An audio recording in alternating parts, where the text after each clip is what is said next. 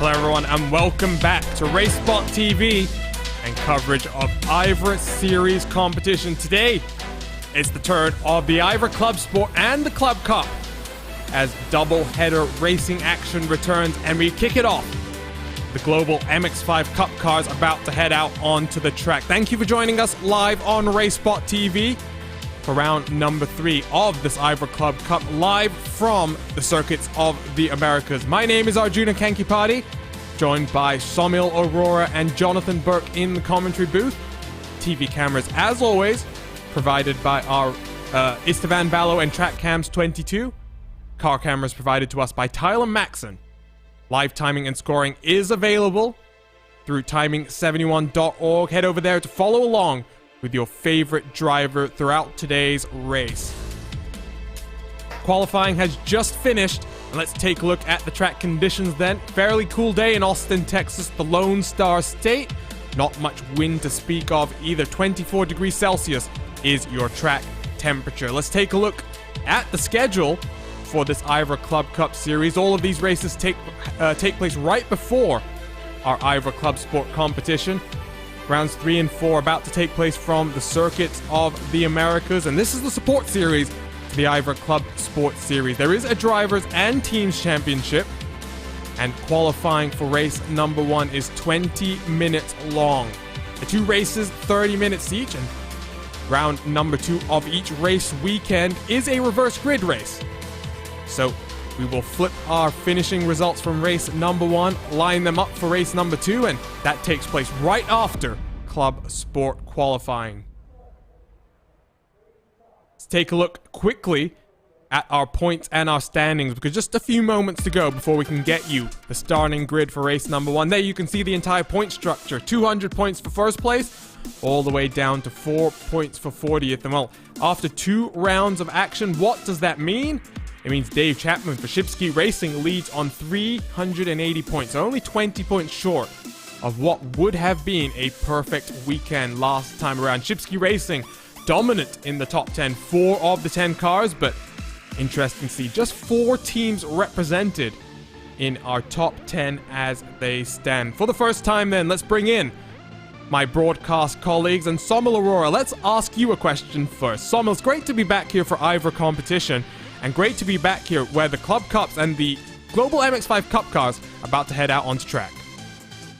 It is indeed, and what a circuit we've come to. The last time out, we went to a classic American circuit in the form of Road America.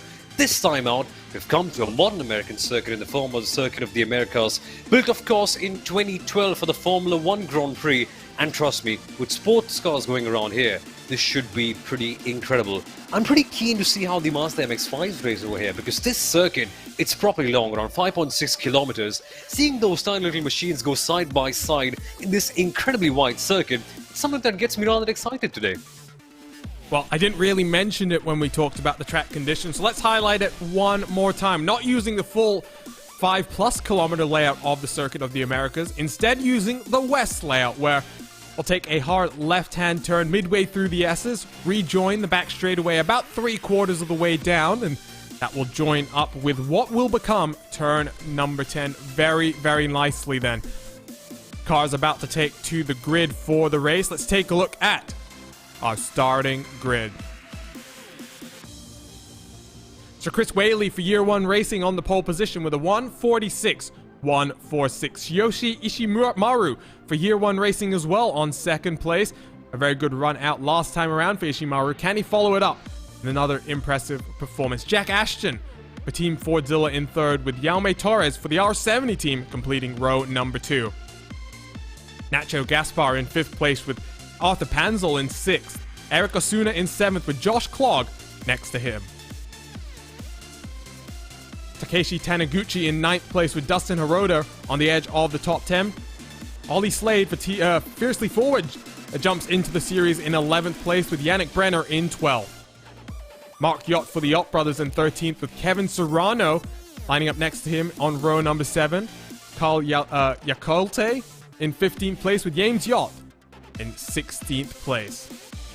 Darwin Mirek in 17th, Simon Erpelding in 18th place, David Simon and Frank Oosterhuis on the edge of the top 20. Got a few more cars this week than we did last time around, so let's continue scrolling through the names. Takumi Kusayama in 21st place with Jessica Myers in 22nd. Andre Jameson in 23rd with Aaron Kurtz in 24th. Nicholas Matthews then in 25th for the number 55 with Nolan J. Rempel, RaceSpot's own, all the way down in 26th place. Clifford Eben in 27th. Casper DeCourt lines up in 28th place alongside the final three starters, Kevin Swemster, Silas Vrolik, and Alan Groth, your 31-car field. So cars just about to get underway then for what's going to be a shortened pace lap here at the Circuit of the Americas. And for the first time then, let me bring in my broadcast partner, Jonathan Burke. And Jonathan, glad to be back here in action for IVRA competition. I think some of us are hoping that this is a bit calmer than the last time IVRA competition was out on track, the 4 hours of Phillip Island in the IVRA Endurance Series.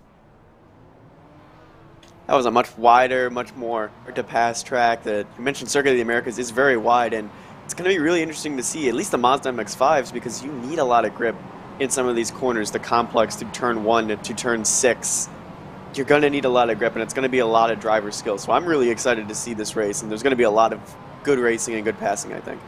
Well, and we saw in the first race weekend, this Club Cup has some fantastic racing action. And I mean, Jonathan, talking about this car in particular, it's something that affords the drivers to maybe lean on each other a little bit more, to really push the limits of grip that much further than perhaps you can do in some of the more faster cars. You can lean on it a bit more, but at the same time, you don't have that advantage of downforce or aero that you would in like a lot of the other cars. So this is, you know, in these fast, complicated sections, again, I mentioned turn 2 all the way to turn 6 before we head hard left to the west layout. It's going to be tricky for these drivers, and running side by side and getting good moves is going to be a challenge, but it should be very interesting to watch.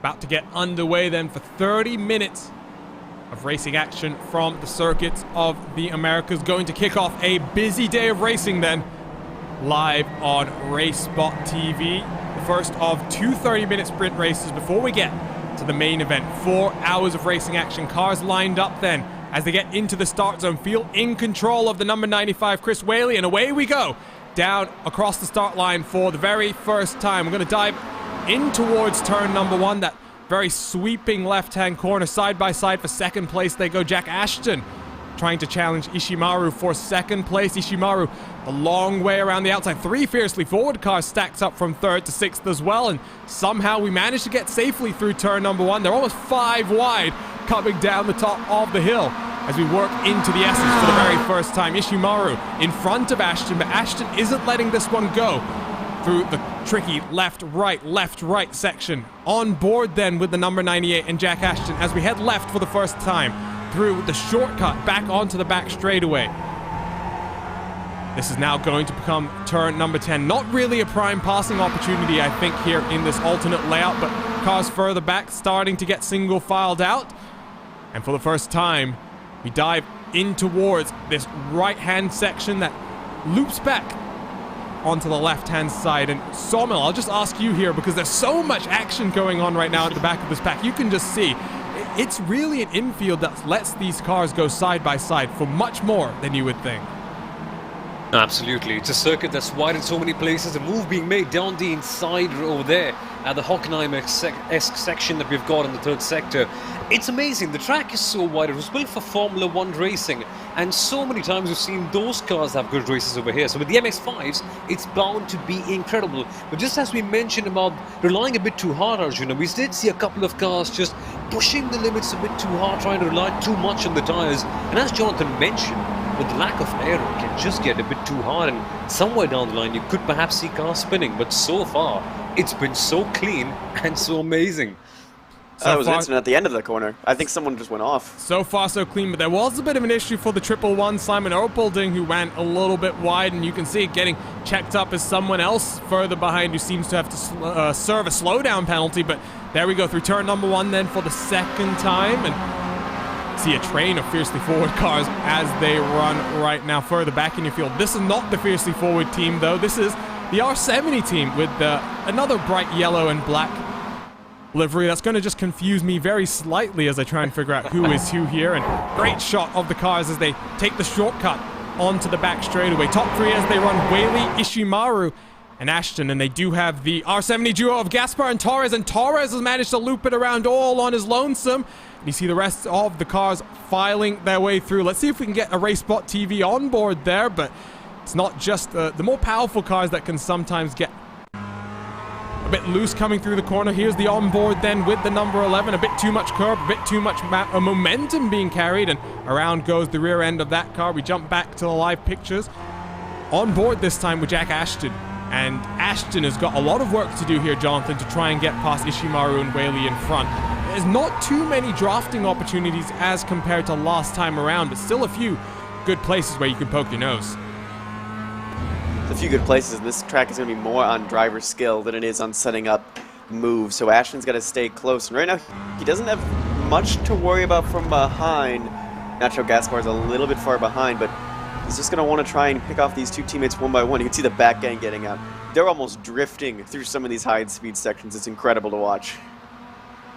Now remember, this is just our support series before we get to the main event itself, the IVRA ClubSport Series. In the background as well, I think that's Josh Klog who's having to defend from Yannick Brenner down in towards turn number 1. There's more action further back as well, involving the fiercely forward team. Ollie Slade defends from David Simon in the second team Vordzilla car, who also has the number 20, the 222 of Arthur Panzel trying to make some moves here as well. Some fantastic fighting up and down the field. We jump on board with the number 64, who looks to the inside of Ollie Slade for just a moment's time. It's going to compromise his entry to the second part of the corner. You see those anti-cut curbs looming menacingly on the inside, ready to punish any driver who tries to extend track limits that little bit too far. Great action up and down through the field right now. It's not just at the front of the field. Whaley is feeling pressure from Ishimaru and Ashton. Side by side, you see Simone, and who's that? Ooh, that was contact going in towards turn number 10. And oh, Somo, this is great stuff right now. This is absolutely amazing stuff. And the interesting thing is, at the very top as well, the battle between Ishimaru and Ashton. Both of these guys were swapping positions time and again, but what's happened here? That is Takumi Kusayama. Something's rather wrong here. He's facing the wrong way. Coming off the midfield section. Okay, gets the curb correctly. And perhaps that's just a tad bit too much of overstay. Hard with the master, to be honest, but oh boy. Well, we've seen that now on 2 occasions where the rear end of the car gets a little bit light going through that shortcut section. But back to the live pictures we are, and top 4 starting to break away. Gaspar now has a 5-second buffer from Clog on back. Clog proving to be a bit of a traffic jam. I'm not going to make a bad pun there, a clog in the drain or anything like that. We will refrain this time around. Clog defends from Brenner, Hirota, and Eric Asuna for the R70 team as well. Ollie Slade, by the way, doing a good job as Mark Yacht, David Simone, and Yame Torres continues his fight back up through the field as we start another lap here at the Circuit of the Americas. This interesting west layout. We'll jump on board once again then, this time with the number 34, fiercely forwards Ollie Slade, the team manager. And Jonathan, it's just, this S's section is so much about just slinging the car through, trying to scrub as little momentum as you can. Here you can see Slade going a bit wide on the exit of that complex, but it's all about setting up the next corner more than trying to charge the corner that you're trying to actually attack at that moment in time. It's about flowing, getting out of the corner as well as you're getting into the corner. You know, you have to plan out your line, and that's why it's so important to have like a very good driving line. You can't just fast car and go around a track and be like, yep, I'm doing this. No, you need to have a nice solid racing line, and we've seen a lot of guys get on those curves in that section as well. The 222 of Shipsky Racing was all over the curve in turn 1 just a few laps ago. So we have a great battle right here. Shipsky Racing leading this pack. He has a little bit of front end damage, but looks like it's pretty clean racing still. It isn't. And Samu, you've noticed something about the way that some of these drivers are attacking this track right now. And really have to with this case. We shall speak about that just shortly, because we are seeing this big battle in the top of the field. That is, in fact, Jack Ashton trying to make something down the inside of Ishimaru, who defends valiantly. But is it going to be enough as we head up the hill? Perhaps not enough because Ashton has the inside line, but the exit could be something rather crucial. Ishimaru pushed to the outside line on the AstroTurf, still side by side at the S's, and Ishimaru, that is some incredible defending. Somehow he hangs on to that position. And coming back to the whole point about racing lines, there's a reason why the Mazda MX-5 is the base road car that you get to race here in iRacing, because with this car, you can take just so many racing lines on any single circuit. That is why this car teaches you to go to the ideal racing line. That's what you have to teach to the younger drivers, the new ones. And that is why it's probably the perfect machine to start out your iRacing career with. It really is. This is obviously the car that all road racing rookies begin with on the iRacing service, so only up to go for drivers competing in this category. Jack Ashton having a pretty fun battle up at the front. His teammate not having such a fun time. Let's take a look at what's happened to David Simone, who's now languishing at the rear of the field. He's blown his engine. Oh no, he's managed to blow his engine on the shift. Let's take another look on the onboard here. But Jonathan, I mean, we talk about the H-patch and gearbox. It's something different, and well, at least one car finding out just how difficult it is. And just mistiming his shift, just poor timing on that one, and hopefully that's going to be the only engine issue we have with bad shifting right there, but there may be others in the field. He may not be alone.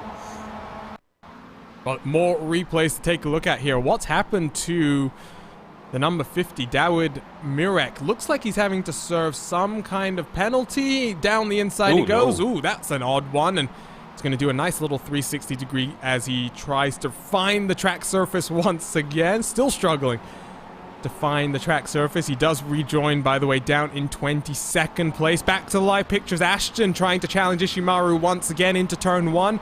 Has to slot back up into line, but we're working now. 10 minutes gone in this 30-minute race.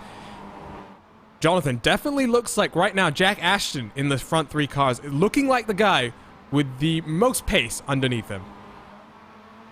Yeah, but I think we're going to be forgetting about that 88 and Nacho Gaspar, as he's right on the tail of Ashton right now. He's set the fastest lap the past few times, and he's actually caught these guys. Ashton has had to slow up in that midsection, get a little too much of the curb, and now he's going to be under attack from the R70 team Mazda.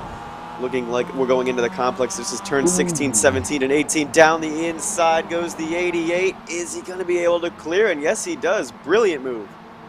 And what you can notice here is 2 drivers who realize that they can't afford to be scrapping it out wheel to wheel. They've already lost about 2 seconds is the gap now between 2nd and 3rd place. So that is a monster deficit that Gaspar is now going to have to try and reel back on in over the next 19 minutes or so. Let's take a look at the battle brewing further behind these guys. You see Ashton trying to get the move back down on Gaspar, but here's the battle. Josh Clogg once again proving to be a bit of a cork in the bottle. Dustin Hirota, Yannick Brenner, and Eric Osuna, the 4 cars, looking to try and get past the 99. And Samo, you made a comment about this. It's good to see the increase in registration for this series as Clogg gets the rear out coming through the last corner. It's good to see an uptick in the number of cars competing out on track. Why not? Let's actually come back to that a bit later on, because I see I think Nacho Gaspar battling it out with Jack Ashton up at the top. And then again, Clogg in the background has to defend from the number 15 machine. Yannick Brenner trying to go to the outside line. Still, nothing quite working out for him right now. And coming back to the whole point about drivers registering in, why should they not? The Mazda MX-5 probably is one of the best fun cars to drive on iRacing. I mean, even if you lose the race, you just end up and have a lot of fun racing. That's probably why the drivers are so keen. Meanwhile, Brenner for the Phoenix Racing team is trying to carve out overtaking opportunities that nobody else would see. Almost sending the car down the inside, but very, very smartly refraining from doing so. And wow, Yannick Brenner. Quite the save that, wasn't it? Yeah, this is some great stuff happening further back in the field. It's you get to pick your poison, if we're going to use that phrase here. If you want the full-blown endurance series, you can always jump into the IVRA endurance series featuring the longer races. If you want something a bit shorter, maybe slightly slower class of car, but still endurance racing, you've got the IVRA ClubSport Series, which is going to use the IMSA Michelin Pilot class and cars just a few moments time. Then you've got, of course, the IVRA GT Sprint Series, if you want something a bit shorter, using the GT3 machines. Then here we are, the final of the hierarchy of competition, the IVRA Club Cup, on board with Yannick Brenner in his number 15. In case you were wondering, Jack Ashton has managed to get past Nacho Gaspar for third place, but now languishes almost 2.6 seconds behind Shiyoichi Ishimaru for second place. So the battle between second and third getting broken up a little bit more. Two distinct groups forming. First and second, third and fourth out on track. We ride on board with Yannick Brenner then, lying in sixth place as he closes up on Josh Klog in towards turn number 1. Doesn't force the underbraking, but Klog forces the issue himself as you see one of the R70 cars down the inside there. And that's Eric Asuna who tried to make something happen. RaceSpotTV replay up on your screen right now. And Jonathan, talk us through this. Well, this is called licking the stamp and sending it, as the 27 just tries to get both Phoenix Racing cars in one corner, jumps over the curve, and there's nowhere for either of them to go. They have to split around them. That was incredible driving. And then in the background, Ollie Shade and Torres are still fighting. Yeah, we jump back to the live pictures because look at this train of yellow cars. You've got two of the R70 machines, and then you've got the fiercely forward team boss, Ollie Slade, at the rear of this queue. We jump on board as he peeks to the inside of Jaume Torres for just a moment's time. Ollie Slade, great to see him out on track instead of lurking in the YouTube comments for this race. I'm sure he'll be back in the YouTube comments. The Club Sport race once his on-track duties are done and dusted. The number 34 then works on the back of the two R70 teammates. Asuna gets things wrong, loses a place to Torres. Now here comes Ollie Slade around the outside of the triple right-hand corner. What a corner this really is. Reminiscent, of course, of Turkey, but slightly less on camber. The track falls away this part of the corner, and Ollie Slade's going to force it to the inside. Looks to try and get the move done, slings it through the IndyCar track limits. That will be an off-track here in the iRacing service. Eric Asuna, though, on the inside, able to hold on. Someone found my comment there about the IndyCar track limits quite funny, but come on. I mean, the track limits when we came here for IndyCar were non-existent. Oh, you read my mind, Arjun. I was literally about to say the same thing. But here comes Ollie Slade then once again, the boss man, trying to hunt down a couple of positions. Once again, he's going to make his move down the inside line. And that's the thing with the Circuit of the Americas. You've got a variety of lines, but it still does not work out for him. That's the beauty of turn number 1. In Formula 1, it just looks like a boring old corner where only one person can go at a time. With the Mazda MX-5s, there's such a variety. You can always cut back, and that's why your judgment of your racing line becomes all the more interesting. Meanwhile, Shoichi Ichimaru is just trying to utilize every single millimeter that the Circuit of the Americas has to offer, going for an unusually wide racing line, sometimes even on the AstroTurf. And that's the one thing you've got to do around this particular section, Arjuna. Carve your way around, just be extremely delicate in the way you drive, and perhaps maybe at this corner, you could force your way through. It's all about momentum here in the MX-5 cars. We're riding on board with Ishimaru in the number 94, hunting down his teammate in front. Not sure exactly how much risk these two teammates are going to take with one another. The most basic of all rules in racing, not just sim racing, don't hit your teammate. See what happens then with 15 minutes to go. Halfway through our first race in this weekend's IVRA Club Cup action. One more 30-minute race to come after Club Sport qualifying.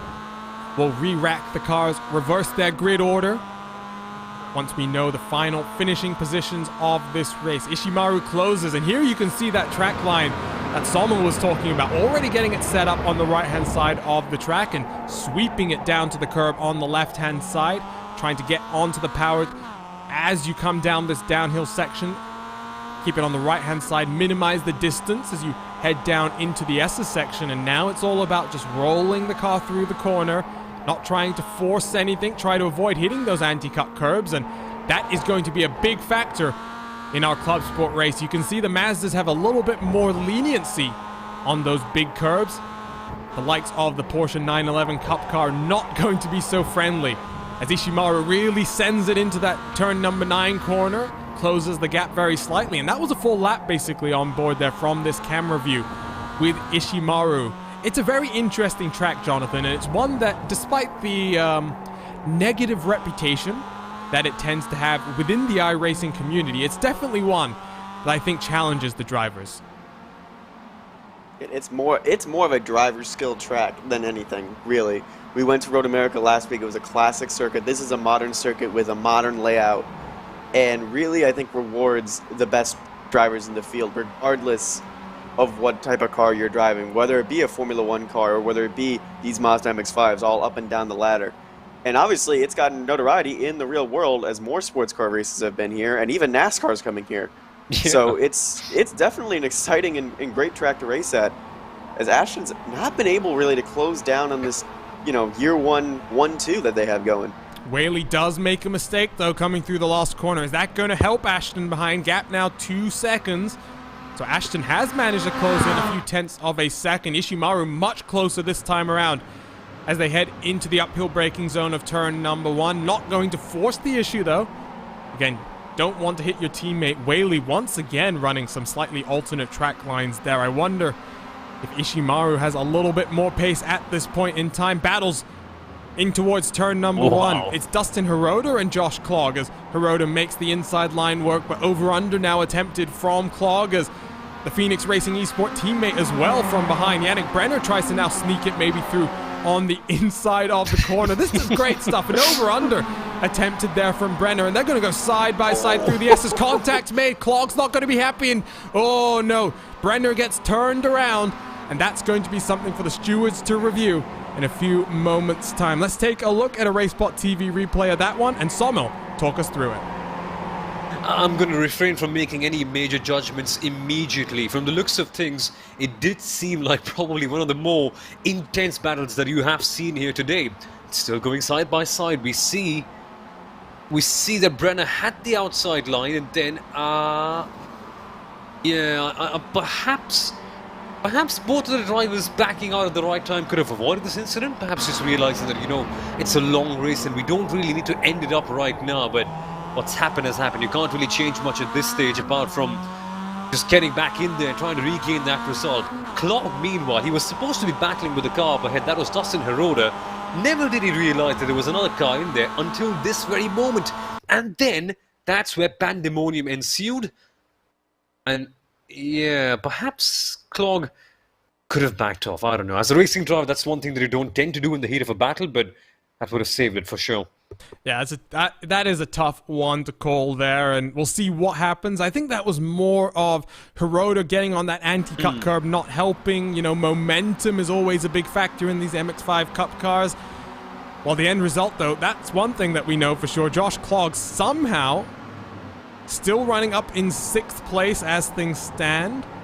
You can see behind the charge coming from the two R70 teammates. It's always confusing when teams have very similar liveries there. It's a slightly different tone of yellow, but it's close enough to confuse us nonetheless. Clogg defends from Jaume Torres and Eric Osuna for 6th place on back. Meanwhile, out front, Whaley continues to lead from Ishimaru. Gap about 5/10 of a second between 1st and 2nd. Gap between 2nd and 3rd up to about 2.3 seconds. R70's Nacho Gaspar as well in 4th place has dropped off the tail very slightly of Jack Ashton. So right now, 1st, 2nd, and 3rd all running basically by themselves in the clean air. Continuing to watch Clogg as he faces that pressure from behind. And let's jump on board then with Eric Osuna for just a few moments' time. You can see as well Dustin Hirota right in front of these guys. So what it looks like here, Jonathan, is that unfortunately Yannick Brenner got turned a full 360 in a move that Tony Hawk would be proud of. But fortunately for Josh Clogg here, seems to have managed to avoid losing time as best as he could. Yeah, not a lot of damage on that car. It was very minor contact to send that car around, but he's got to have to be worried now. He's been falling behind. He's been, again, like that, cork in the bottle, holding up a few drivers. So I'm wondering how racy these R70 cars are going to get, and then getting really close to teammates. So we get a RaceSpotTV replay here. This is our own Nolan J. Rempel towards the end of the field for AOD Racing. What have you gotten yourself into, Nolan? Ooh, that doesn't look like a healthy car, even on the entry there. So Nolan is elected to pull that car off onto the safety of pit lane. So let's jump back to the live pictures then. 8 minutes to go in our opening race of festivities this weekend from the Circuit of the Americas. Ishimaru has closed the gap to his teammate out in front. Just 4/10 of a second separating the two Year 1 teammates right now. 1.9 seconds back to Team Fordzilla Jack Ashton in the number 98. We are getting word, by the way, from the Fordzilla teammate, David Simon, that the engine went bang. Well, David, we can confirm that. We rode on board with you and heard the loud bang, and that's a shame. And hopefully the mechanics can get everything fixed up for race number 2. We can avoid a repeat of the same situation then. Reverse grid will play nicely into his hands, though. Well, it would, Jonathan, except I do believe to be included in the reverse grid classification, Yeah, you've got to finish. You've got to finish 70% of the laps. Yeah, that doesn't really help out into his hands in this particular favor. Of course, technicalities can happen in iRacing too. Normally, when you associate technical issues with sim racing, you tend to think internet issues, perhaps hardware failing, or whatever. Perhaps sometimes you're pressing the wrong button. That can cause your PC to go on the wrong screen. And sometimes, at least in iRacing, this can happen as well. If you try and push your car far too hard, then sometimes the engine can go bang. Meanwhile, Shoichi Shimano riding the curbs, really making that car judder as it goes over it. And this is one battle that I've been pretty keen on watching, because the last time we were at Road America, these two drivers were particularly impressive, Ichimaru and Chris Wally. Now here, they're dueling against each other, head-to-head, toe-to-toe, in a battle for supremacy in race number 1. Race number 1 is supposed to be the ultimate meritocracy for these guys. This is where the best driver essentially wins. With two teammates fighting against each other at such a technical circuit, I think the last 5 odd minutes should have a really good battle in store for us. I think it will indeed. There are more battles as well. We've been keeping an eye out there. You can see Josh Clogg continuing to fight off the advances of Jaume Torres and Eric Asuna for the R70 team. His fiercely forward teammate, by the way, continues to fend off the advances of Yannick Brenner for the 9th spot out on track. One thing I did want to just raise with you there, Samuel, you mentioned that pressing the wrong button can be considered a technical issue. Is it really a technical issue if that's a driver mistake? It happened once with Silas Krajdolik, in fact, who was competing in this particular race for Team Fiercely Forward. I was commentating on the SimPower Formula 3 Championship, and Silas was leading the race at Monza.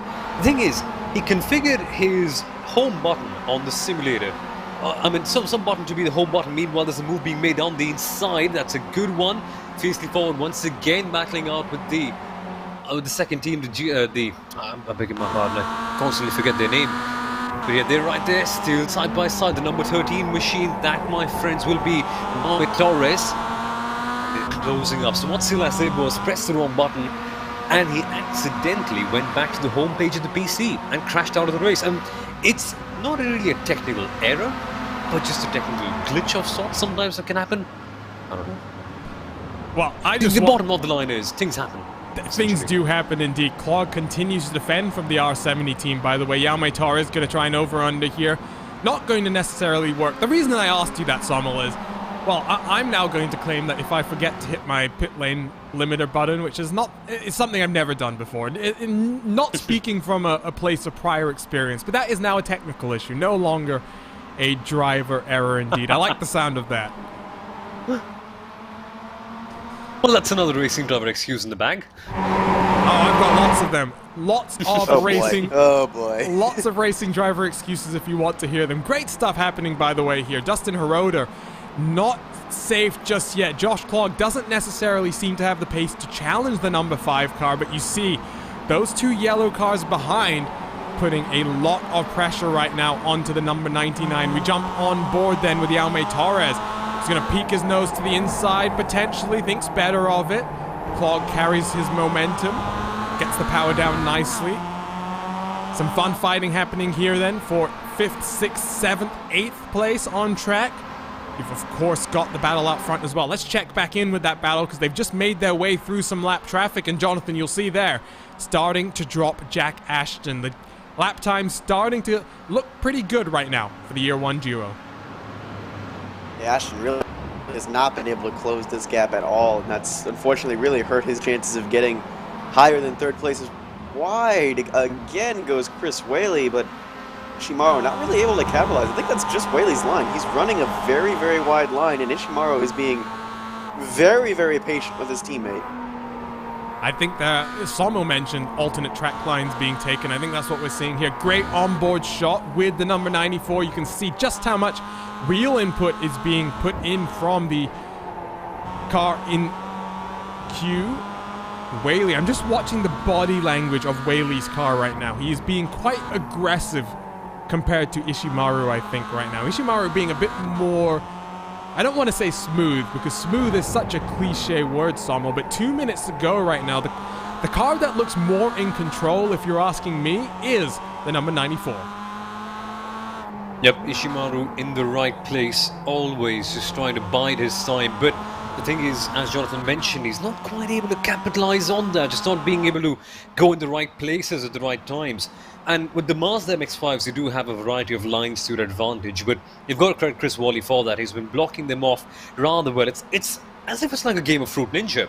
The fruits are being thrown to him by Ishimaru, and he's just cutting them away, blocking it off really well, and keeping hold of his lead. In fact, as you mentioned, Arjun, he's almost going on the IndyCar line, but still just braking a bit late all the time, it seems, and he's able to control the race.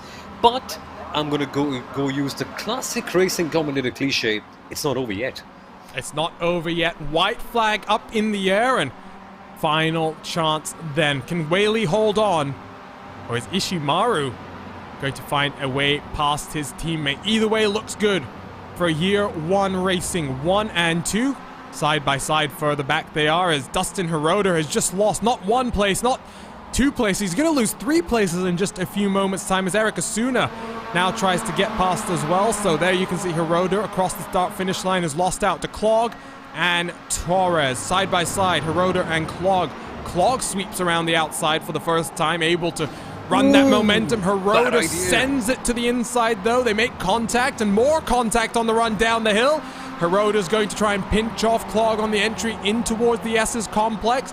Hirota does have the place, but that's going to be looked at by race control. That was a bit naughty, heading in towards the S's section for the final time. Let's jump back to your leaders for just a few moments' time, because they're coming around turn number 12 to dive through the left-hander that is turn 13 for the final time. Ishimaru really has now closed on the rear bumper of his teammate out front. They've got 5 seconds to Jack Ashton in 3rd place right now. It's been a very easy run for the year one racing crew, and just 3 corners to go until they'll take home a well-deserved 1-2 in round number 3 of the IVRA Club Cup Series. Ishimaru, one final opportunity then in towards the last corner. Great run from the number 94, but he's going to just back off the corner, give the number 95 a nice easy run to the line, and for year one racing, a 1-2 finish. Chris Whaley takes home the win, and Shiyoshi Ishimaru right behind him. Let's take a look at that battle that we were watching just a few moments ago, because Clog has managed to lose out to Hirota by about 0.7 of a second. Asuna putting some pressure onto the number 99 as well. Last corner dive for Asuna. Clog gets forced off the road for just a few moments' time, and well, a bold move there from the number 27. And that's going to lock him up into 7th place out on track. Just a few more cars still to go. Som, I'll just ask for your general thoughts there. We're now going to reverse these results for our next race, and well, that might be a very, very interesting proposition. That's going to be crazy, isn't it? We saw that the last time out at Road America, the reverse grid races in a Mazda MX-5. Sometimes it can be positive pandemonium, and I'm guessing that this is going to be exactly that way. The kind of racing that we saw here in this particular race was, let's say, more of a connoisseur's type. Something really clean, really exciting. A couple of moments, of course, that happens. But nevertheless, I'm thinking that reverse grid, the race number 2, is going to be even more interesting. But there's something else coming up between that, Arjuna. Oh, something else. Something rather fun. Something rather fun indeed, and I can't wait till cars get underway then. For Club Sport qualifying, we wait for one final finisher to come across the line. That is Aaron Kurtz in the number 76. Before we can get to our race results, he's just rounded the last corner, coming across the start-finish stripe then. So, all cars have been accounted for across the line. Let's take a look at the results from our first race in today's racing action. For the Year 1 racing team, Chris Whaley takes home the win from just 0.2 of a second from his teammate Shiochi Ishimaru there in the number 94. Jack Ashton falling off a little bit there from the leading two cars, 5.8 seconds behind your leaders. The two R70 racing teammates, Nacho Gaspar and Jaume Torres, 4th and 5th. Dustin Heroder going to be in 6th place, with Eric Asuna in 7th, Josh Clogg in 8th, Yannick Brenner in 9th, and Ollie Slade, the Fiercely Forward team manager, on the edge of the top 10. We'll run you through the results very quickly because we got to get over into Club Sport qualifying. The Yacht Brothers, 11th and 12th. Shipsky Racing, Simon Erpelding in 13th, with Takeshi Taniguchi in 14th. Jessica Myers in 15th, Kevin Serrano in 16th, with Frank Oosterhurst in 17th, David Mirek in 18th, Carl Yacolet in 19th, with Takumi Kusayama on the edge of the top 20. Final cars then up on your screen. Jonathan, final thoughts from you before we head over into Club Sport qualifying. That was a fun race number 1, and I can't wait till we flip the field around and do it all again. It was definitely really, really fun, and the Year 1 team dominated. However, with that reverse grid, they're going to be towards the rear of the field, and same with Jack Ashton and Nacho Gaspar. Some of these guys in the midfield, the Yacht Brothers, maybe even some of the Fiercely Forward cars, maybe they're going to be able to make a charge early and get that lead. So we're going to take a short break here then, live on RaceSpotTV. Don't go anywhere. We'll be right back in a few minutes' time with coverage of qualifying for the 4 hours of COTA.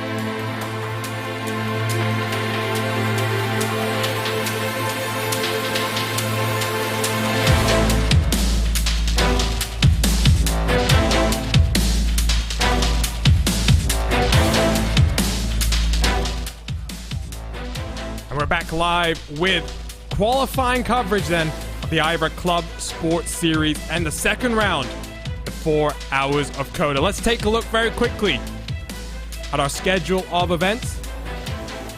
Our season opener, the 2.4 hours of Road America. What a opening round of competition that was, and a great way to kick off a 6-race season that promises to bring us around the world to some of the greatest tracks on the calendar. Joined by Somal Aurora and Jonathan Burke, my name is Arjuna Kankipati, and delighted you are choosing to spend your Saturday with us here live on RaceSpotTV. Let's take a look very quickly at the season standings after that first round. We're starting with qualifying, by the way, for the TCR class, so let's focus on the championship standings there. Full Send Racing leads right now, but Impulse Racing, the Team Hoistingveld car, as well as other cars looking to challenge them. Sommel, the TCR class, you call it totally chaotic racing, and well, can't wait to see what they deliver for us today. Absolutely. Should be really interesting to see how TCR cars feature at a Formula 1 circuit like this one, like the Circuit of the Americas. Track limits ideally should be quite the issue for them, because TCRs normally understeery cars, front wheel drive. Nevertheless, they should, as always, end up putting up quite a good show. And the interesting thing is, Arjuna, TCR cars in a sprint race, totally chaotic racing, but in an endurance race, you get some proper, hardcore, really good racing. And I love to see that. You really do. And Jonathan, let's talk about some of these other categories as well. You've got the Cup and the Sport cars as well. I mean, there's just so much action here. And unlike the IVRA Endurance Series, where it's just two classes of cars, here we've got 3 classes. And sometimes when traffic comes around, that mixes things up, that extra bit more. And I think it's going to be really, really key here. Find and pick places to get past traffic good. It is a long track, so thankfully it'll be spread out as it was at Road America. But we even saw at Road America there was issues with lap traffic. The TCR cars, the Cup cars, and the Sport cars all running into each other at places they really didn't want to be in. So it's going to have to be key for drivers to get around the traffic in the most clean manner. So we are underway with TCR qualifying. The way this works is each class gets 15 minutes out on track and open qualifying to set their fastest lap time. So we're watching right now the current provisional pole position sitter in this class, the Full Send Racing 287, with Fraser Smith currently wheeling the Audi RS3 TCR car. Take a look on the left-hand side of your screen. You can see the provisional qualifying standings as they disappear for just a few moments' time. But, I mean, Sommel, qualifying here is going to be so important to use this draft, and that's what we're seeing right now. The two Full Send cars lining up as they cross the start-finish line, and open qualifying always means you need to use the cars around you to set the best lap time possible.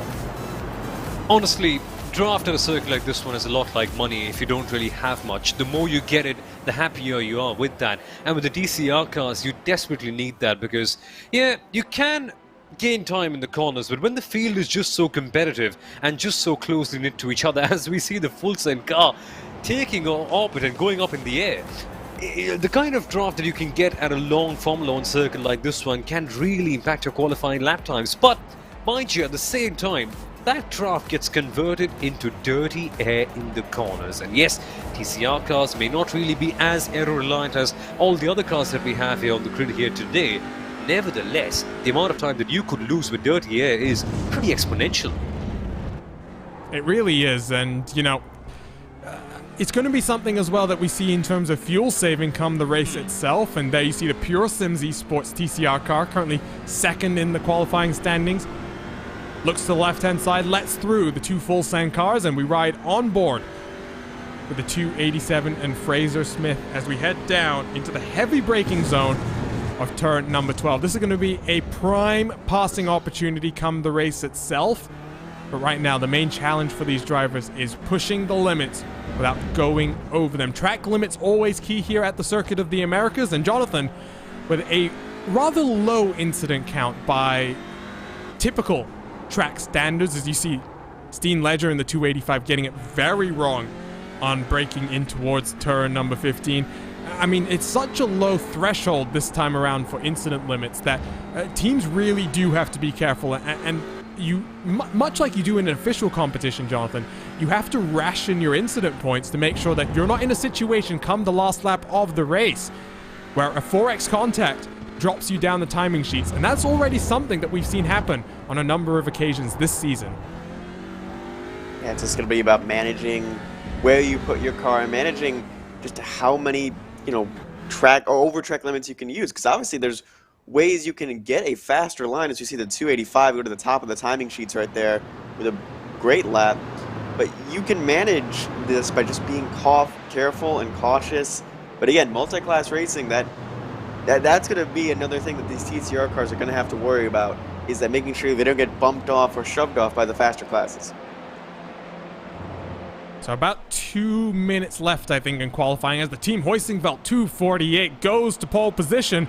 Michael Schottler with a 2:19.150. That is just under half a tenth of a second faster than Steen Ledger in the 285 as things stand. Now, you will notice, of course, we've just switched over from the Club Cup session where they were using the shortcut version of this track. So this portion of the track not in use for the Club Cup races. Turn number 11 here that marks the start of the back straight and very long run down all the way to turn number 12. Let's jump on board with the 285, who's right behind the Pure Sims Esports, number 216 in front of them. But Sommel, this is a great opportunity to make your passes happen. This is a long straightaway, lots of draft and lots of opportunity to make something happen on the braking here. No, there is. We've seen it time and again. It's so many different categories of racing, be it IndyCar, Formula 1, even IMSA when they came here a couple of times. And we are going to see the same thing when NASCAR rolls around the corner here in Texas too. And the same can be said for these DCR cars as well, of course.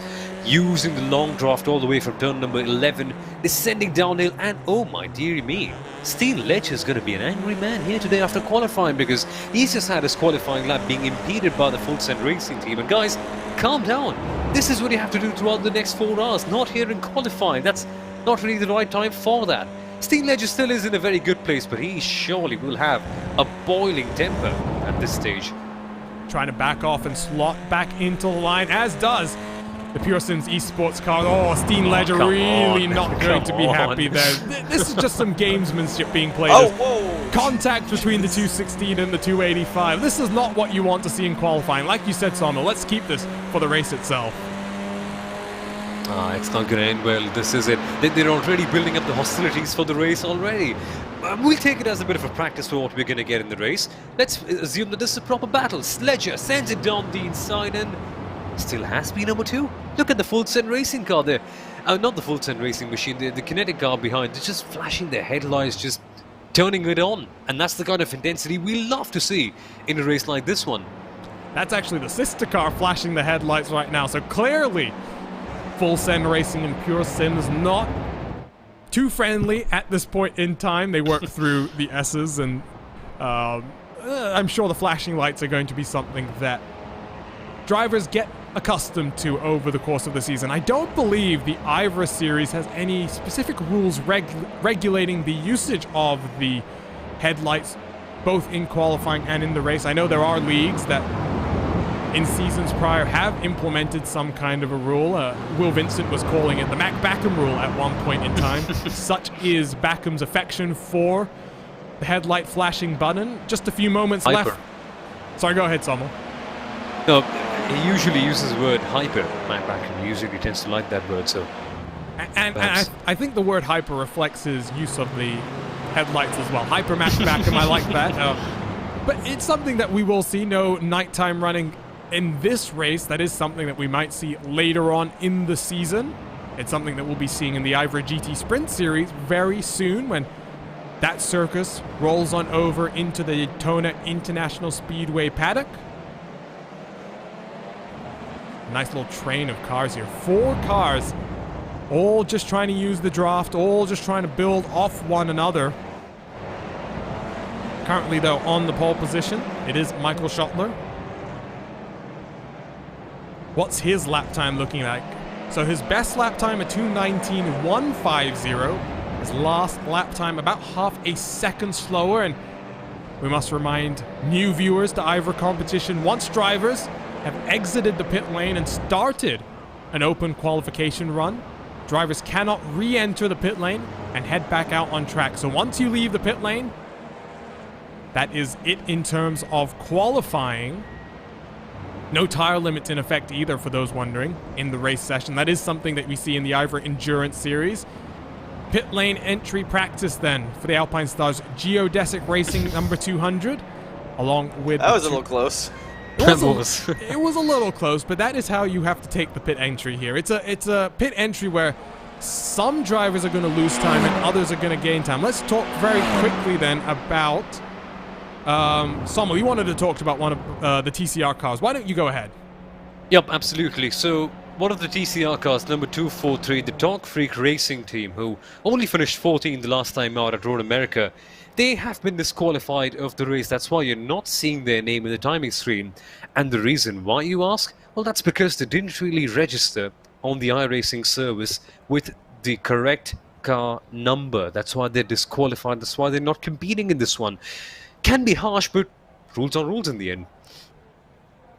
I mean, rules are rules, and I mean, other teams have been caught out by this. The Team Hoistingveld has had a number of penalties for rule infringements, not just in IVRA Club Sport competition, across the IVRA series of competitions as well. So that is an unfortunate one, but I mean, Sommel, you were mentioning being a bit disappointed there. It's one of the basic things, and you know, there are some leagues which are a bit nicer than others. There are some leagues which will give a warning, and maybe a drive-through penalty, but here it's pretty simple. The rules are you don't register correctly, you don't show up with everything in order, your paperwork in order, if you were to use an analogy from the real world. I mean, you don't show up with that paperwork in order, you don't get to head out on track, and I mean, it's harsh, but ultimately just a reminder to teams to make sure they get things right.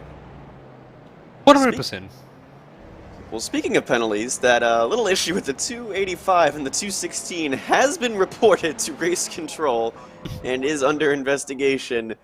So hopefully nothing too major comes out of that. But yeah, it was...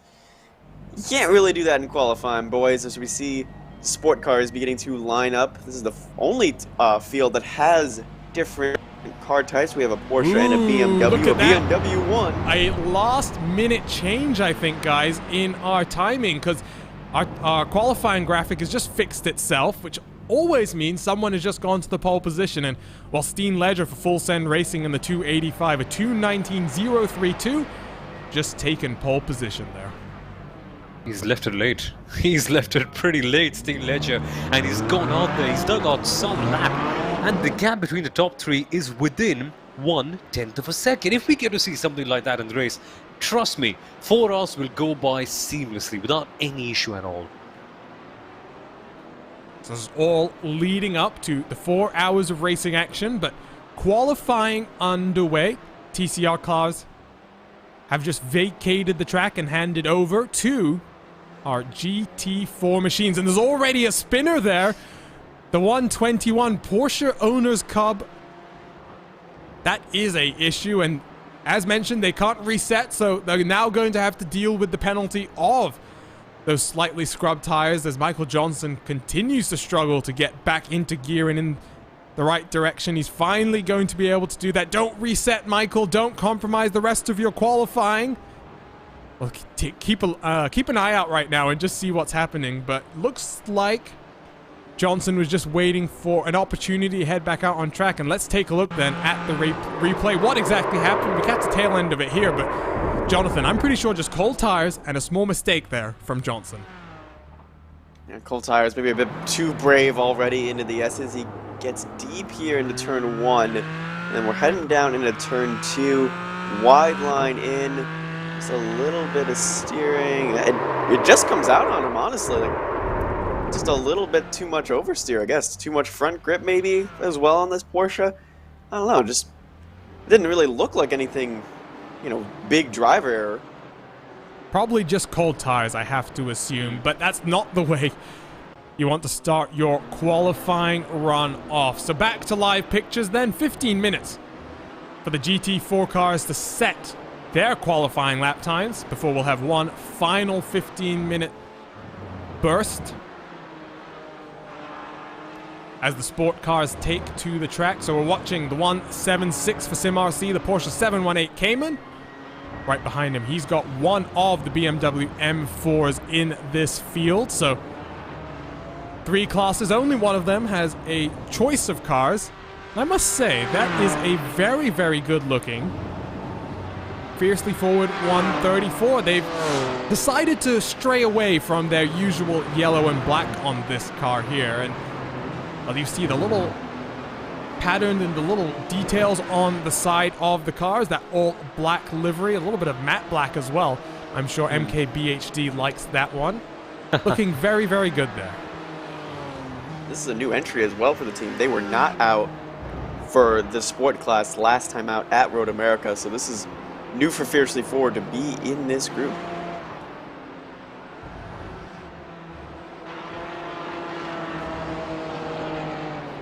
I'm just admiring this car right now. Sorry, Sam. I'm really, really liking it. There's little details on each side of the car. I'm a big fan of little details. You see the SimRC in front. They've got these little triangle specks on the front of their car. But this is a very interesting one, and I'm liking the look, and I'm hoping we get to see a few more of the Fiercely Forward cars with this type of a look in the future. Oh, it's beautiful, isn't it? The way they've designed it, of course, keeping their sponsors in mind, the Gomez, the Sim Industries and everything. It's amazing. It's a very well-designed livery on the whole. It just makes you want to watch on and just keep paying attention. At the end of the day, that's what the leagues are for, just to give attention to all the sponsors, all the drivers, and showing you all great racing while presenting you some really good advertisers at the same time as well. That's essentially the business model of motorsport, and a good car like that can really get your eyes on the machine, essentially. But meanwhile, quite a few things going on. And coming back to that whole incident with the Porsche Owners Club 718 Cayman. The thing is, the Cayman is always referred to as a car with excellent balance. Oh, the Cayman mid-engine sports car, it's got excellent balance, yo. It's a car you love to drive, but it's not as easy. It can be a pretty hard car on the opening couple of laps with cold tires in there. The car can just snap out of control, even though it does really have great balance. But what's happened to the second Cayman, the SRN Motorsports one, pulling across to the side and just going a bit slowly here, I think, Sumo. A few games... Trundling along, yeah. A few games being played as we wait for the first of the qualifying times to come in. That first time has just come in, and Lennart Hardenberg, the team Hoistingveld 148, currently pole position by 0.8 of a second. Now, we do have to wait for tires to come up to their peak operating window. So we'll wait for those times to come down in short order. Let's quickly run you through some of the other cars in the field, because you've got some good-looking cars. I really do enjoy these private leagues and some of the different outfits that you get to see. Team Hoistingveld always looking good in the 148. iLivery is doing a smashing job there with that livery, and iLivery is doing an even better job with the VCO Pro Sim and all the liveries required for that one. Let's show some of the other ones off. We've got the SimRC. We showed that one off. We showed the Fiercely Forward one off. Let's show off the Alpine Stars Geodesic one for just a few moments. Much like that Fiercely Forward car, you've got black base colors with lots of different elements decorating the BMW M4 in this case. Another team, we must say, that's sponsored and supported by Gomez Sim Industries. One logo, by the way, that of course everyone knows here in sim racing. ClubSport as well. A lot of these competitors are aware. Just put a RaceSpot logo on your car, as the SimRC team has done. You'll gain 0.3 of a second. But it looks like right now the BMW M4, as always, very strong in a straight line, and that SimRC car just getting out of the way for the Fiercely Forward crew. Let's talk about one more very quickly of my favorite paint schemes in this GT4 class, because qualifying times very much are coming down. And look at this one. Look at the No Luck EM Sport car. And Jonathan, this is a car that, well, had no luck in the IVRA Endurance round from Phillip Island. They got hit by, I think it was 4 or 5 different LMP2 cars, but nevertheless, Paul Van Loon and his teammate fought on, and well, they took a very handy 3rd place in the GTM category in IVRA Endurance. So it's good to see teams like this competing across the IVRA banner and really bringing that same spirit of never wanting to give up to all of these endurance races. He was hit by almost every car that took the lead, which was, I don't even know that was possible. He was a magnet for that team. However, the 113 last time out finished. He was the 2nd highest BMW in 6th place, and right now the BMWs are showing really strong straight line speed, but again, it's these slower corners that are gonna eat them out as the Team Heischkefeld Porsche is on top. So hopefully the No Luck eSport team has a little more luck this time and doesn't have any incidents or get clobbered by the leader of every other class. But again, they still rallied in that race to finish really well, so the never give up spirit is really alive with this team. Oh boy, you've just put the frightening proposition in my head. Can you imagine being hit by all the leaders in all your classes in this race, which is a very distinct possibility, I think, for the No Luck EM Sport crew, but we'll wait and see. Something you've pointed out as well, Sommel, this car, we're talking about these great paint schemes and liveries that all of these teams have worked on. It reminds us of a certain BS competition one, and that is one of the liveries that both Will Vincent and myself have agreed live on air is one of the best liveries across of all of racing, not just in sim racing. Yep, it's one of the best liveries, it's one of the best handled social medias, BS competition. If you want to have a good idea about how to do your PR well as a motorsport team, that is how you do it. And hopefully No Luck Motorsport with a similar livery can channel similar luck, let's call it that way, in bigger racing events as BS competition. As we mentioned, all the drama that happened with them the last time out, hopefully better luck is in store for them. And they're driving the BMW M4, which has grown in popularity over the last couple of weeks on the iRacing service. And initially, do you remember, Arjuna, when the BMW M4 came in, we had quite a few endurance races, and everywhere, in all the GT4 categories, there was at least 95% Porsches or just a couple of BMWs here and there. And now look at the equation. The BMWs with the BOP slowly and steadily shifting on their side, and with drivers getting more accustomed to it, it's just turned out to be quite the popular machine. It really has, and, you know, BOP, the only class in which BOP has to be questioned, and not even questioned necessarily, but discussed. It's something that racing drivers like to talk about. Excuses, and BOP is always a very easy one to point at, but There is a bit of a BOP difference here. One of the cars has a slightly larger fuel tank, but somehow takes less time to fill up that slightly larger fuel tank. It also therefore goes a bit longer on its fuel tank, given that it's got a slightly larger fuel tank.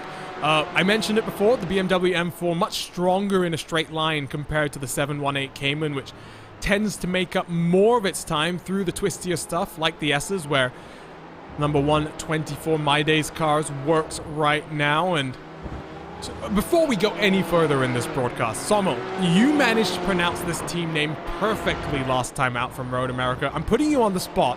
Help teach Jonathan and myself how to say the 124 team name correctly. Okay, so it's the ad hoc gaming by My Days Levenswerk, if I'm not mistaken. That is. Earl Binswork. Earl Binswork, yeah. Earl Binswork. Jonathan, why don't you have a crack at this one? AODC... No, 80... I'm already screwing this up. 80 HOC Gaming by Maydays Osquark. Close enough. I tell you what, we'll get there over the course of the 4 hours that we have of racing. I need a pronunciation guide moving forward, if I'm honest. We need a lot of pronunciation guides. We've got 2 different series here. We've got a whole heap of drivers, not just in this ClubSport Series, of course the IVRA Club Cup as well.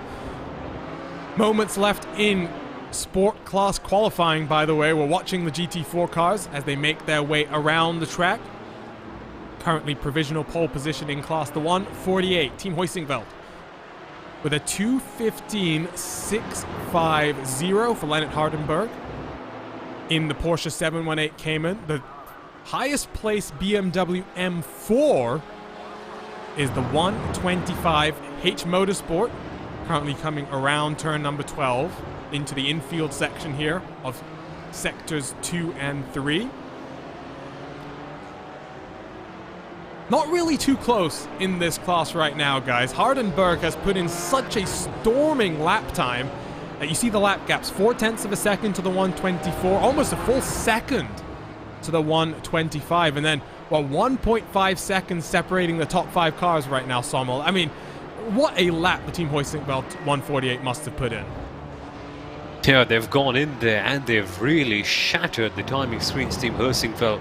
Let's hope that there is more consistency for them in the main race, because sadly, that's been one thing that they've been unfortunately struggling with, Team Hoisingveld. But nevertheless, the competition is right there. Team Ad Hoc Gaming by My Days Earl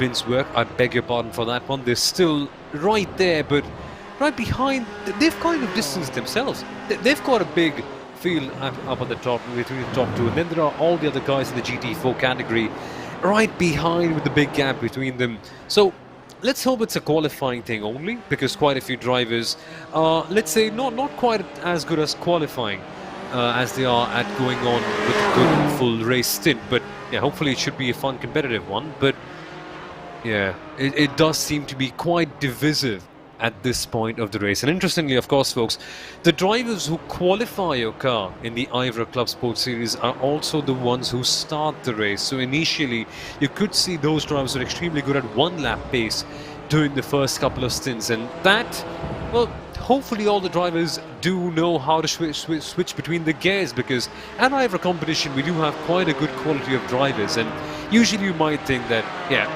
we're going to have the qualifying drivers going up first. They're going to be impatient. They're just going to not have any consistency at all. Thankfully at IVRA, that sort of a thing doesn't quite exist. And you already mentioned it as well. Like, the Team Hoisingveld car has been fast in both the Endurance and the ClubSport Series, exactly. But luck has just not gone their way. And they've had issues here and there. So just a few moments left then in the sport qualifying session. We're watching, by the way, the Samsoid Emerald team, who have gone 0.7 of a second slower than the Hoisingveld 148, but have gotten up into the top 3. Samsoid, by the way, have recently been working with a certain Brazilian driver who I'm also familiar with. What's his name? Tony something. Oh yeah, Tony Kanaan. A certain Tony Kanaan has been working with the Samsoid team, not racing in the IVRA ClubSport Series as far as I'm aware, but TK has been doing more and more sim racing as we see the 199 practicing a pit entry.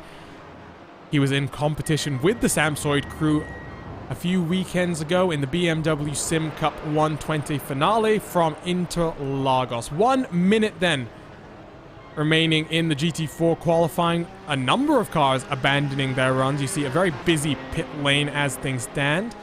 The 124 crew still pounding around, working through the S's is Danny Gisa in the 124. Let's jump on board for a few moments. See what it's like in the GT4 class coming through the S's. The top of the hill now. You'll start the plunge down to the braking zone that is turn 11. And then hard on those anchors. Getting all the way down to the inside here of the apex. Getting on the power as aggressively as you can to start this very long run down the back straightaway. Car still out on track. The 124 who we ride on board with right now. The Sim RC ClubSport 176. Pneumatic Motorsports in their BMW, in their Porsche 7 came in the 120.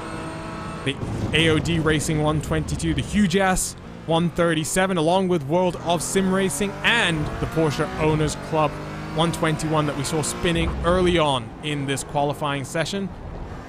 This should be the final lap for all these cars then, as Gisa works his way through this tricky section for the final time. Turn number 15 to start the run in towards the final sector on the course. Through this very, very fun triple right-hand corner where you're just trying to get to the inside of the corner. Watch the hands as Gisa balances the car. Turn number 19 now. You'll see cars trying to get as close to that white line that marks the edge of track limits. Final corner then for Danny Gisa in qualifying. Gets on the power, is as straight a fashion as you can. That line comes up quickly for Gisa. That last lap time around, a 2:16.026. That was his best lap time of the session, so Gisa does manage to improve right at the end. But GT4 qualifying is coming to a close.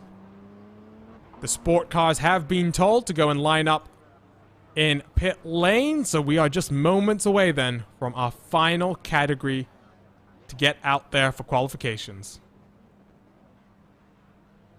As you see the AOD BMW parking it up right there, where the cars will be starting in about 45 minutes time. Reminder, after this, we do have coverage of the final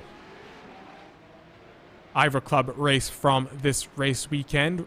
Race number 2 will be a reverse grid from the west layout of the circuit of the Americas.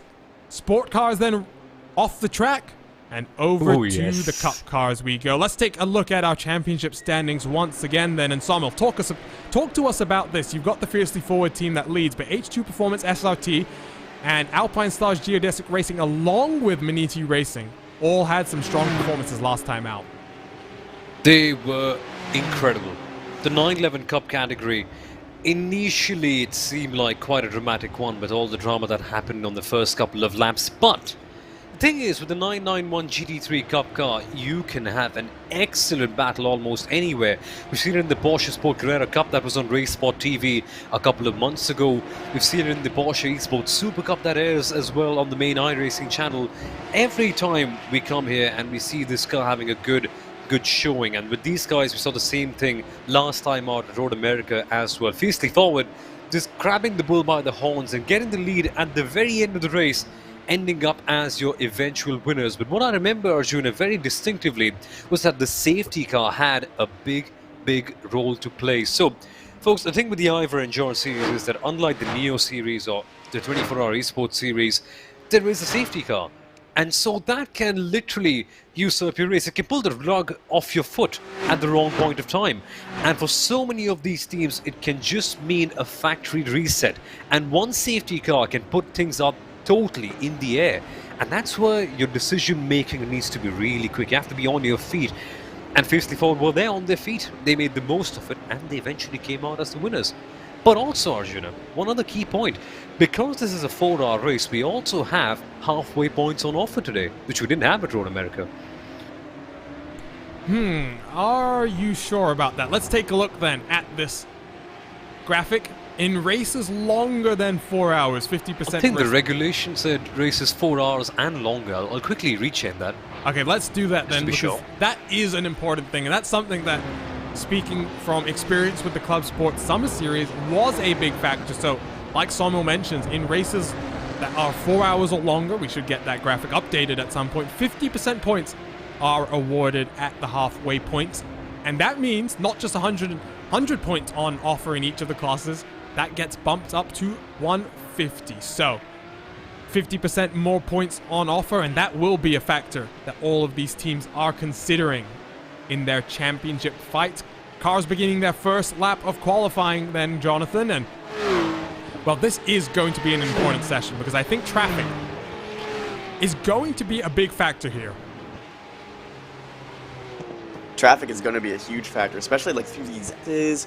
Like the long back straightaway is probably the best place to find traffic in between turn 11 and turn 12. But there's really no good place to catch traffic. You can maybe get in the front stretch going down into 1, but you can compromise your lap as well down there on the uphill.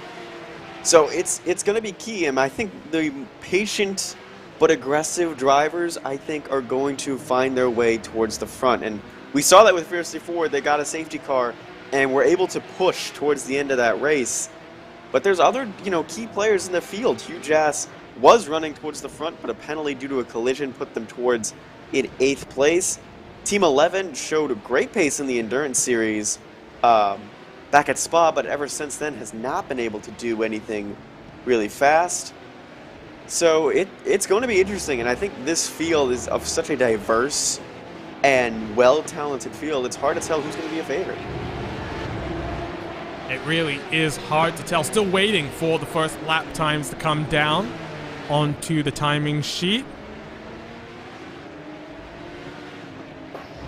Some big names in our teams list. You got the Fiercely Forward number 34 leading the championship. We'll wait and see if Jack Crawford takes to the number 34 in the 4 hours of racing action. So cars starting to cross the line then and complete their first flying lap in qualifying. Let's take a look at the provisional lap times. 2 minutes, 9 seconds, .166. So Team 11 provisionally second. Look at those times there. Only about 1 second separating the top 8 on the first lap as tires comes up into proper temperatures.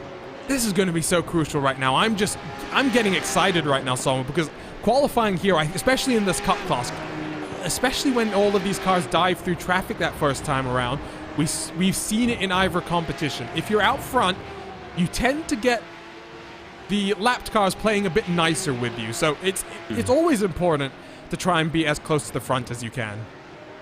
Yeah, absolutely, and it's also a case of psychology for racing drivers. As a driver, from the very beginning, you're always told that the goal is to be P1. You've always got to fight for the very top. And for some people, for some competitors, winning, they just want to win at any cost whatsoever. They want to see themselves at the very top, being in qualifying, practice, race, come what may. They want their car to be at the very top. And that sort of competitiveness can drive a few people crazy, but can also get you results at times. And we've seen so many competitors in the world of sim racing who just want to drive with that mentality. And for some people it works, for some people it doesn't. And that kind of a philosophy can be seen in certain races as well. So even though the traffic aside as well, that can be another factor to consider. But in the 991 GT3 Cup category, would it make the best sense in the world to be the leader all the time? I wouldn't think so, because fuel saving can be a bit of a factor, and you can't quite do that sitting in P number 1. Not as efficiently, of course. Well, fuel saving in iRacing is all about playing the lift and coast game, as they're all dancing times around at the top of the leaderboard. Alpine Stars Geodesic Racing had it for a second, Team Bergen had it for a second, and now SROC Racing Forces has pole position once again. 2 minutes, 8 seconds. .370 our pole position time as things stand for the team down under as they are registered in the session. So I'm not sure if there's been a name change here, but it does look like it, because despite the fact that our graphic is saying that this is the SROC Racing Forces car, I don't know what you think here, Jonathan. That I mean, it says it on the rear wing. That is a car that says Team Down Under right now. It says Team Down Under, and it's really embracing the Australian spirit. It's got a kangaroo on the rear wheel. That's a good...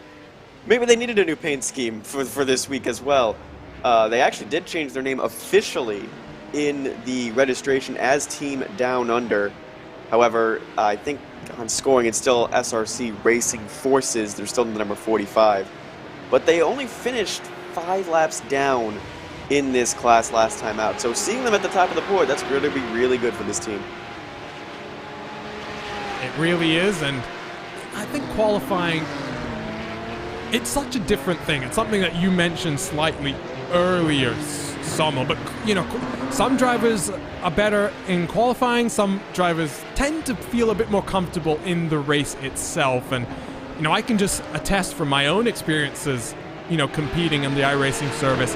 I would specifically spend, especially for the big races, the likes of, you know, a top split special event or a sports car open when I competed in those series, I would spend, you know, maybe 15 hours, you know, on my regular race practice, and then you end up spending about 1, maybe 2, maybe 3 hours dedicated for qualifying, going out there just doing 1-lap runs. And I've got to say, it's one of the most painful things you can do, because the way it worked rather in iRacing, Sommel, is on the older tire model, you tended to make your outlaps as slow as possible. So imagine that, 3 hours of basically doing one very slow lap to then be able to do one very fast lap.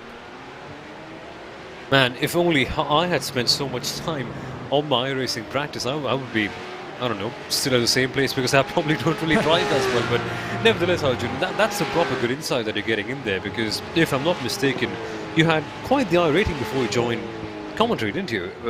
I think around... I was pushing up 5,000 for 1 point. I know wow, my claim to fame is always going to be showing up for the 12 hours of Sebring top split. None of my teammates had practice. It was a very last-minute decision to race this year. Obviously, 12 hours of Sebring and iRacing happened the same weekend as basically coronavirus affected all of the US and all sporting events got cancelled. So my teammates had a late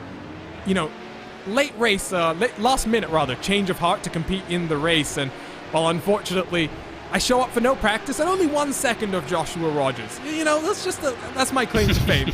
I want to get that one framed out, hung over my bed, and every time I can go to sleep, I can remember once upon a time I was close to Josh Rogers. That is quite something. Rogers is a quality driver, but nevertheless, coming back to the point that these drivers practice a lot. They really give in so much into races like this one, and that's exactly what separates them from us sitting right here, essentially. And they're able to do quite a bit. I mean, I know, Arjun, this is one stat you love to pull out. Brian Lockwood of the Racecraft Esports team practicing 60 hours for Zandvoort the first round. It never fails to fascinate me. Never. Well, and I mean, the counter effect of doing so much practice, especially for the first race in a championship, Lockwood unfortunately not able to carry that consistency of schedule throughout the rest of the season, and that affected his chances of locking himself back in to the Porsche Esports Super Cup. Fortunately for another one of our real-life drivers who's doing a bit of balancing and trying to compete in the real world and the virtual world, Lockwood has re-qualified for the Porsche Tag Heuer Esports Super Cup. The final qualifying race for that was broadcast live on RaceSpotTV just before this broadcast got underway, but just a few moments left here then in our Cup class qualifying. We're watching the Team 11, number 97, slinging its way through the S's, sliding the tires just a little bit. A bit of four-wheel drifting going on there. Currently 0.7 of a second separating your top 10 drivers in class, so it does look like this is going to be a class with some close competition, as Team 11 seems to actually be slowing down just very slightly on this run. Let's run through some of the other competitors in this field. Who haven't we talked about today too much? Let's talk about the Fisher Motorsports number 84, because Jonathan, this is a team that's entered a lot of series, and it's good to see them here in the ClubSport Series trying to maybe recover from a tough show in the Endurance Series last time around. I'm trying not to be too detailed because I'm sure the Fisher Motorsports team doesn't want to remember that last outing at Phillip Island, but they had both of their cars starting up in the top 3, both their GT Am and GT Pro cars, and well, after that, it was the story of which LMP2 car didn't hit the Fisher Motorsports cars. Oh, they were fast, and that's the thing with this Fisher Motorsports team is that they've been fast. They've had top 5, top 3 cars in a lot of these series in both the Endurance and the Club Sport. Just right now, they don't have that big win and results to show for it. They finished in the 84, finished in 5th place, and their team, the 85, finished all the way down in 17th last time out. So I think they're waiting for that big result. They know they have the pace. They know they can get to the front. They're just waiting for a good result. Maybe that result will come today. We'll wait and see. Just a few minutes away then from completing Club Sport qualifying for second round in the IVRA Club Sport Series. The 4 hours of Circuit of the Americas will get underway with race number 2 in our IVRA Club Cup supporting series action. With that reverse grid race. Sommel, you have something to say? I actually want to follow up to something that Jonathan mentioned about that one big result, and that's a very, very excellent point, because sometimes in sport things don't really go your way. Okay, let's finish off the discussion about sports right here. Esports, motorsport, yes, sim racing, I consider it as a different vertical of motorsport. That aside, it sometimes takes a certain level of luck on your side.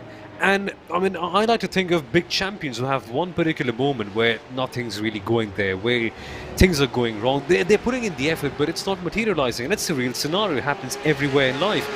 And sometimes you just need that one big result. And it doesn't do much. It doesn't change your skill. It doesn't change how you drive or what car you drive or whatever. It doesn't change your competition, but it changes your approach, your mentality. All of a sudden, you feel fresh, you feel excited that, hey, I've got a podium in my bag, or a top 5, or a top 2, whatever it may be. And that sort of a big result can really spark off something. It's not just psychological, philosophical, I beg your pardon, and, oh, a big result, now we can see these teams doing something better. It's real, it's effective. And it's all about how you condition your mind in that case. So, but for them, for Fisher Motorsport, who knows, Circuit of the Americas could very well be that place. It really could, and that's an interesting point you bring up there, and I'm going to take that further, and I'm going to make an analogy that uses a story outside of the motor racing bubble. But just this past weekend, I was watching some mixed martial arts action, which I am a big fan of, and, you know, there was a fighter, Sommel, who the last time he fought was about 8 months ago. He lost that one, and, you know, coming out of that entire weekend, he was feeling very down and was making public comments about potentially retiring from the sport. Well, he then gets the call to make a last-minute appearance. He hadn't been preparing. He hadn't even stepped in a gym, apparently, for several months, and shows up on 5 days' notice, goes 25 long, hard minutes. He doesn't get the decision going his way, but nevertheless, the performance is what was important, and like you said, revitalized him, and he's already mentioned now that one fight, that one experience has rekindled his passion for the entire sport. Sometimes it has to happen that way. I mean, it can happen for every single part of the sport. It can be for the mechanics who are working in esports. It can be for the setup makers or the team managers. Sometimes even for us commentators. You do need that one moment time and again to revitalize your passion. And when things aren't really flowing your way, it can happen. Things feel really bad, but I think it can be just down to your performance. Shorter goals, smaller goals at times that, okay, I'll make out of this race cleanly. If you're in Phillip Island, that would be the biggest goal of your entire life. But sometimes those things help. You get you back on the track, get you really fast and focused, and can make you go like Team Down Under, who are in Team B1 right now. Yeah, Team Down Under then currently on the provisional pole position as things stand. And that is going to wrap up qualifying then. We're not going to run you through your final positions. What we're going to do instead is jump back on over to IVRA Club Cup competitions, just a few moments away from race number 4 in that series, going live from the west layout of the Circuit of the Americas. So don't go anywhere. We're going to take a short break here live on RaceSpotTV, and we'll be right back with more racing action from the IVRA Series. This time, the global MX-5 Cup cars head back out on track.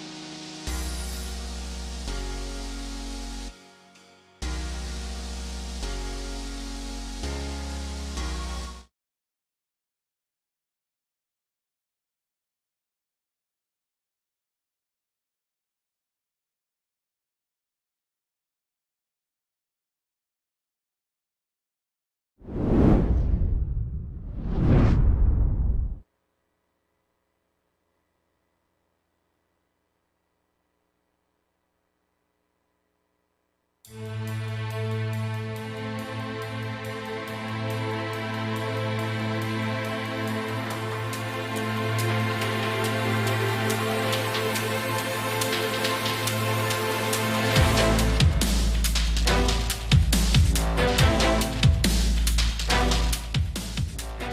we re-rack our IVRA Club Cup grid and get ready for race number 2 in our race weekend. The reverse grid race about to get underway in our Global Mazda MX-5 Cup cars. Thank you for joining us live on RaceSpotTV. My name is Arjuna Kankipati, doing double duty on camera work and commentary, and I'm joined, as always, for IVRA competition by Somil Arora and Jonathan Burke.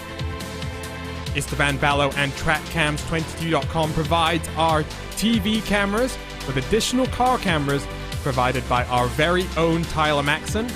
Live timing and scoring is available. Head on over to Timing 71 to follow along with your favorite driver in today's race. So just about to head back out onto track then for our second race in today's racing action. Lots of racing action to get to.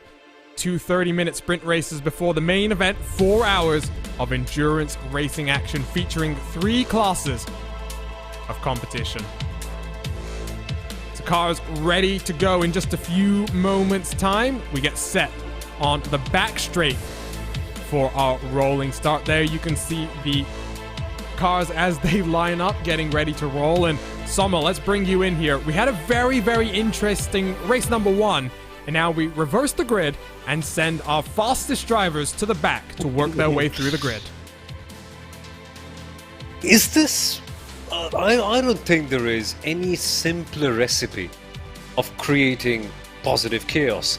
Just send them to the back, let them come through, let them see what they can do. And that's all that I have to say for it. This is just going to be amazing. Just get your popcorn ready if you possibly can. Grab some cold drinks, grab some chocolate, sit behind on the sofa and relax, because the next 30 minutes, control chaos. Control chaos. I like the sound of that. You've got totally chaotic racing action that's about to happen in the main race, and then you've got the controlled chaos here with the Global Mazda MX-5 Cup cars, the cars that every single competitor starts their iRacing career on. So cars about to roll then. Let's take a look at the starting grid for this race number 2. Nicholas Matthews then on pole position with the reverse grid for Shenandoah Shine Racing. Clifford Eben going to start next to him. Aaron Kurtz in third, with Arthur Panzel completing row number 2. Takumi Kusayama in 5th place, with Carl Yacolet in 6th. Dawin Mirek in 7th, with Kevin Serrano in 8th place. Frank Oosterhurst will start in 9th, with Takeshi Taniguchi next to him. Simon Erpolding and James Yacht on row number 6. The Yacht brother, Mark Yacht's going to line up right behind his brother and teammate in 13th place, with Ollie Slade in 14th. Yannick Brenner in 15th, with Josh Klog in 16th place. Eric Asuna for R70 going to start in 17th place, with Dustin Heroder in 18th. Jaume Torres in 19th, with Nacho Gaspar completing an all R70 row number 10. As we go through the final few cars on the track, Jack Ashton for Team Fordzilla in 21st, Shiyoshi Ishimaru in 22nd, Chris Whaley, Race 1 winner in 23rd, with the rest of the field that didn't complete race number 1 starting behind him. David Simone, Kevin Schwemstra, Jessica Myers, and Silas Vrolik will be the entire field. We're about to get underway then.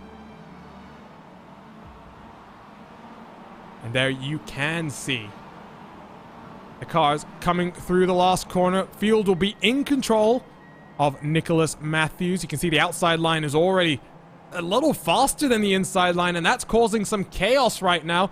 No one knows when to go. Field is in control of... Oh no. Oh my goodness. This is a messy start. They're 5 wide in the middle of the pack. They're 3 wide further up as well. Hopefully this all works out as we dive in towards turn number 1. They're fanning themselves out as they work into the corner. Going to be able to get through there cleanly. In the mid-pack, a bit more chaos. Cars going wide. That's Ishimaru, I think, who's been pushed off the track and going side by side with some of the R70 machines down into the S's then. We all work. They're still 3-4 wide on the entry. There's a car spinning in the background. That's Simon Erpolding who's had an issue. Everyone else managed to get clean. Oh, there's another car that's going to have an issue. That's Yannick Brenner, I think, that's going to be stopped on the side. Oh, more carnage now as we work through the S's. More cars sideways. But we'll look at the replays in just a few moments. Eben, Panzel, Kurtz, the top three as they run. Like rush hour on an interstate heading into a major city going into turn one, and well, we made it through turn one, but there was some chaos as we went through the S's. It's hard to stay side by side, especially with slower cars in the S's. A little bit of contact right there for third place. The graphics team car going up into third. He's trying to get ahead before these faster cars get there. And look at this gaggle of cars as they dive through this infield section of the track. 2-3 wide scattered up and down through the field. 2 wide out of this corner as one of the Phoenix Esports cars gets turned around. More contact further back. That's Jessica Myers involved in this one. Out front though, Clifford Eben now with an 0.8 of a second advantage over the 222 and Arthur Panzel as they go 3 wide in towards the second to last quarter for just a second. There is the number 94. That's Ishimaru charging up through the field, and oh, he's going to turn the car in front for a second. That's James Yacht that he makes contact with. Kevin Serrano in the R70 car in front of them as well. What is this? Further back as well, Frank Oosterhuis in a R70 sandwich for just a second there. This is great stuff as we dive in towards turn number 1 for the second time. Dustin Heroder in 8th place, trying to challenge Ollie Slade, and they're going to go 3 wide through turn number 1. Ishimaru, the meat of the sandwich, forces Ollie Slade to just lose out a little bit there. Ishimaru, by the way, now up to 5th place, Sommel. Great start there for Ishimaru.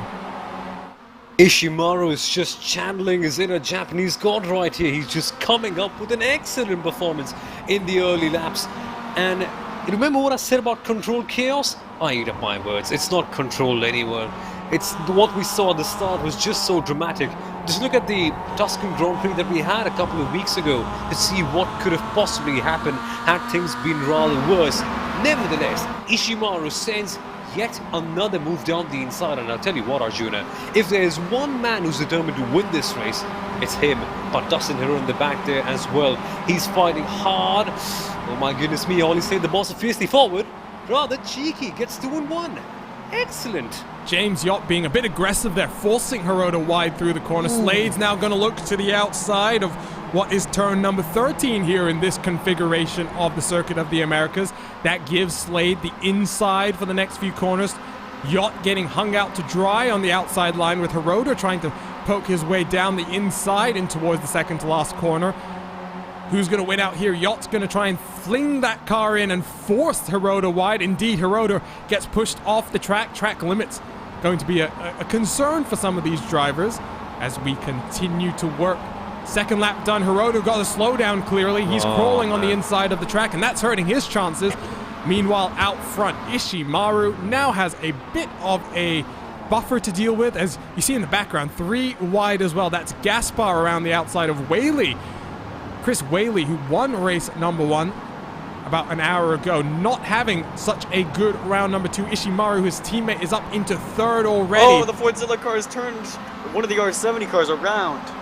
Oh, there's so much action to try and take a look at. Gaspar, the one that got turned around there, I believe contact made potentially with Josh Clogg as they work into the S's. 25 minutes still to go, and they're all still sorting themselves out right now. 2 wide through the S's as well.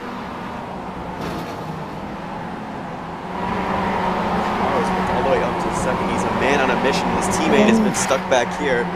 The only other car that's been starting at the rear able to make up places has been Ollie Slade. As this gaggle of cars, you can see our race winner Chris Whaley under attack, trying to attack. He has a R727 on his inside.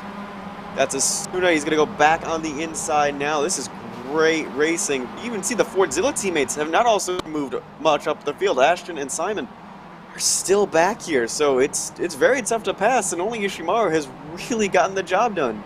Ashton has been pushing some of his competitors around the racetrack trying to find positions. And now he gets a bit of a shove from Whaley behind through the triple right-hander. That number 13 able to slip through, so Torres now up into 12th place on the inside line as they come down into the second to last corner. This is where all the action on track is happening. First and second separated by almost 5.8 seconds right now. Ishimaru trying to chase down your race leader. Ashton to the inside of Oosterhuis through the last corner. Whaley on the outside with those alternate track lines that he's been taking throughout today's event. He almost makes that one 3 wide. He tries to make it 27. Eric Asuna blocks that little bit of a run for Whaley, and Whaley now has to look to the inside. A bit of a helping hand from David Simon behind. Whaley to the inside, 3 wide. Oosterhuis tries to sweep it around the outside, loses a bit of momentum under braking, and that's going to allow Whaley to move up a few positions. Look at this gaggle of cars, though. This is fantastic stuff. All the while, though, Sommel, let's focus on this for just a few moments' time. Ishimaru all the way clear now in second, but 5 seconds to close on Clifford Eben in front. This is going to be interesting because Clifford Eben, he may be at the top of a reverse grid field, but this doesn't mean that he is a weak driver. In fact, he's lapping just about as quick as Ishimaru, only a couple of tenths differentiating them. And from the looks of things, Ishimaru could close up because he's had certain momentum on his side, but nevertheless, Eben doing a good job. But what's happening right here? Dustin Herrera as well in the middle of all these battles, but this one seems to be with Panzel. Ollie Slade is trying to get something on the inside line, is it? Oh man, this is interesting. Or am I mistaken with the cars? I quite possibly am, because that is Dustin Herrera, that's Suave Dalmas Torres closing in behind for P number 11 past this beautiful right-hander section. Of course, taking multiple lines to their advantage. Past the pit building, coming for this left-hander. Torres will make a move. This is getting close. Horda pushed outside. Oh, and 3 wide. They're going to go into the last corner. Herrera in the middle. Oh, that car on the outside braking on the grass almost goes very wrong. Jack Ashton says thank you very much. Tries to get 2 of these R70 cars in one. And now in the middle of the sandwich. By the way, if you are curious, Ishimaru now 3 seconds behind Eben out front. So Ishimaru, a man on a mission, not able to put the pressure on his teammate in that first race. Looking to get it done in race number 2. Ashton tries to get it done on the inside then. Sweeps around the outside as we enter the S's. They're going to go side by side, Ashton and Torres, on the initial left-hander. Is this going to work out? We've already seen contact made. A little bit more contact, very sideways. Torres around in the middle of the road. Oh, that's a bad place. That's an awful place to leave. Oh, no. Ashton's going around as well, or is that his teammate? Oh, contact even more. And another hit. Oh, my goodness. That is a big, big disaster then. What? Oh, it was some great fighting that we were starting to see. Let's take a look at the RaceSpotTV replay from up above. And Jonathan, talk us through this. I side the 13 and the 98, Torres and Ashton initially into the S's.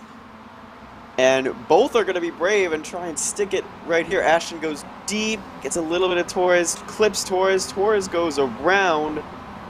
And this is just a bad place to be right here. And he's going to get one of the graphics cars at the very end of this. The Fordzilla car, I don't know how he managed to get around, but yeah, that's a... yeah, I don't know how to describe that one. That ending contact. And then this, yeah, this... That's not nice. Yeah, that. No. Ooh, that... Oh, and that's also... Yeah, that's... Pictures speak louder for words. I think that's the best way of putting it, Jonathan. Let's look at what happens to Ashton in the aftermath here. You'll see the 360 loop. He gets slight contact here from... That's the graphite car. And then here comes that subsequent hit. And ooh, that is not what you want to see. And I think Race Control are going to have something to say in a few moments' time.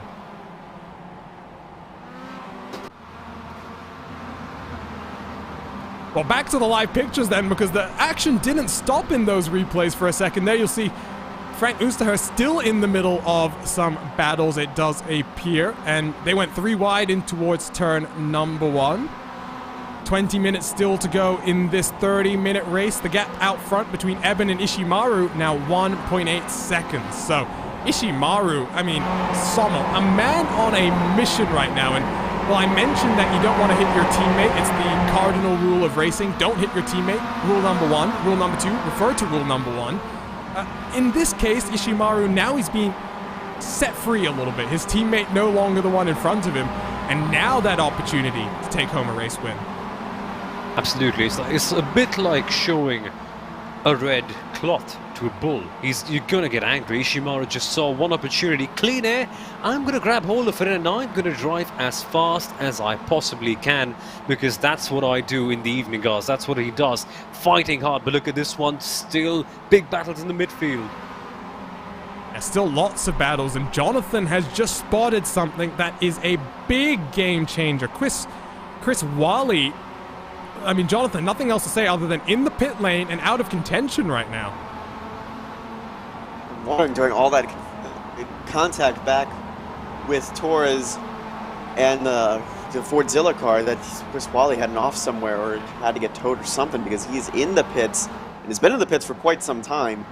So I think there's a replay for us. Ooh, that's what happens there. And oh, that is a huge impact there for those two cars there.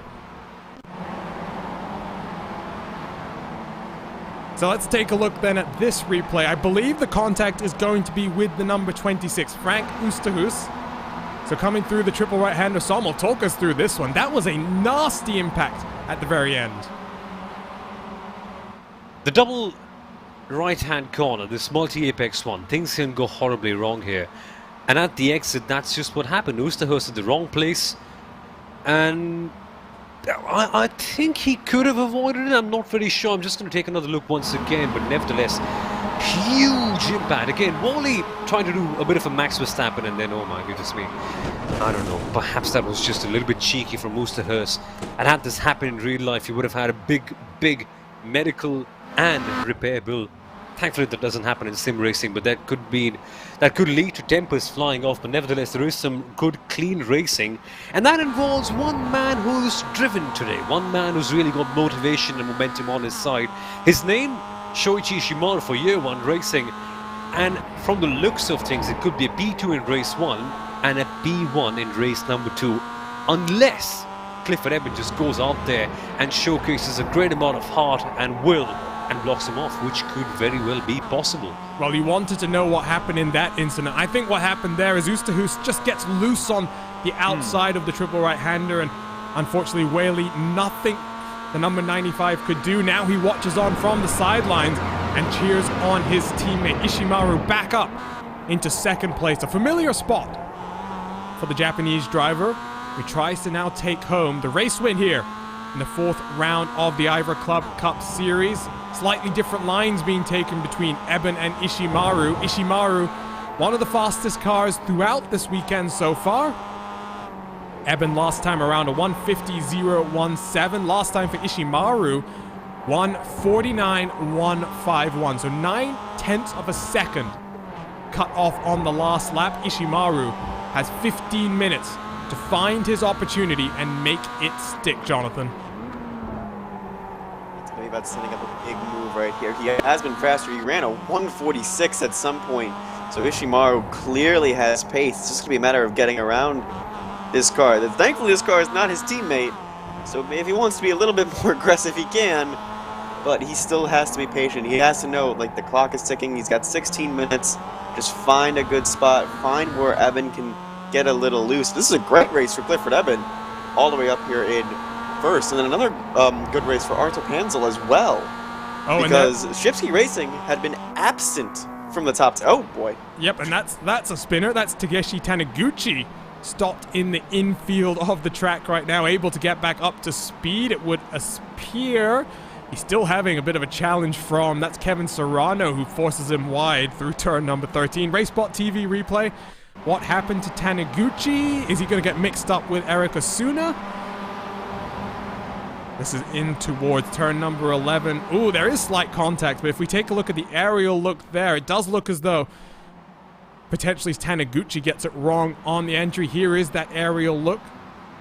And Soma, I mean, here you can see, I mean, he's very slow on the entry, and I mean, I don't think Osuna is expecting the car to be just parked right there.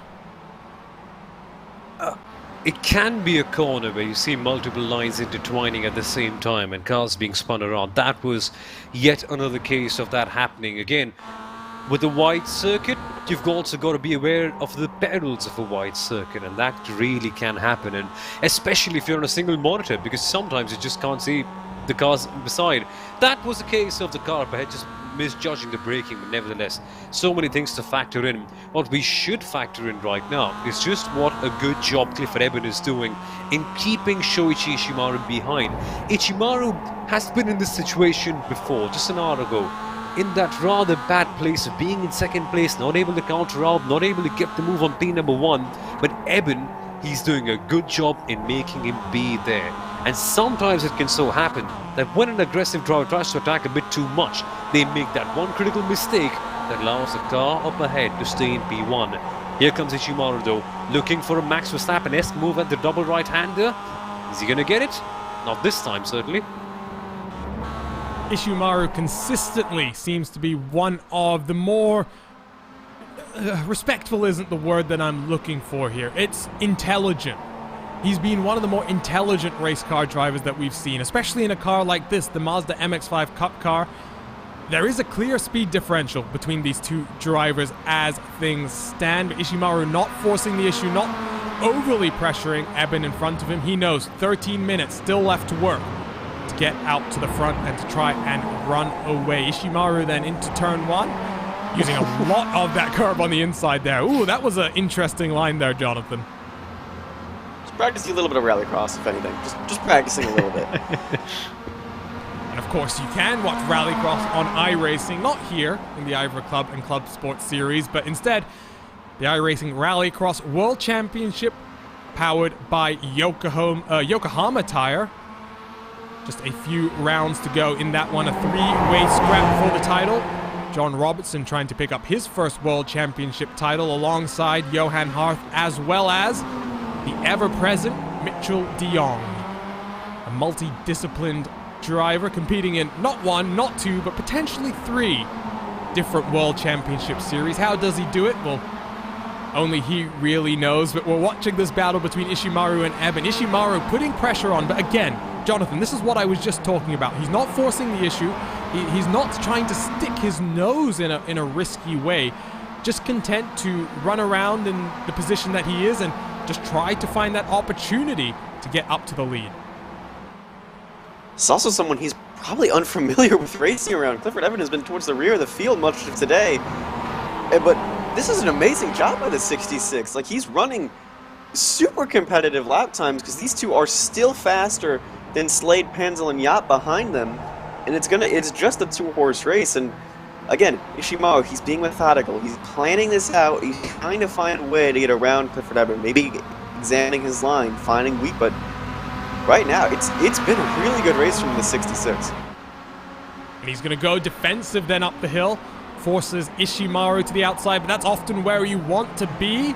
Ishimaru's going to plant that power down, try and get the run in towards the S's. He sweeps to the outside. That's going to become the inside. Does he have enough of an overlap? Are we going to see more 2-wide action into the S's? Ishimaru backs out of it, not wanting to be the one to force the issue just yet. 11 minutes still to work. Lots of fighting happening up at the front of your field. More battles further back as well, by the way. Dustin Hiroda defends from Josh Klog. This is a battle that we saw in race number 1 as well. So all of these drivers just sort of figuring out their own bit of pace and trying to find some track position as things run. Top 8. Eben Ishimaru, Ollie Slade, Arthur Panzel, James Yott, Takumi Kusiyama, Dustin Hiroda, and Josh Klog. So a lot of drivers who were towards the front of the field in that race number 1. Anyway, back on board then with Ishimaru as the Japanese drivers watches the alternate lines being taken by Clifford Eben in front of him. 10 minutes still to go. And Jonathan, I'll ask you about track limits here, because we are seeing this, and it's been commented on by some of the ClubSport drivers. We are seeing a lot of these MX-5s running wide, carrying the momentum. Here you'll see another example of both cars putting tires to the right side of the white line. And this might be a factor on the last lap of the race. You can't afford to maybe have contact through the last quarter if you've been pushing these track limits as much as we're seeing right now. I think that's one reason why Ishimaru is being so careful, being very calm and methodical about this, is because he knows that he's been using his track limits, and several drivers going wide in that last corner as we head back here. Arthur Penzel is played, and Gypsy Racing, for how dominant they were at Road America, been basically absent from this race. They've been towards the rear of the field, and this is a nice recovery, at least from Panzel, after that first race where he was outside the top 10. Well, Dave Chapman, who was leading the standings coming into this one, not competing, at least at this time, maybe taking a off week as Panzel and Slade do battle. There was an issue for one of the other fiercely forward cars. Let's see if we can get a RaceSpotTV replay of what happened here for the 134 all by himself. And oh, that car clearly not happy, doing a bit of Tokyo drifting through the corner, trying to have a bit of rallycross action as well. That's what the number 134 is clearly trying to do. Let's jump back to live pictures though, because 9 minutes left to work. Ishimaru continues to be patient here. What a great look we get of this aerial look of Ishimaru going inside to outside, trying to find a gap. And Samo Eben doing a very, very good job to continue to hold off the charge. He is indeed, and as we see Shipsky Racing mentioning in the YouTube comments, Ishimaru is also doing an excellent job of being patient, but the patience lasts no more because he sends it down the inside line, moves to the outside, and waits. Yet again, it's unlike another Japanese driver who's pretty famous in the world of motorsport, Takuma Sato, who wants to attack at the first opportunity.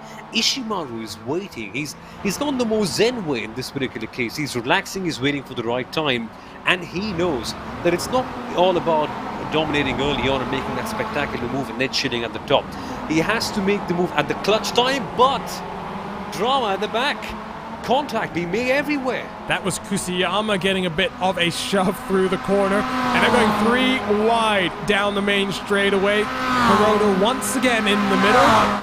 Josh Clogg on the inside. Can Kusiyama carry the momentum around the outside, or something else going to happen? 2 cars on the inside make contact. That's Hiroda and Clogg. Kusiyama going to lose 1 more position now, as Eric Asuna's looking to sweep around the outside. Some fantastic scrapping up and down the field. He's not just here, so you've got 1st and 2nd battling it out. You've got 3rd and 4th battling it out. You've got 6th, 7th, 8th, and 9th battling it out. 11th and 12th, 13th, 14th, and 15th. I mean, there's just so many different groups of action out on track right now, but 7 minutes left on the clock. The one that we're all focusing on is still Ishimaru. Clifford Eben doing a bang-up job to continue holding up Ishimaru behind. And, well, if you are wondering about relative pacing and relative strength of driver, well, Ishimaru, 5,377 I rating. Clearly a very strong driver. However, Clifford Eben out front, 7,513 I rating. So, I mean, Jonathan, this is a battle where Eben might not be someone that we've seen here in the Club Cup too much, but we know for a fact he's a strong driver. He's a strong driver, and anyone that, you know, has an opening on a team, hello, this is your option. He didn't even compete in the first round of this series at Road America, and now is here putting on a great show because he's holding up probably one of the favorites in this field to go and win the title maybe for this series. Ishimaru, they're going side by side into one, little bit of contact now. Oh, this is close. That wasn't just a little bit of contact. That almost was a big accident. Ishimaru tries to sweep the momentum around the outside, but Eben cuts him off. All fair driving, and good to see some fantastic action out at the front. And, well, last time it was Whaley and Ishimaru. Ishimaru not really forcing the issue. I think this time around, Ishimaru will force it that much more. Still scrapping it out further back, by the way. Asuna and Kusiyama side by side down through turns 2 and 3. They're also side by side Nacho Gaspar and Yannick Brenner. Such great racing up and down through this 30-car pack right now. We're going to stick our eyes, though, out front. Ishimaru. Let's jump on board once again. See, how smooth is he being? What type of lines is he trying to take? Where is he trying to find the time right now, Samo? Because he's had 10 minutes to get the move done. We expected him to get the move done, but time is starting to run out right now. 5 minutes still left on the clock. From the looks of things, Ishimaru is gaining quite a fair bit on the entries of the corner by using excessively wide line, my apologies, and then in certain cases just going a bit sharp like we are seeing right here. But I think it's a bit of a paradox in certain cases, because we are talking a lot about Ishimaru being patient, about making the move at the right time, but could it just be a critical perhaps flaw that he's not able to pass the person at the very top. He's able to inflict pressure. That's what he did in the first race as well, and he slides his way out of trouble. Goodness me, that was awesome. Just warming up the tires now, Ishimaru, trying to avoid anything of that sort, but who knows, maybe he's just playing patient, maybe he's just not able to pass. Is he going to be patient into turn one? He takes a look, sweeps back to the outside line. Definitely looks like his goal is to just maximize the momentum down the hill on the exit of turn number one. But like you say, running out of time, he was very patient behind his teammate. Not looking as patient this time around. Eben going to have to be very defensive with 4 minutes left on the clock. And we're not forgetting about the other battles. There is still great battling between Ollie Slade and Arthur Panzel for third, that final podium spot. There's also that battle between James Yott, Josh Clogg, Dustin Hiroda. That's 5th, 6th, 7th. There are some fantastic scraps going on, but our eyes are focused out front. Ishimaru, once again, just not able to find any type of opportunity at this point, Jonathan. I'm not sure what it's going to take, but I think Ishimaru has the potential here to find it. He's going to have to force Evan into an error, but Evan has been so good on the defense despite, you know, being slower in pace. Ishimaru, like, by himself, he's running a fantastic pace, but now just can't seem to get around this 66 car. And it's going to have to take a mistake out of the 66 or a daring move from the 34s. We're seeing he's taking a look, but late in the brakes goes Evan. It's going to be a game of chicken, basically, between these two. Maybe some of the teams from the IVRA Endurance last round are watching this. This is what good racing is all about. Ishimaru has some looks, doesn't force the move anywhere he doesn't feel comfortable making it work. So 2 more laps to go then as we cross the line. Oh, there's contact as Ishimaru tried to just push Eben along, and that almost ended in near disaster once again. Eben slightly compromising himself on the entry to the corner. Ishimaru with that same run down the hill. Is he going to be a bit more aggressive this time around, trying to shortcut the run on the entry to the S as he lifts off the throttle, gives the space to Eben. Very patient, very respectful driving. You'll see here on the left-hander that marks the shortcut and the shortened layout of the track that we're using this time around. Sommel, what are you expecting here? It's got 2 more laps basically now for Ishimaru. He definitely got the pace, just not really able to find that move yet. It just appears to me that Ishimaru is just not having enough to... I think he's just met his match in both cases, in both the races. He's just not able to carve out that move. I think the patience part would have ended when we had around 4 odd minutes on the clock. That's when every driver would have just said, okay, I think time's up. I think all games that had to be played have been played. I have to go ahead. I have to get the move done. He's still not done it right now, unfortunately, so far for him. But he's trying once again. Is he going to do Max Verstappen? Clifford Eben understands that he blocks off the line very, very smartly. I expect Eben to win this. I expect him to cling on to this position that he's been doing excellently so far. But for Ishimaru, it could be a rather sad thing towards the end of the day. It's been some great defensive driving, that's for sure, as through the last corner then for the penultimate time. More alternate track limits being taken there. Not such a fan of that part of what we've witnessed here today, but then 1 minute and 1 more lap left to go. Clifford Eben leads by just 0.3 of a second from Ishimaru, as Ishimaru wants to try and get out front. Sorry, I got a bit distracted there. There was a comment that just came in on our YouTube chat about that prior IVRA race at Phillip Island that got me a bit distracted. And yes, you are right. If he watched that race, he may have found alternate ways to get Eben out of the way and get out to the front of your field. But Ishimaru then, 5 or 6 more quarters, 5 or 6 more opportunities to go for the Japanese driver, putting the pressure on the American in front of him. This is great stuff to watch. As we work onto the back straightaway, turn 10, Ishimaru looks to the inside, doesn't stick his nose there. This is all about the track limits. How much have they been watching their incident counts, and how much risk can each of these drivers take? Ishimaru going to just tuck in right behind the number 66 Or is he going to look for the move? He looks for the move, compromises Eben now on the exit of this corner, but Eben, with that wider line, is going to get the power down, try and carry his momentum through the triple right-hander, on board with Ishimaru from the roof camera. He's going to switch to an outside line attack then, through turn number 17, I think. Oh, it's almost contact there. Eben sweeps back out in front, almost more contact on the brakes. One corner to go. Can Clifford Eben hold on? Ishimaru takes a look, but doesn't commit to the drive.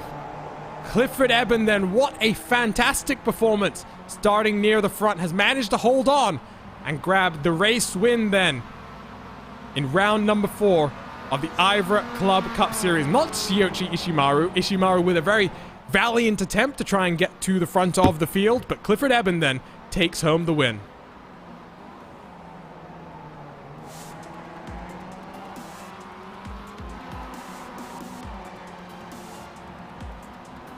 So still some cars then to come through, and we don't have much time at all, in fact. I'm just looking at the clock right now. We're already 6 minutes past the hour. And we're just then 4 minutes away from our scheduled green flag for the IVRA Club Sport race. We see some more cars crossing the line. Some great racing, though, here in the IVRA Club Cup Series, Jonathan. And all the way till the end, we saw that between Ishimaru and Eben. Some great respect. It was a light contact, light issues, but it was hard, aggressive, and respectful racing. And you got to feel for Ishimaru. He's finished second in both of these races, one to his teammate and one to a man who was at the end of the grid in Clifford Eben. And like I know you're saying like he has a high I rating, but I'm still impressed because he held a much faster Ishimaru up for the entire race. It was a brilliant drive from that 66 car. It really was. So let's very quickly then take a look at the race results, because we need to get moving over to the Club Sport race. Clifford Eben then takes the win by 0.3 of a second from Shiyoshi Ishimaru. Ishimaru gets 2 consecutive second-place finishes here in the IVRA Club Cup, coming so close on a number of occasions. Looks like Ollie Slade has had some kind of penalty come down on him, because there you can see he's shown in that 3rd spot on the graphic, but now in 18th place. So I tell you what, take that off your screen, get that back up, and we can confirm the final order. It does appear as though Ollie Slade has had some kind of a penalty. Maybe that incident count has bidden at least one driver. Arthur Panzel then takes home the 3rd and final step on the podium, with James Yott, Dustin Hirota, Eric Asuna, Josh Klog, Takumi Kusayama, and Nacho Gaspar, and Yannick Brenner, the top 10 finishers. Quickly show you the rest of your field. Got Aaron Kurtz, Jessica Myers, Kevin Schwemstra, Simon Erpelding. And we'll just scroll through the names on your screen. Sommel, before we head over, I'm just going to ask you for a very quick recap there, because this IVRA Club Cup Series, man, it's fantastic, and I hope we get to see an increasing number of Mazda MX-5 cars out on grid next time around. Absolutely, more is better in this case. What a race it was. They were a bit like a swarm of bees early on, fighting against each other, going side by side, and I dare say this was a lot more cleaner than the first one. And the racing, the battles that we saw, amazing. And also we've got news on what happened to Ollie Slade, Arjuna. So do tell me, what happened there? A slowdown on the final corner. Oh, that's a shame. Yeah. That is a shame indeed. All right, then. 1 hour of racing action done, and that was just our preliminary supporting coverage. Still the main event to go, the 4 hours of the Circuit of the Americas, and we will be right back in a few moments' time with the green flag from the Lone Star State. Don't go anywhere. Coverage on RaceSpotTV continues in just a few moments' time.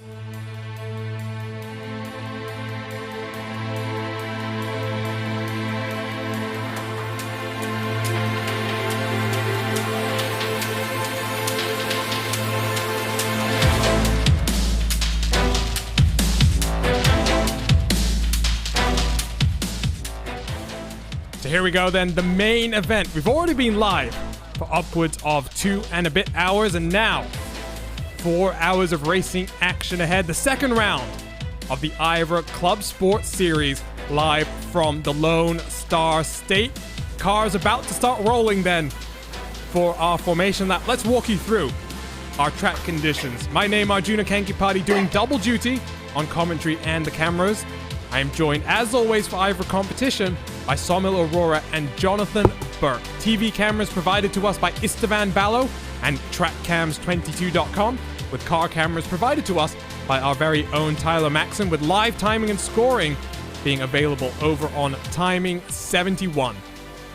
Track conditions then, fairly cool in the afternoon. 29 degrees is the track temperature, and you can follow along with that live on Timing 71. Let's walk through then our starting grid across all 3 of our classes. Let's start with the sport class then. And it is Team Down Under and Vince Peters that takes the pole position with a 2 minutes 8 seconds .370. Team 11 lines up next to them with Team Bergen and Alpine Stars Geodesic Racing completing row number 2. The number 22 H2 Performance SRT lines up in 5th with Maniti Racing next to them. Hell Racers, the number 26th and 7th, with World of Sim Racing in 8th. The number 70 Virtual Motorsport in 9th place with Fiercely Forward on the edge of the top 10. Impulse Racing on row number 6 alongside NAB Racing. Final few cars in this class, Fisher Motorsports locks up row number 7 with Fuga Simsport in 15th. Hell Racers, the number 16, starts in 16th. Final page of starters, World of Sim Racing, H2 Performance SRT, Ragazzo Racing, the starters in this class. Cars starting to roll, so let's walk you through some of the rest of the grid, as there you can see the 911 Cup cars getting rolling. Let's walk you through the sport class then. In GT4, Team Hoistingveld, the 148 starts on the pole position with the 124 My Days car next to them. Samsoid Emerald in 3rd with H Motorsport in 4th. The Electronic Sportsmen in 5th with Sim RC Club Sport in 6th place. SRN Motorsports, the first of their cars, in 7th with Pneumatic Motorsports in 8th. The Fiercely Forward VLN car in 9th. AOD Racing in 10th. Huge Ass in 11th. World of Sim Racing with another car down in the order in 12th. Heli Media Porsche Owners Club, SRN Motorsports, Alpine Stars Geodesic Racing, and the No Luck EM Sport. Just a few moments to go then, and let's walk you through the third and final class in today's field. The Totally Chaotic Racing cars about to get underway with Full Send Racing on pole position. Team Hoistingveld, the 248 next to them. Row number 2, Lipid Esports, the 253, and the second Full Send Racing car, the 287. Pure Sims Esports will start in 5th with RSR Esport by G Performance next to them.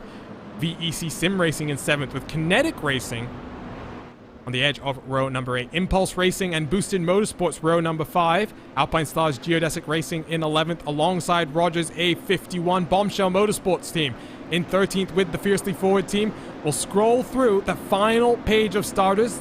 Torque Freak Racing will not be competing in today's race, but the field now in control of Vince Peters in the number 45. He approaches the start zone, and away he goes out towards turn number 1 then for the first time. Good clean start here for the Porsche Cup cars as the GT4 machines also get ready to go in the back of the shot. Down into turn 1 though, Team 11 side by side with Team Bergen. Alpine Stars cars already around. Chaos into turn number 1 for the sport class, and they're all having to try and find their way around the stricken Alpine Stars Geodesic Racing car. Miguel Vigo has dropped to the end of the field. Let's take a look at the GT4 battle though. 3 wide in towards turn number 1. Samsoid Emerald has managed to leapfrog up into 2nd position for just a few moments, but here comes the My Days car back in towards the S's. They're going to go side by side for the first time. Down through the S's, My Days on the inside manages to hold on to the position, and Samsoid does a fantastic job to tuck in right in front of the H Motorsports car. Now our third and final class gets underway, and in the Totally Chaotic Racing class, not so chaotic through turn number 1 as they get single filed out, and now this is when the draft starts to become a thing. Which teams are going to use this draft to save fuel at the start of the race? Let's take a look then as the 911 Cup cars stream their way down the back straightaway for the first time in Sommel. That was an interesting start, especially in this 911 Cup class. Absolutely big damage on the Alpine Stars Jurassic Racing car with Miguel Vigo behind the wheel of that. They've fallen behind a whole host of positions, but Team Down Under still, oh my goodness me, that's someone locking up and desperately missing the corner.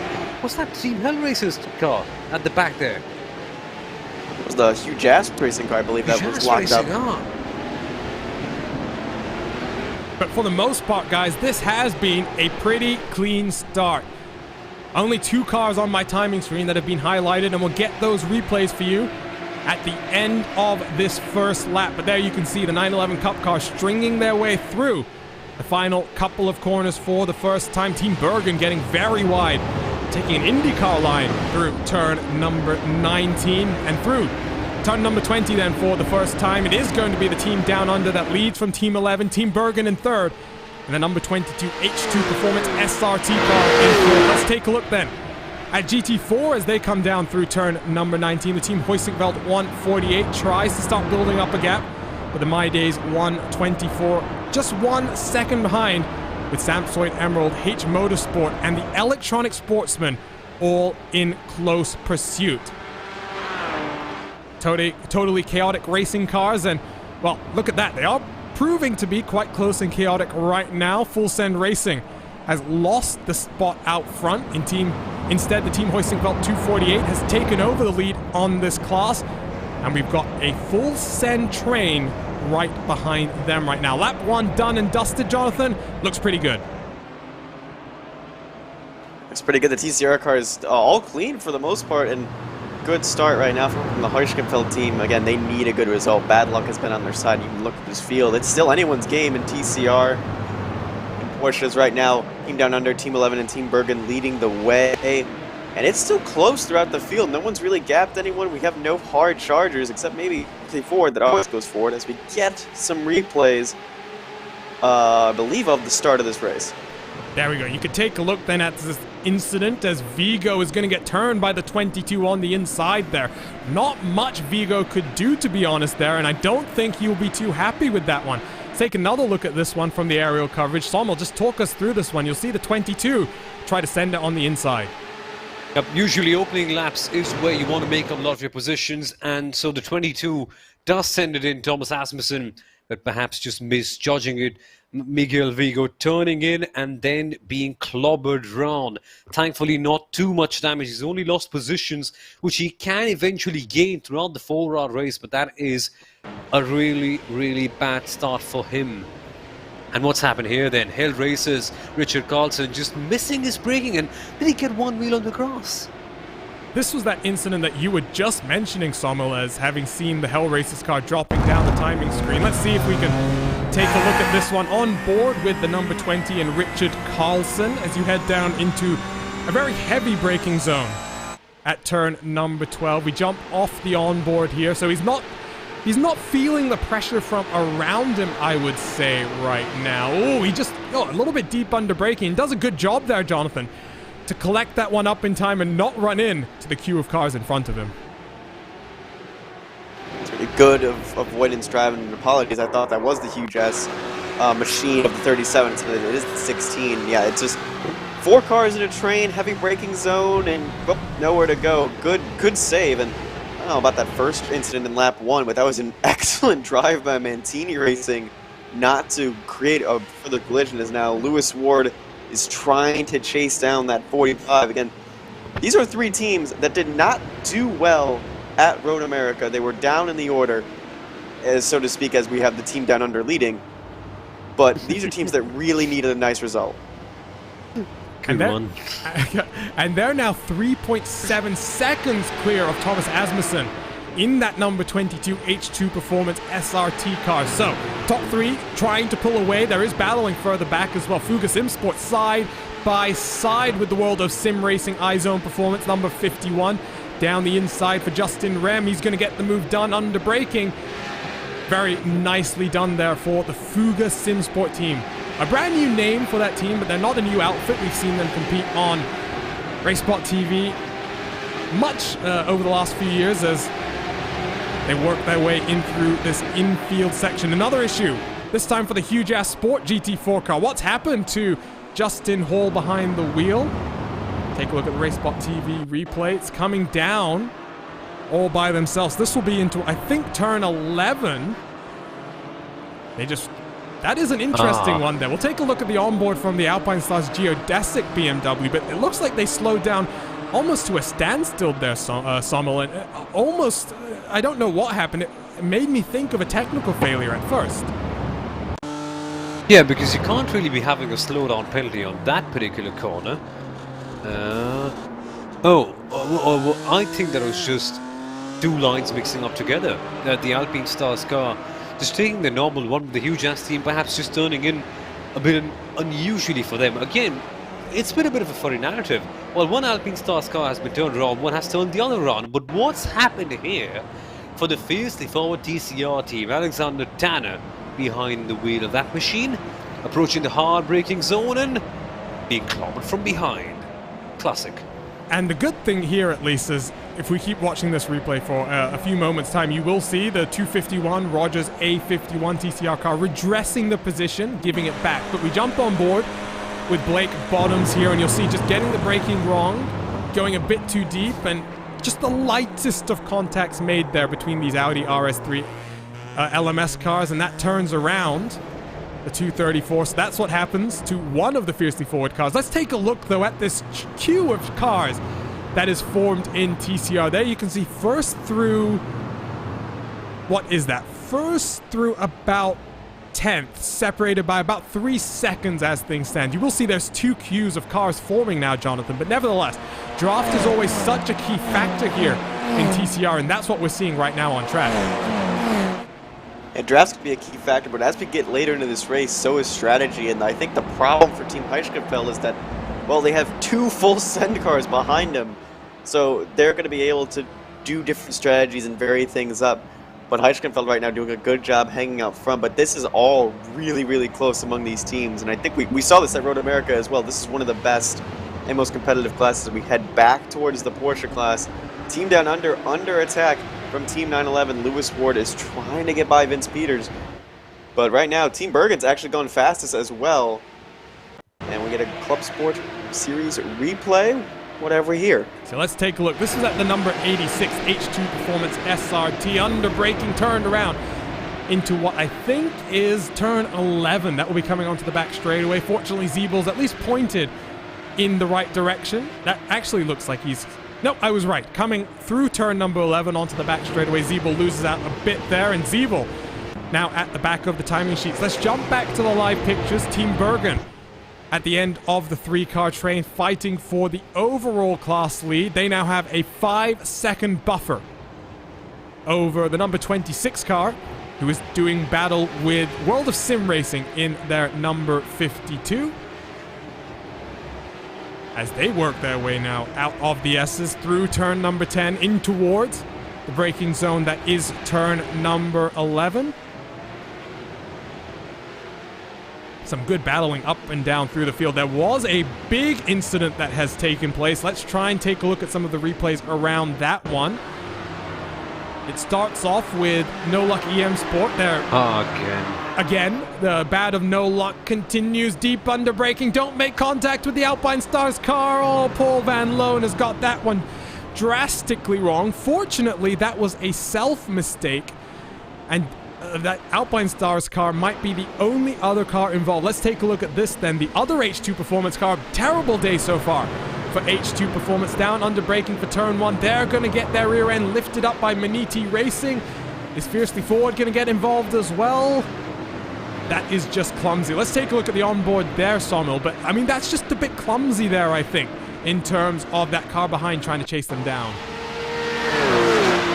I hate to say this, but shades of Phillip Island, perhaps. No, Maniti Racing comes from behind, and yeah, they tried to go for something down the inside line, but just couldn't get the car turned enough. And that just meant that at one point they were just nose to bumper with the other car, and inevitably they got spun around. But what's happened here? They've made contact down the hill too.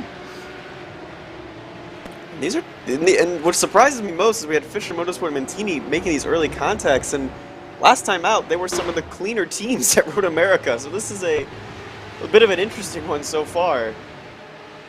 Yeah, it is, and that race control's going to be busy. Let's see how that one works out. Jonathan, you have noticed something, as that's the team out down under car having an issue from the race lead. Team down under is now going to have to serve a slow down penalty, and that's going to compromise Vince Peters quite drastically, as Team 11 now with a 1.6 second advantage over Team Bergen and Anders Myers. Vince Peters continues to serve this slowdown penalty. Let's see if we can get a look at the incident that actually happened. RaceSpotTV replay, as we see Team 11 already in front of the team down under car right now. So Team 11 looking good, down under starting to struggle a little bit more. And Jonathan, just talk us through what happened for Vince Peters here. He's lost out the lead already to the 97. He's going to be pushing really hard, gets on the curb a little bit, and now he's going to be worried about the Team Bergen car behind. I think he just sends it too far down into the S's as a way to try and be way too defensive. He gets on. Yep, no. The curbing right there. That curbing, Jonathan, is vicious. They're nicknamed the Verstappers here at COTA, and unfortunately it has stopped Team Down Under and going from first to third in the span of a lap. Not good for this team. You can see right there, just hard contact. And then the slowdown penalty from going off too just adds insult to injury. And let's take a look at another RaceSpotTV replay. What's happened here to the Porsche Owners Club in their 718 Cayman. Oh, don't tell me he's hit that anti-cut curb as well. Slinging it through left and right. Just a bit too much speed there for Michael Johnson in the 121. Comes to a rest. A bit of a dangerous part of the track, as that's the huge-ass BMW that's making its way through. That was a bit risky. Let's jump back to live pictures once again, though. You see there, that is the Team 11 car that now leads by 1.3 seconds. Let's check out this TCR battle, though, for just a moment's time, because Full Send Racing, after putting two cars at the front end of the order in qualifying, starting to struggle now, Sommel. I mean, Michael Schottler now has a 0.9 of a second gap between him and Steen Ledger out front, and Fraser Smith in the 287 has now dropped down to fourth. That Pure Sims esports machine, Michael Evdoka at the wheel of the 216 right now, looking a little bit stronger than the Full Send cars at the early stages of this race. And do you remember what happened in qualifying, Arjuna? These two guys were playing against each other in quali. They were fighting against each other, doing a bit of door bangs as touring car drivers normally do. And they are back here on the biggest stage in the race, fighting for a top position. Now, this battle is reignited with a lot more to play for. This is where you should keep your eyes on. If we're not having an eye on that, timing71.org, that is where you can go and have a keen eye on what these guys are doing. But this should be a rather interesting one. And the Team Hurstingwell car is just benefiting from the scrapping, and they've developed a bit of a gap right here. A good plug there, by the way. Perfect timing. Bottom right-hand corner of your screen, timing71.org/s/RaceSpot. Follow along with your favorite teams and drivers. You can also get minute-by-minute weather updates from in the session. So TCR cars across the line then. Top 5 as they run. Team Hoisingveld, Full Send Racing, the number 285. The Pure Sims 216. And the Full Send 287, along with the RSR by G Performance, the number 255. Let's turn our attentions then towards GT4 for just a few seconds, because there you'll see a good battle for the third and final podium spot is starting to develop. H Motorsport having to fend off Samsoid Emerald in the 199. However, they are now about 5 seconds down the road from second place, Danny Gisa in the My Days car. Team Hoisingveld 148 though, 2 seconds down the road from Gisa. So Hoisingveld looking very, very good right now, Jonathan. They have the lead in both TCR and our sport category of racing, and that Porsche 718 Cayman is starting to build up a very, very healthy buffer. We need to find as much wood as we can and knock on it, though, because Hoistingveld has consistently been a fast team in IVRA competition, whether it be club sport or endurance. But again, luck has just not gone their way, and we haven't really gotten to the big mind part yet, the big strategy part yet. So I'm hoping Hoistingveld can really nail that part for sure, as he still has the HOC gaming car behind them in the 124, who came out second at Road America, is second right now, and hopefully it's going to be a good scrap to the end between those two. Yeah, hopefully is indeed. And an executive decision up here as the producer. The 124 car, we're just going to refer to it as the My Days car from now on. But let's jump back to some of the battles in the pack for your 911 Cup class. You saw Huge Ass and Impulse racing side by side in towards turn 11. Up front as well, right in front of them, NAB Racing and the Virtual Motorsport number 70 doing battle. As also in the background of the shot, you'll see the Hell Racers cars leading a gaggle of cars as they work down in towards turn 11. iZone covers off the outside line, forces Fisher Motorsport to just back off the corner, and once again, World of Sim Racing going for a bit of an over-under, doing a bit of defense and attack at the same time. The best defense is a good offense at the end of the day. Great shot of the timing tower as we see the cars rounding turn number 15. Hellraiser's car now builds up a nice healthy buffer, slinging through the next portion of the track. More battling in this Cup class though. There you can see Virtual Motorsport being chased down by Nick Thyssen in the NAB number 8. Jump on board with Thyssen. Across the start-finish line they go. 18 minutes done. 3 hours and 42 minutes still to go. Thyssen looks to the inside and is going to think wiser of it, not wanting to send it deep under braking. We should also say, by the way, they want to send it in the S's. He may want to send it. I don't think Thyssen is that kind of guy. We must send out, by the way, a huge thank you to everyone over at ATVO. That includes Simon Grossman, Nick Thyssen, a bunch of names that I'm now forgetting as well that help power everything you see up on your screen right now. ATVO is a very dedicated partner of RaceSpotTV and indeed have been working to push forward sim racing broadcast throughout the year. Good to see Nick getting into the car as well. Not just a good hand when it comes to helping on the back end, getting everything we need as broadcasters to get up there on the YouTubes and the Twitches and the whatnots. And Nick going to be crucial in the next evolution of RaceSpotTV and our graphics package. Can anyone mention those crucial 2 words? Maybe Simon Povey is listening in somewhere. Vertical ticker, Jonathan. I'll just say those 2 words. That is a nice improvement that I'm considering, as now the 8 car of Thyssen goes down the inside the virtual machine, but now the inside becomes the outside, and the day it's going to be left hung out to dry, and Huge Ass may want to take advantage of this, but over under a little bit from Thyssen. Brave on the inside. The NAB 8 car doesn't get fully clear. Virtual Motorsport now is the defend from Huge Ass, who's right behind him, and Thyssen is clear. Good move by the number 8 machine, but now Virtual Motorsport is going to be under attack from Huge Ass. Yeah, this is great stuff right now, and this is only the 7th place out on track as we jump on board with the number 37 Huge Ass machine. Jeff Tyler at the wheel. I don't think these guys actually set a time in qualifying, so Tyler doing a great job to drive through the field as he sends it deep under braking into the final turn, gets the move to stick, and fantastic pass there. We jump forward for just a few moments time as traffic starts to be a factor. There you can see Fiercely Forward, number 34, getting through on the Impulse Racing TCR car, and that's extended some of the gaps out front. There's been an issue. Marcel Bozeman, we were just looking at the Virtual Motorsport car around at turn number 1. Fortunately, at a track like this, Jonathan, a Tilcadrome, track limits an issue, but track walls, not really an issue. So Marcel Bozeman does drop to 18th out on track, but fortunately, no damage to that car.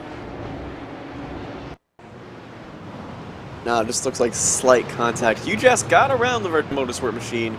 Just wondering if this is a self-inflicted error. Oh no, just someone from behind. Deep send.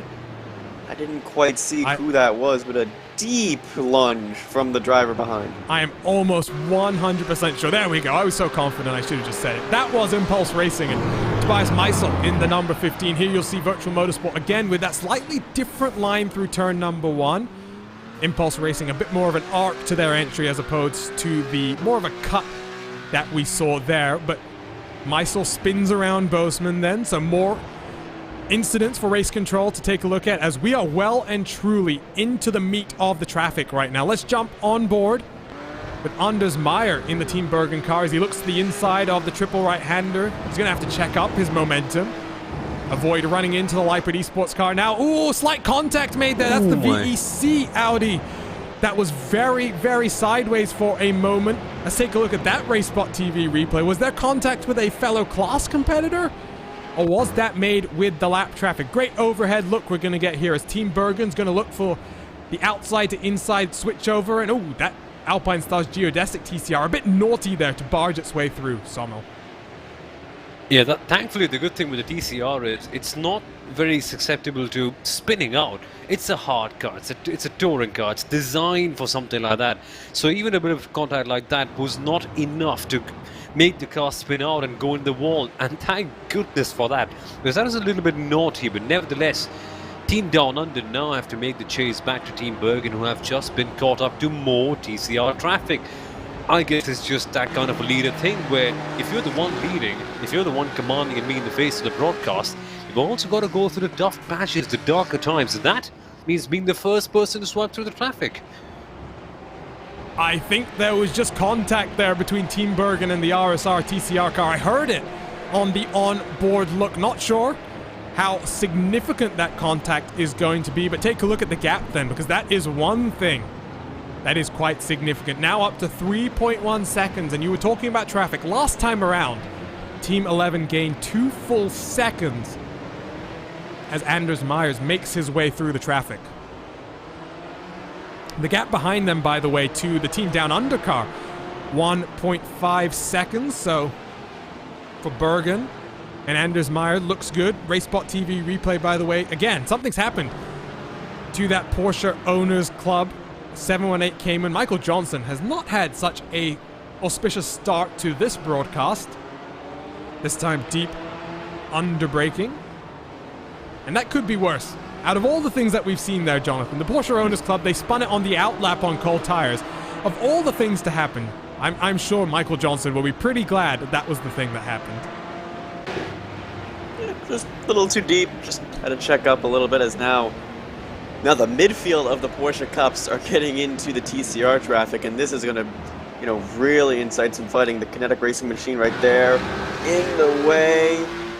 And the NAB of Nick Disson, Jeff Tyler now on the outside. He's going to have to look outside, becomes inside here. Does Jeff Tyler send it? He does send it down the inside. What a perfectly timed move. That was not the kinetic racing machine. My apologies. The kinetic racing machine is right in front of that one. Yeah, and Tyler on a very, very impressive charge up through the field right now. I mean, didn't set a qualifying time, now up into 7th position in his class, still 17 seconds behind the leader, but with safety cars a consideration.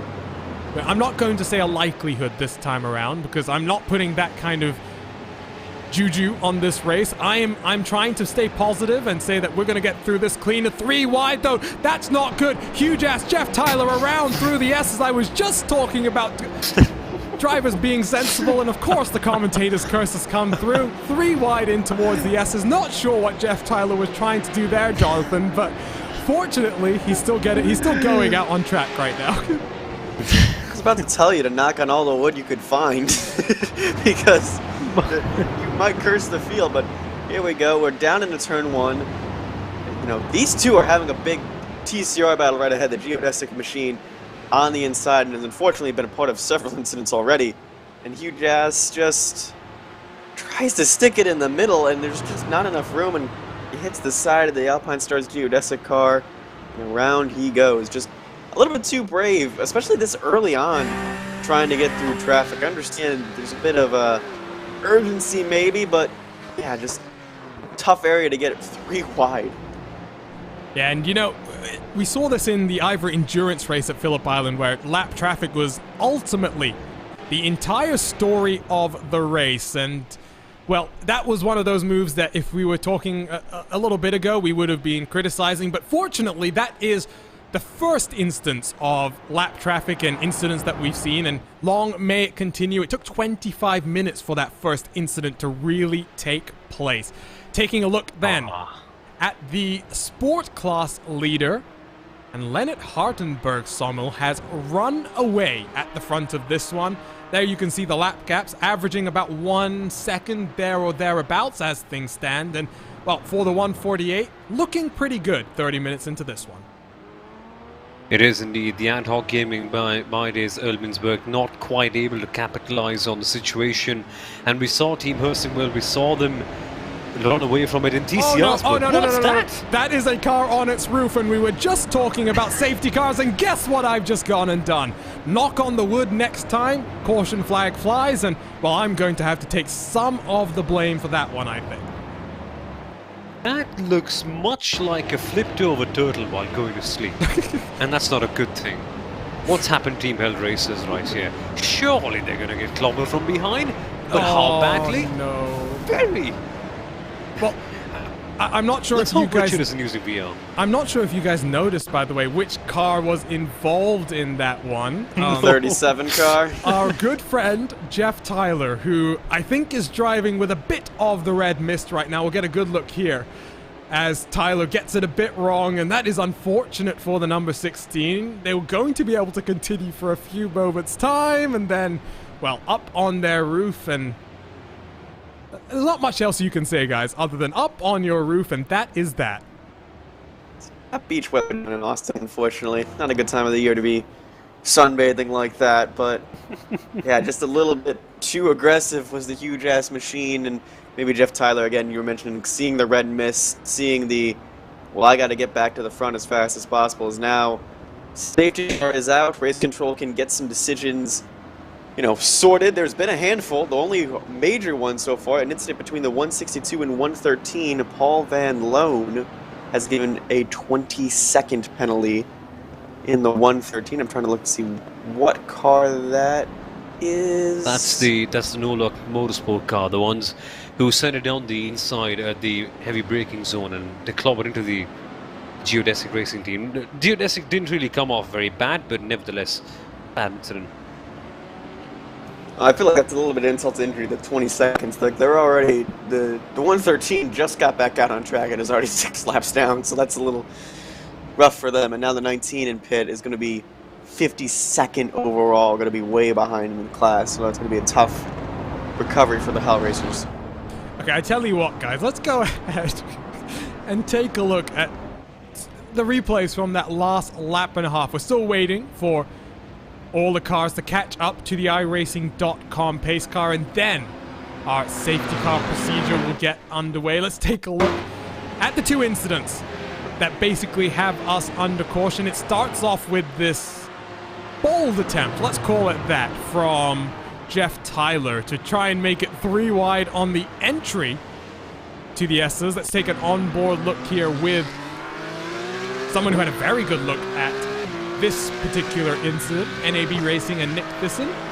Here you'll see the 3 wide attempted, and, well, Alpine Stars Geodesic has to turn into the corner. They don't have a choice. There you'll see a very, very impressive save from Spencer McCarthy as well to hang on to that TCR car after the fact. So that was the first incident, not what brought out the caution.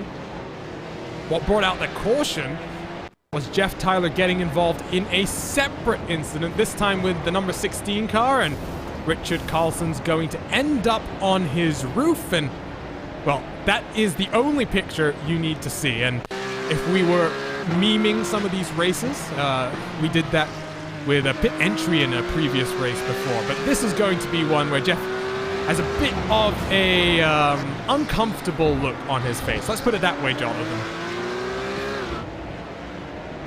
And he's going to be a little anxious about what race control might give him. Race control, again, still sorting through some decisions, so it might take some time. But that was a collision he really did not need, and if a penalty could really hurt him throughout the race. It is a long race, it is 4 hours, but it's going to be really hard to recover. Also, that VEC TCR car, what a job to avoid clobbering into him as he was spinning through the S's. Like, that was impressive. Under caution for the first time then in the second race of the IVRA ClubSport Series, 4 hours from the circuit of the Americas. You see the cars lining up on the left-hand side of the track. Any cars that pop over onto the right will get a waiver round as per the IVRA safety car procedure. And if you want to understand a little bit more about the safety car procedure, which builds upon the iRacing provided safety car procedure, head over to the website ivraleague.com to find out a bit more information. But I tell you what, guys, while we're under this first caution today, which one of you two wants to volunteer to explain this process for all of our viewers? Oh, I'd love to. No, I'd love to do this. It really tests me, so here we go then. Okay. It's rather simple if you have an open mind. So the pit lane gets closed, slam shut, as soon as the safety car comes out. If you're in the pit lane, if you're already having repairs, it's fine. You can go out there, but you have to wait at the exit until the green light is given. You can't enter the pit lane. There's a hefty penalty for that. So what happens now is the safety car comes out and it picks up the overall leader, which in this case is the Team Bergen car. Or is it a Team Bergen car? Am I slightly confused in this case? It's a Team 11 car, I beg your pardon. So the safety car picks them up. All the other cars that are in between get waved around. So let's say any GT4s, any TCRs, they get waved around and they're allowed to go to the back of their field or the top, depending on where they are. And then we have the second wave around after everything is done. So all the cars are arranged in order so that the GT4s, TCRs, everyone is all arranged properly. Then iRacing around at this stage says, okay folks, the pit lane is open, but the IVRA marshals and the stewards, they say no. We will give you a voice command message. It's only after that that you can actually go in there and make your pit stops. And that's towards the end of the pit window. So that's the reason why you're not seeing anyone in the pits yet. Because now the race control has announced that the pit window could be opening, or maybe they will announce in the next couple of laps, and that's when we could see them heading in for fresher rubber. Now, Arjuna, the big question is strategy. Because we're around halfway in through all their stints. We expect most of them to go around the hour mark. And now we just got that caution around 3 hours and 32 odd minutes. So, do you take the gamble? Do you go in? Do you do something like in Road America? Will you get invested in it, depend on more cautions and wait for this one? Or do you just bank on the caution and get your stops done already? It's a bit of a perplexing one for them. You have to think on your feet. Yeah, you really do. And I'm looking right now at my timing screen. 2 cars down onto the lane. It's the H2 Performance number 86 along with Jeff Tyler. And of course Tyler was anyway going to likely have a penalty coming down on him. So maybe a bit of strategy here for Tyler to come down, get a full tank of fuel, and play some alternate strategy after that penalty is served. He obviously can only serve that penalty under green flag conditions as well. Another taker onto the pit lane, the huge-ass 137. So, a few cars, but not too many right now, Jonathan. But strange, it's all of Huge S has pitted, along with just 2 stragglers, this has to be a weird team little strategy pull by Huge S, because you don't normally see, you know, there are 3 cars across 3 classes all come into the pits at once. Only the other 2 cars, the HT Performance number 86, excuse me, and then the 251 Roger A51 TCR car. But interesting strategy call from Huge S. I'm a little curious on what they're thinking right now. We'll wait and see then. So first caution flies. And we didn't really talk about this coming into this particular race, guys, but it was something that we did right before the 4 hours of Phillip Island. We played a little bit of a game, as I'm seeing some stopped cars on my timing screen. I hope we haven't just had a massive checkup. It does look like that's what we've had. RaceSpotTV replay for just a few seconds. Here you can see the tail end of that checkup. Fortunately, everybody managed to get through that cleanly. But going back to what I was trying to say, Phillip Island, that 4-hour race, we had, what was it, 7 cautions in the end, guys? Don't remind me, Arjuna. Let's not speak about that. Well, I tell you what, let's speak about it, but for a specific reason I want to bring it up, guys, because I think it's fair to say that IVRA endurance race from Phillip Island was a bit of a red herring. Now, we're here at a much more wide open track. It's a track without grass surrounding the track limits. It's a track that's a bit more forgiving in terms of allowing these cars to make it till the end. None of us, I think, are expecting more than a couple of cautions throughout the 4 hours of racing here, right? And so that's why I wanted to bring it up. Two very different tracks, two different types of classes, but drivers have been competing in both series, and I think a lot of them have got the message that this time around needs to be a little bit cleaner. And so far, I think it has. Like, that caution was kind of a weird little exception of someone seeing the bend missed, and then unfortunately someone going upside down. And we've seen a few incidents so far, but they've been very, very minor. So I think everyone's been pretty respectful and pretty calm. Also, again, Phillip Island it's a lot thinner of a track. It's not hard. It's very hard to keep that under control, whereas here at the Circuit of the Americas, again, it's forgiving. The track has a lot of good track limits. There's plenty of runoff areas to go. The only issue I'm seeing right now is the S's. The S's appear to be the issue, and that has been the case in both the Club Cup and here, where traffic and battling through the S's has just not been a good idea. Well, I think that's because you just said it out loud. Battling through the S's is not a good idea. And why is it that basically every time that we've seen it attempted, it's gone wrong, Somil? I mean, it just maybe speaks to the difficulty of actually trying to make that stick. And maybe some of these teams will realize that it's not really something they can do early on in these races. They need to get these races strung out a little bit more. That's when you can start maybe using the traffic a little bit more in terms of your own strategy, and hopefully we'll get a slightly longer green flag run this time around.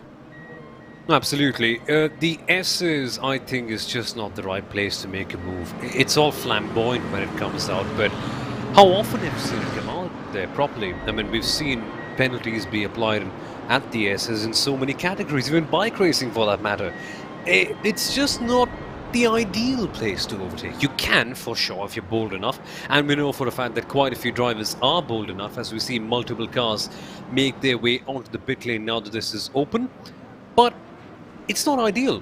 So that's why normally the sane drivers would not decide to go over there. So yeah, I don't think it's a smart place to make an overtake, unless of course someone has made a major mistake, and then you have to not compromise on that, capitalize on that, I beg your pardon, but otherwise, not quite.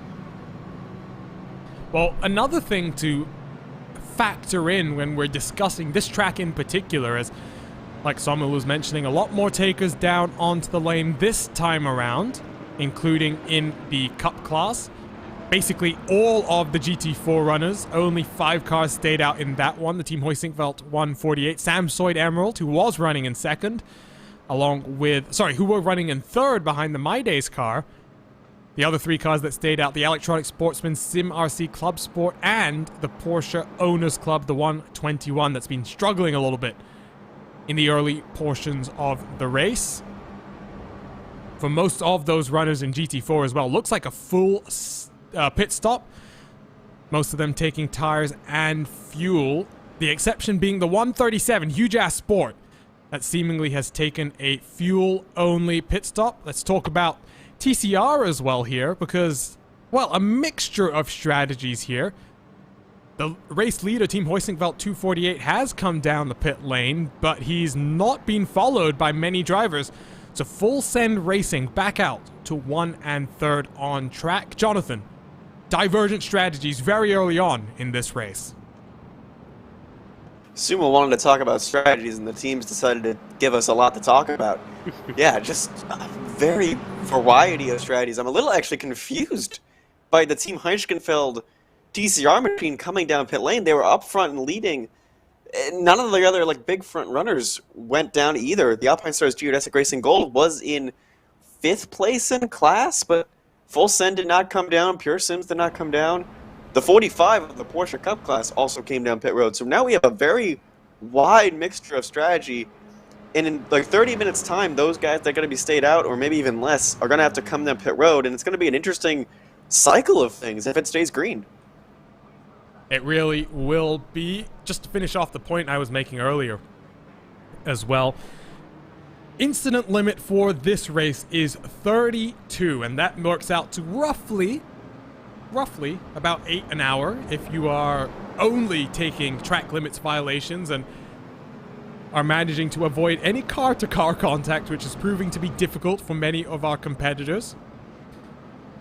So that means only 8 instances every hour that these teams are allowed to run slightly wide and violate the track limits. Lights are off on the pace car. Are we going to go back to racing this time around? We'll find out in a few moments' time. As there's been a bit of a mix-up here. You can see Tyler and Peters. Oh no, what's happening here, guys, is I think both Peters and Tyler will have end-of-line penalties for potentially coming down the pit lane when they weren't meant to. As you can see there, one of the HRT cars as well going very, very slowly. Yeah, maybe Huge Ass got it wrong going down the pit lane or something like that. But I think the Down Under team as well was stopped on the side of the road there. Lights back up on the pace car, so we're going at least one more time around under caution. And Jonathan, what we're seeing right now is the end-of-line penalty. So I'm just trying to figure out exactly why they got these penalties and why the likes of the Huge Ass sport car, the cup car, the likes of...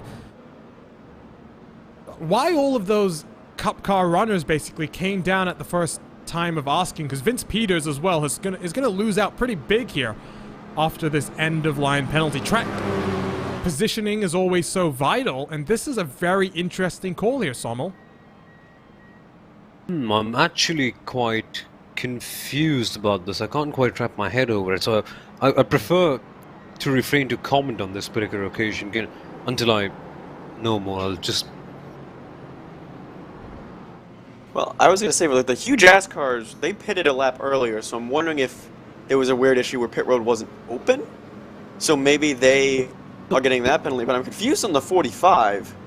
Because he was one of the first cars down. I'm wondering if he left pit road before the IVRA officials allowed him to. Well, that could be the case. What I'm doing right now, guys, is I'm just taking a look at the IVRA ClubSport Series Discord channel, where it looks like our confusion up in the box is being shared by not only various members of the paddock, but also by race control. It does appear as though there was an issue with the pit entry on the caution, so something seems to be up right now. So race control, I'm sure, very, very busy. Let's give a shout out to Casper DeCourt, Richard Bell, Julian Bell, and Tom Stanley up in the virtual booth. Kyle Burney, who has been running this league and indeed the Endurance Series under the DGFX banner for many a year before, not in the race control booth, but trying to assist teams in understanding what's happened here. It does appear as though, guys, Jonathan, I'll ask you this question. It does appear as though there's some confusion because there's some kind of and I don't want to call it a bug, but there's unknown behavior that we seem to be experiencing when it comes to this caution period. Yeah, and I think everyone's just as confused. Again, I'm wondering if on that first initial lap, pit road wasn't open. I'm wondering if that's what the thing is. Because those 5 that pitted on that first lap of pit stops did get those penalties. I'm confused, and this is the thing that throws the whole wrench into it, by the 45 that got a penalty and had to go to the end line. Because he was the first one down. So I'm wondering if, say, pit road wasn't open necessarily, which is normally the case in an end-of-line penalty if pit road was not open for oval racing. So I'm wondering if pit road didn't register being open, if race control triggered it, and iRacing took its sweet time, or the pace car trigger for pit road being open on a certain lap is very, very late. Because the pit entry here as well goes a little bit into that last corner, so I'm wondering if drivers may have to wait a little bit or something like that. We don't know for sure. iRacing sometimes can say that the pit lane is open, but the drivers have got to wait until they get a clear message from race control. No, so Well, I think that's a good point, Sonal. That's not what we're seeing here now. It seems as though pit lane was closed by iRacing somehow, but some teams were expecting to be able to come down the lane. Others maybe noticed it, didn't decide to come down the lane, came down one lap later. That might explain the behavior we saw at the front of the sport class category, but, well, nothing we can really say except we are just as confused as all of the drivers right now. Race control working very, very hard in the background. Are we going to get one more lap under caution, I wonder, while they figure this one out? Lights are off on the pace car. Looks like we're going back to green this time around then. So we're going to have to try and figure out exactly who has lost out the most as a result of this caution period, but top 5 in this Cup class, Team 11, Team Bergen, fiercely forward, NAB Racing, and the Alpine Stars Geodesic Racing Team. Back to green flag racing we go then, and we will try and figure out exactly what has happened recently. You can see there's some cars are all mixed up right now. There are GT3 Cup cars trying to make their way around GT4 cars for position. The Team Hoisting Belt 148 is now 10th placed overall, given all of this mix-up and all of this shake-up as well, as the CMRC ClubSport machine holds off the Porsche Owners Club to hold on to 4th place. And we also now have to try and also factor into everything the split fuel strategies, because there you'll see SRN Motorsports Black. They are now net leaders of this sport category. 6th place out on track, about 7 seconds behind the race leader in class. But they have done a full pit stop and service in that caution period that we are just coming out of. Let's check in on TCRs as well, because all of this mix-up means that they're mixed up as well. The H2 Performance number 22 for position gets past the Pure Sims Esport 216. And now about 9/10 of a second separating those two cars. Crash in the background as well. Who was that? Marcus Simonson, one of the cars involved in the Hell Races number 26 machine, as we get back up to racing speed. RaceSpotTV replay up on your screen. Oh, that was a car sliding out of control very early on as well. We'll take a look at that in just a few moments' time, but... Oh, boy. Oh, no. Boy, what was the Fisher Motorsports number 85 doing in that situation? Onboard replay in just a few seconds. Sommel, talk us through it. It's simple as it can get. Fisher Motorsport comes in from behind. Of course, you get their part. They want to get ahead. They want to make advantage of this whole traffic situation, but that's not the ideal way, is it? That's more like the Phillip Island way of getting past. Seems like that... Brave send. Seems like that Phillip Island race is going to live on in infamy. This is that moment that I noticed just a few seconds earlier. Samsoid Emerald trying to go down the inside of... That's the fiercely forward TCR car, I believe. Let's see if we can take another look, maybe from a slightly better chopper view this time. Here you'll see Joel Evans does a great job to hang on to this car coming through the left-hand kink. You'll see right here, uses a bit too much of that curb. Full opposite lock for the Porsche 708 Cayman. And Evans doing a very good job to hold on to that one. Back to live pictures, and let's look at the battle out front for a second, because it's closed right on in. Team 11 feeling the pressure from Anders Myers behind the gap before the caution, up to about 3 seconds. But now about 2 seconds separating the top 5 runners in this class. They'll have to get back up to the lap traffic, I think, again, Jonathan, before we see this battle getting separated out. Team Bergen on that last one was faster than Team 11 when they were fighting with the 45. So I'm wondering maybe if Team Bergen's just playing this out, waiting their time. But now, you know, we have Fiercely Forwards now in the conversation, which they weren't in the conversation earlier. Miguel Vigo, after that first lap spin, is now in the conversation. Nick Disson, who have been watching with great interest and who's been moving his way through the field, is now in this conversation. So the safety cars really jumbled this part of the field up and really created opportunities. And an opportunity for Team Bergen to take the race lead down the inside. They look into turn number 12, and they are going to get it done. Lewis Ward unable to sweep around the outside of the corner. So Bergen now out front in the number 46. And Anders Meyer looks to take advantage of our one and only caution period so far. 50 minutes done with the opening hour of the race. And we've just finished a cycle of pit stops under caution. Although, no doubt, things have changed as a result of divergent strategies up and down the field. There's so much action happening throughout my timing screen right now. I'm really struggling to keep on track with it. Miguel Vigo pushing slightly wide at the end of this train as he tries to close on up with Team Bergen out front. Let's pop on in, by the way, with the TCR leader once again. Take a look off the back for Steen Leisure, because he's got Michael Evdoka filling his rear view mirrors. And Evdoka in kind has the full send teammate, the 287 Fraser Smith right behind as well. Top three starting to pull away just very slightly. The team hoisting belt 248 now all the way back in 10th place as a result of coming down the pit lane. And Sommel, you were just asking the question, where is the team hoisting belt car? Well, they are slightly different on strategy right now, and this is going to be interesting to see how it works out for them.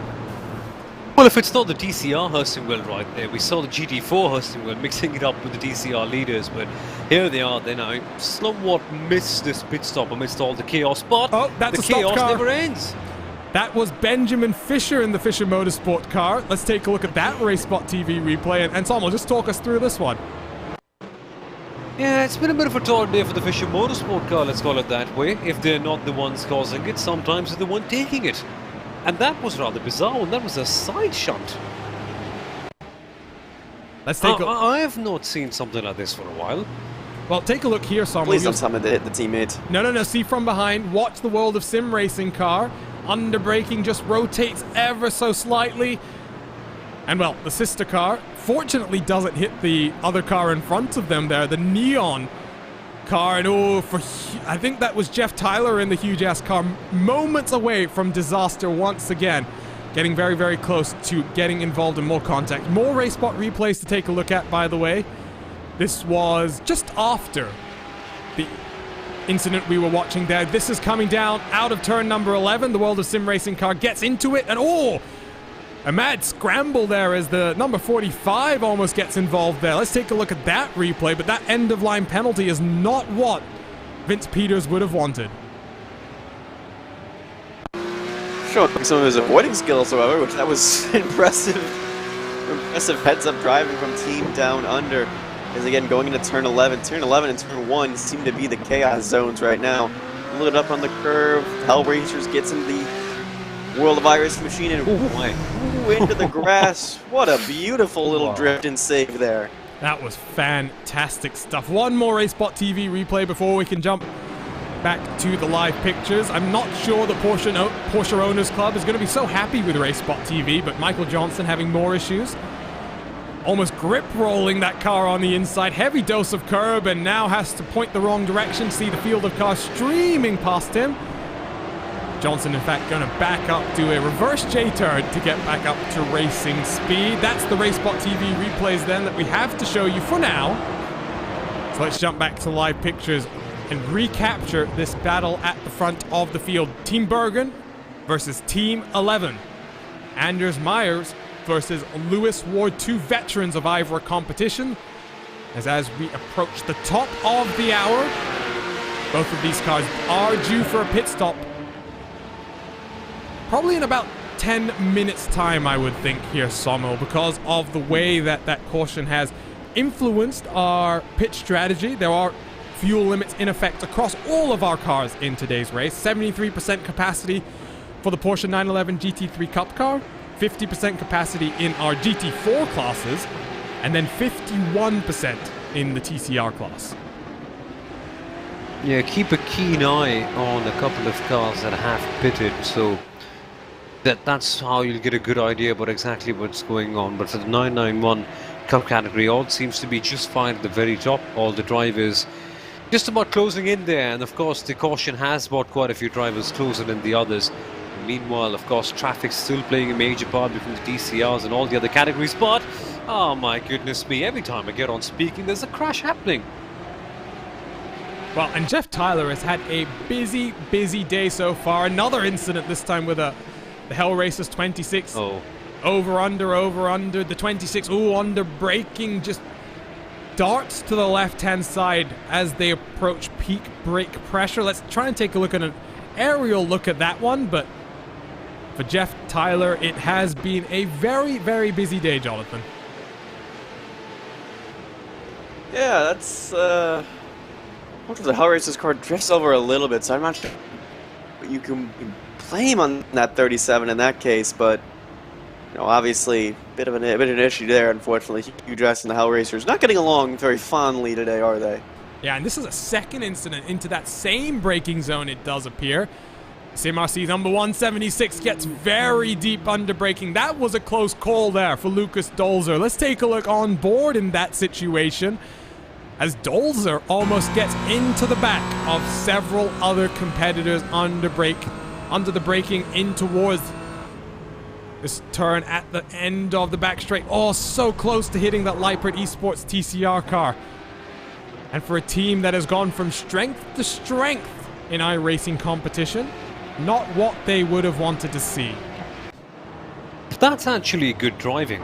Not the mistake, but the way he controlled the mistake. It's a bit like crisis management, damage limitation essentially. And what he did was just turn at the right moment, because had he turned early, he would have been on the grass, and who knows what could have happened. The car could have been spun around even worse. But then he just held on to it at the right time, turned in, and then got it done. Meanwhile, the traffic is holding quite a few people up. TCR cars at the fiercely forward machine, holding up H Motorsport and the Porsche owners. Is that the Porsche owner club car? No, that's the Marius Earlman's work car, who is just about defending hard from the BMW right behind. So it's getting a bit tricky everywhere. And even on a wide circuit like Circuit of the Americas, there are certain hotspots, certain slots where if you do find the car, prepare for a bit of agitation. And these two cars as well are the leading GT4 entries who have come down the pit lane. So this is the battle for the net race lead between the My Days car and the H Motorsport number 125. By the way, Sumo, I think you missed it slightly earlier on. We have decided that the 124 car is only to be referred to as the My Days 124 car. We're just going to make our lives easier up in the booths. But My Days doing a very impressive job. Danny Giesa at the wheel for them. And he's got Andrew Hopley behind them in the BMW M4 as they work through more lap traffic. SimRC getting checked up, by the way, on the inside as we go through the triple right-hander behind two TCR cars. That SimRC car continues to get stuck behind those two cars. Penalties are starting to come down, by the way. I've seen an issue on my timing screen for Maniti Racing, who are now diving into the S's with Hellraisers right behind them. What happened to Maniti? One of the teams that did get a penalty on the pit entry last time around, so they've fallen through the field to 12th place. Solo car incident, loses the rear end, carrying a bit too much momentum on the corner entry. And so for Whitker, Winan, that's going to drop him then into 12th place as he slots in right in front of Marcus Simonson as they work into the S's. Back to the live pictures. Let's take a look at a battle for 4th and 5th, because Miguel Vigo trying to have a bit of a fight back here, Jonathan, as he tries to close in on NAB Racing in front of him. We haven't really talked about much of the Alpine Stars Geodesic 62 machine ever since that first lap incident. Miguel Vigo's clawed his way back through the field, and he has Nick Nissen right now for company, and it's been a good recovery so far in this first hour for the 62, but now the front three are getting smaller. He's going to need to get by this number 8 machine, but he can't find a way to do it. And we ride on board with Vigo, coming through the final corner. Penalties are starting to come down. That is not the penalty that I was thinking of. Jonathan, there was a penalty that you were just mentioning, though for, I think it was the Fisher Motorsports team. Yeah, Fisher Motorsports team about really early on in the race when they got into the 86 machine of the H2 Performance car. That is a drive-through. Benjamin Fisher has already served that. He's already been down on pit lane and out. But there's still 2 or 3 penalties pre-safety car that race control is figuring out, and then everything that has happened after the safety car, they are still waiting on. Again, shout out to Race Control. We know your day is busy. Is now a TCR car. That's the No-Look Esport car, is holding up fiercely forward, and he's going to bring Nissen and Vigo into the conversation. So we jump on board with the fiercely forward car for just a few seconds. That's the No-Luck EM Sport BMW. That's down the order in 53rd place. Fiercely Forward down, past. And now NAB Racing putting pressure as Vigo as well managed to work past Van Loon. So 1 hour done, 2 hours and about 59 minutes still to go then in round number 2 of the IVRA ClubSport Series. Let's take the opportunity to run you through the top 8 in each class, but we must point out that pit stops are all over the place, and strategy is a very, very interesting call right now. So interesting, in fact, that I think Lennart Hardenberg in the GT4 Team Hoisingveld 148 has just come down to the lane, so we will get to the GT4s in a few moments' time, but for now, in the 911 Cup class, Team Bergen has built up a 1.2 second gap to the Team 11 car right behind them, with Fiercely Forward 4 seconds down the road. In that battle for that third and final podium position, Fiercely Forward doing battle with NAB Racing alongside the Alpine Stars Geodesic Racing car. A few other cars that haven't just come down pit lane just yet, the Virtual Motorsport number 70, as well as Fuga Simsport and Justin Rem. The first car that has come down the pit lane then, World of Sim Racing iZone Performance, the number 52. Danny Pedra pitted 8 laps ago. Will not be coming down the pit road then in a few moments' time. Let's talk about GT4 for a second. And the My Days 124 car has inherited the race lead. Now that the 148 and Team Hoisingveld have taken to the pit road. H Motorsports 2 seconds behind, working their way through traffic right now, with the Sim RC ClubSport car in 3rd place. That car, by the way, has not come down the pit lane just yet. Fiercely Forward in the 134, then run in 4th place. They have come down the pit road, unlike the car in front of them. And right behind them, the AOD Racing 122. SRN Motorsports, the first of their cars, sits in 6th with a second World of Sim Racing car, sitting in 7th place with the Hella Media 161 car on the edge of the top 8. Third and final class, but our favorite one a lot of the time, Totally Chaotic Racing, TCRs. Full Send Racing and Steen Ledger back to the pointy end of the field after taking the pole position. That's mainly because the Team Hoisingveld 248 has come down the pit lane as more cars now entering pit lane. Right behind the Full Send team, Pure Sims Esports, and the sister car, the 287, 3 seconds separating the top 3 cars. Kinetic Racing, a further 8 seconds down the road. They haven't come down the pit lane, and neither has Mayer's Sim Speed Performance in the 273. Then the first of the cars that has taken to the safety of pit lane, Team Hoisingveld 248, along with Bombshell Racing Team and Fiercely Forward. Sommel, interestingly there though, out of all of those cars, only one car hasn't pitted yet, and that's the 248. So, Team Hoisingveld looking like they are in a very, very comfortable spot as things stand.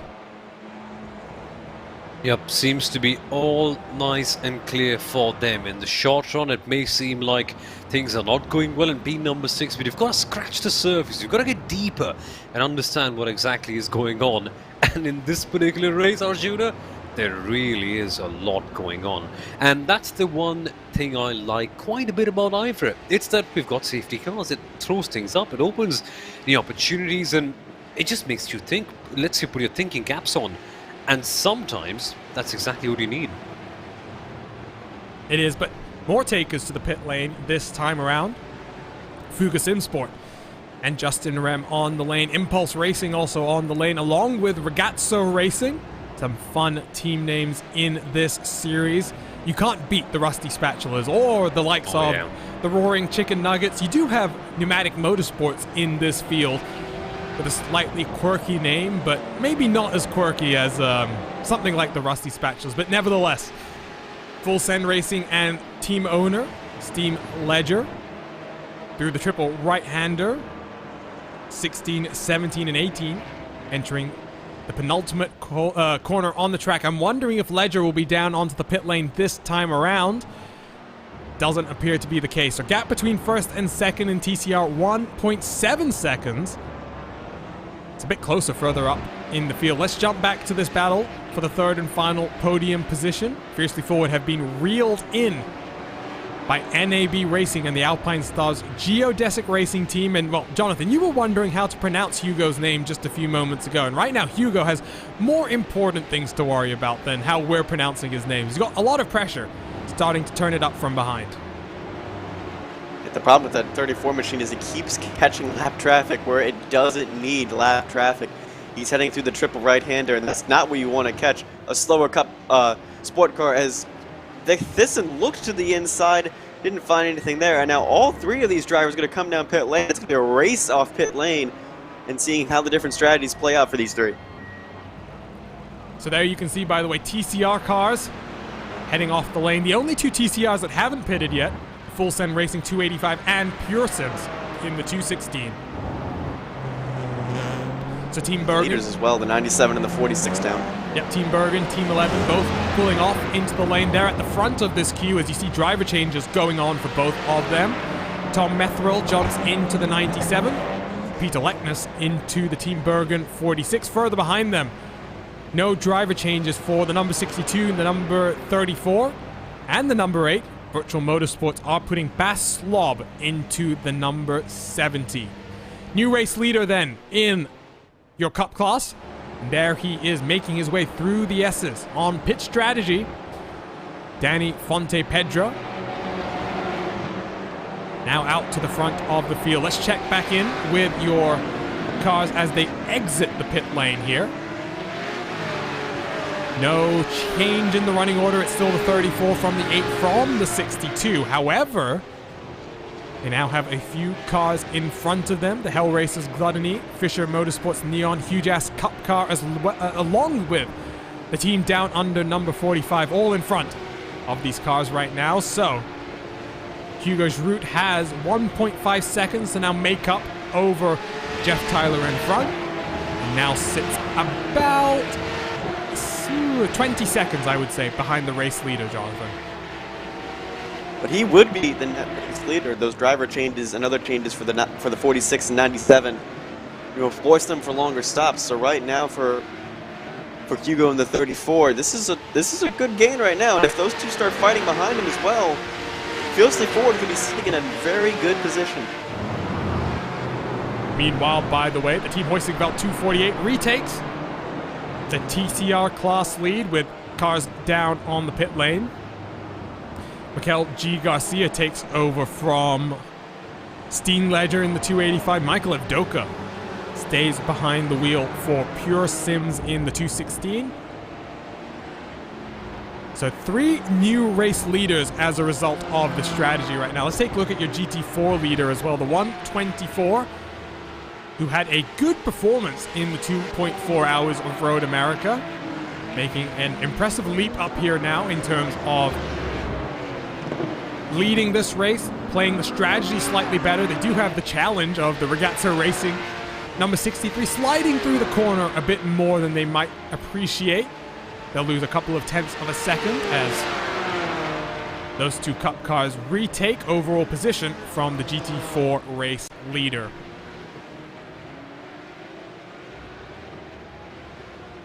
You can see in the distance, though, that BMW is not too far behind still. And it's nice to see because the BMWs did not qualify well apart from the Hitachi Motorsport team. You mean the H Motorsport team. The Hitachi Motorsport team. Motorsport. Probably a slightly different type of team. Wrong team. I'm getting my teams mixed up.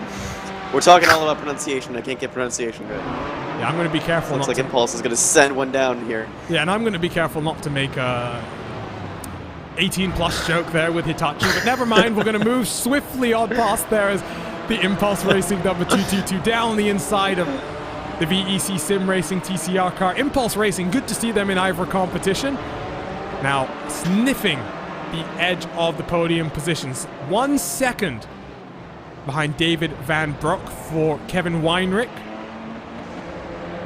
And an opportunity to work his way into the podium positions. I tell you what, guys. We've been on the air now for, I've lost track of time. We've had 2 30-minute races. We had full qualifying coverage. And now an hour and 10 minutes into this 4-hour race. It's time for some RaceSpot fan immersion. Before we get there, Sommel, I'm going to let you finish the point that you've been wanting to make. And then you get to pick which car we're jumping on board with. Ah, nice. I'll be doing this more often before we get to fan immersions, but no, battles like the one that you are seeing on screen right now, sometimes even with a team like H Motorsport, they can shake things up, Arjuna, at times, so it's good to see them. But actually, you know what, let's go with this TCR battle. Impulse Racing are the ones up ahead, so why don't we go for the ones behind? VC Sim Racing TCR, let's observe what's going on with them. And let's take a look at this battle from a whole new light. The first RaceSpot fan immersion of today's broadcast. Let's jump on board for a few laps with the 272 VEC Sim Racing and Amric Blanc. Actually, we're not going to go to RaceSpotTV fan immersion because right as I said that, something happened. And boy, oh boy, it's big drama and now more drama. Maniti Racing getting involved in that one as Miguel Vigo has lost it coming through turn number 19, and we'll see exactly what the damage is going to be for both of those cars, but that was not an inconsequential hit. Here comes the initial replay as Vigo's Vigo's going to loop it around behind the lap traffic, I think, just getting stacked up behind No Lucky M Sport. NAB Racing also involved in that one. Not going to be a caution flag this time around, but Jonathan, right as we were going to fan immersion, that happens, and I don't think Maniti is going to be too happy with that rejoin from Miguel Vigo. I don't even know if they had a chance to see it going into that corner. But I was saying, don't tell me, is that the No Luck Esports team sometimes cannot catch a break, and NAB gets right behind, Geodesic gets right behind. Hopefully not a lot of damage. I don't think this one got into the wall there. But then this hit, I think, is going to be the one that might hurt for Geodesic right there. That might screw up the steering.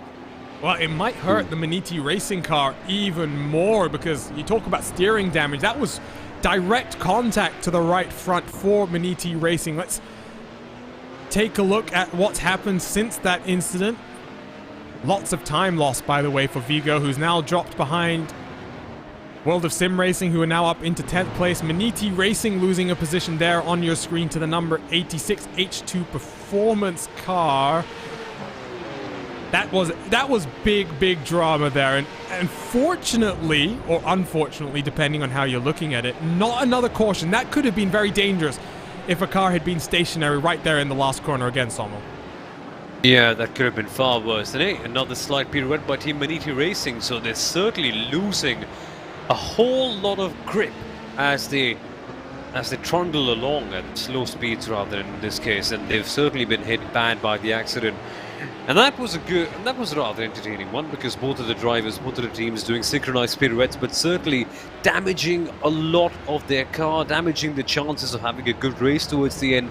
And had we had a caution, it would have given quite a few teams a big breath of relief. Certainly the Hersingwell TCR team, because they currently are out of cycle, the Team Hersingwell 248 machine, and would have given them a great amount of, let's say, relief had they gotten that safety car that particular period. That would just shift them back in, and that's certainly not the case. Quite a few teams are still ideally out of cycle, but that could change with one safety car, remember. And we've seen time and again, that one safety car couldn't be far off. I mean, it really could appear from nowhere. This is a fantastic battle, by the way, from 4th in your GT4 class all the way to 10th, and 10th through 12th are not far behind this battle as well. So the Fiercely Forward, the black Fiercely Forward GT4 car that we have been gushing about delivery throughout today's broadcast leads this little grouping of cars from the SRN Motorsports black car.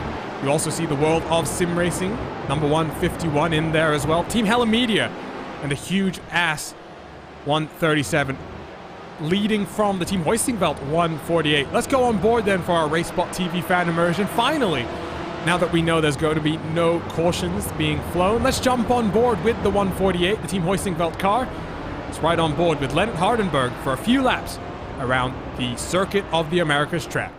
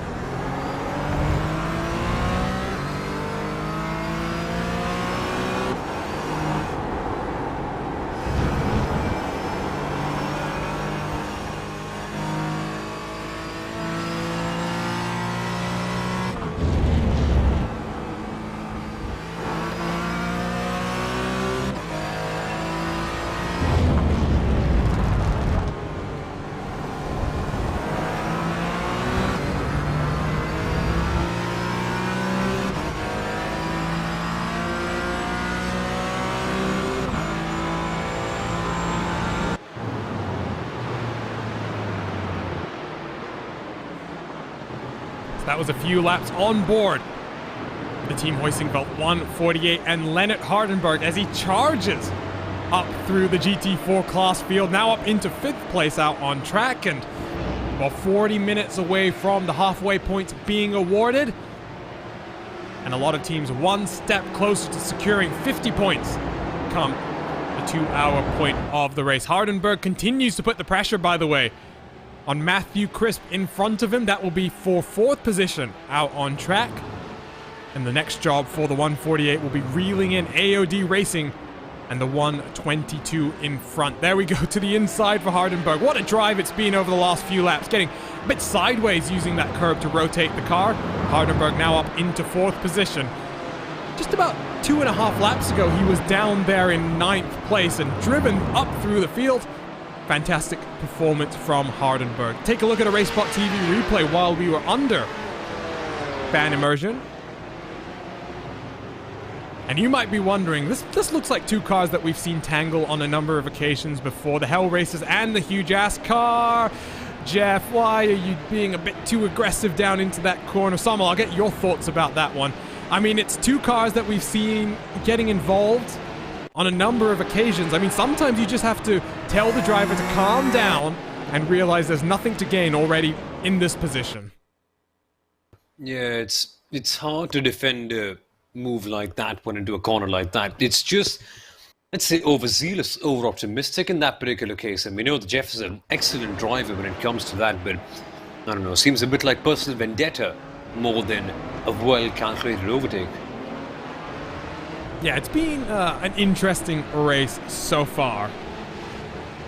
I will also just tell you, by the way, there is some nasty language being shared in the Discord right now amongst some of these teams.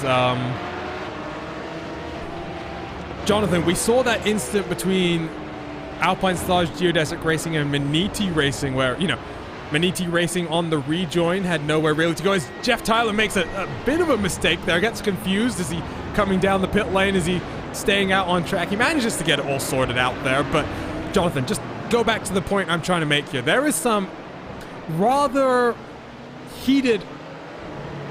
It's getting very, very heated right now in the Discord, is the best way I can put it. It's just emotions are running high. These guys are trying to compete at the top of their level, and it's been a little bit of a chaotic race, and for some of these teams, it just seems to be not getting better. Specifically for Huge Ass and for the Hell Racers, these two can seemingly not find a way, you know, to get separated from each other. They're always around each other, so it's going to be interesting. We have a few penalties coming down. In fact, there is a 15-second stop-go for the Huge Ass car, just as we were talking about, and that's the Pure Sims car that's gone off. That is Michael Evdoka off the road at turn number 1. What's happened to the Brit here as a 911 Cup car is going to sweep around the outside? Is this going to be contact with the Sim RC car? We'll see. Down into turn number 1.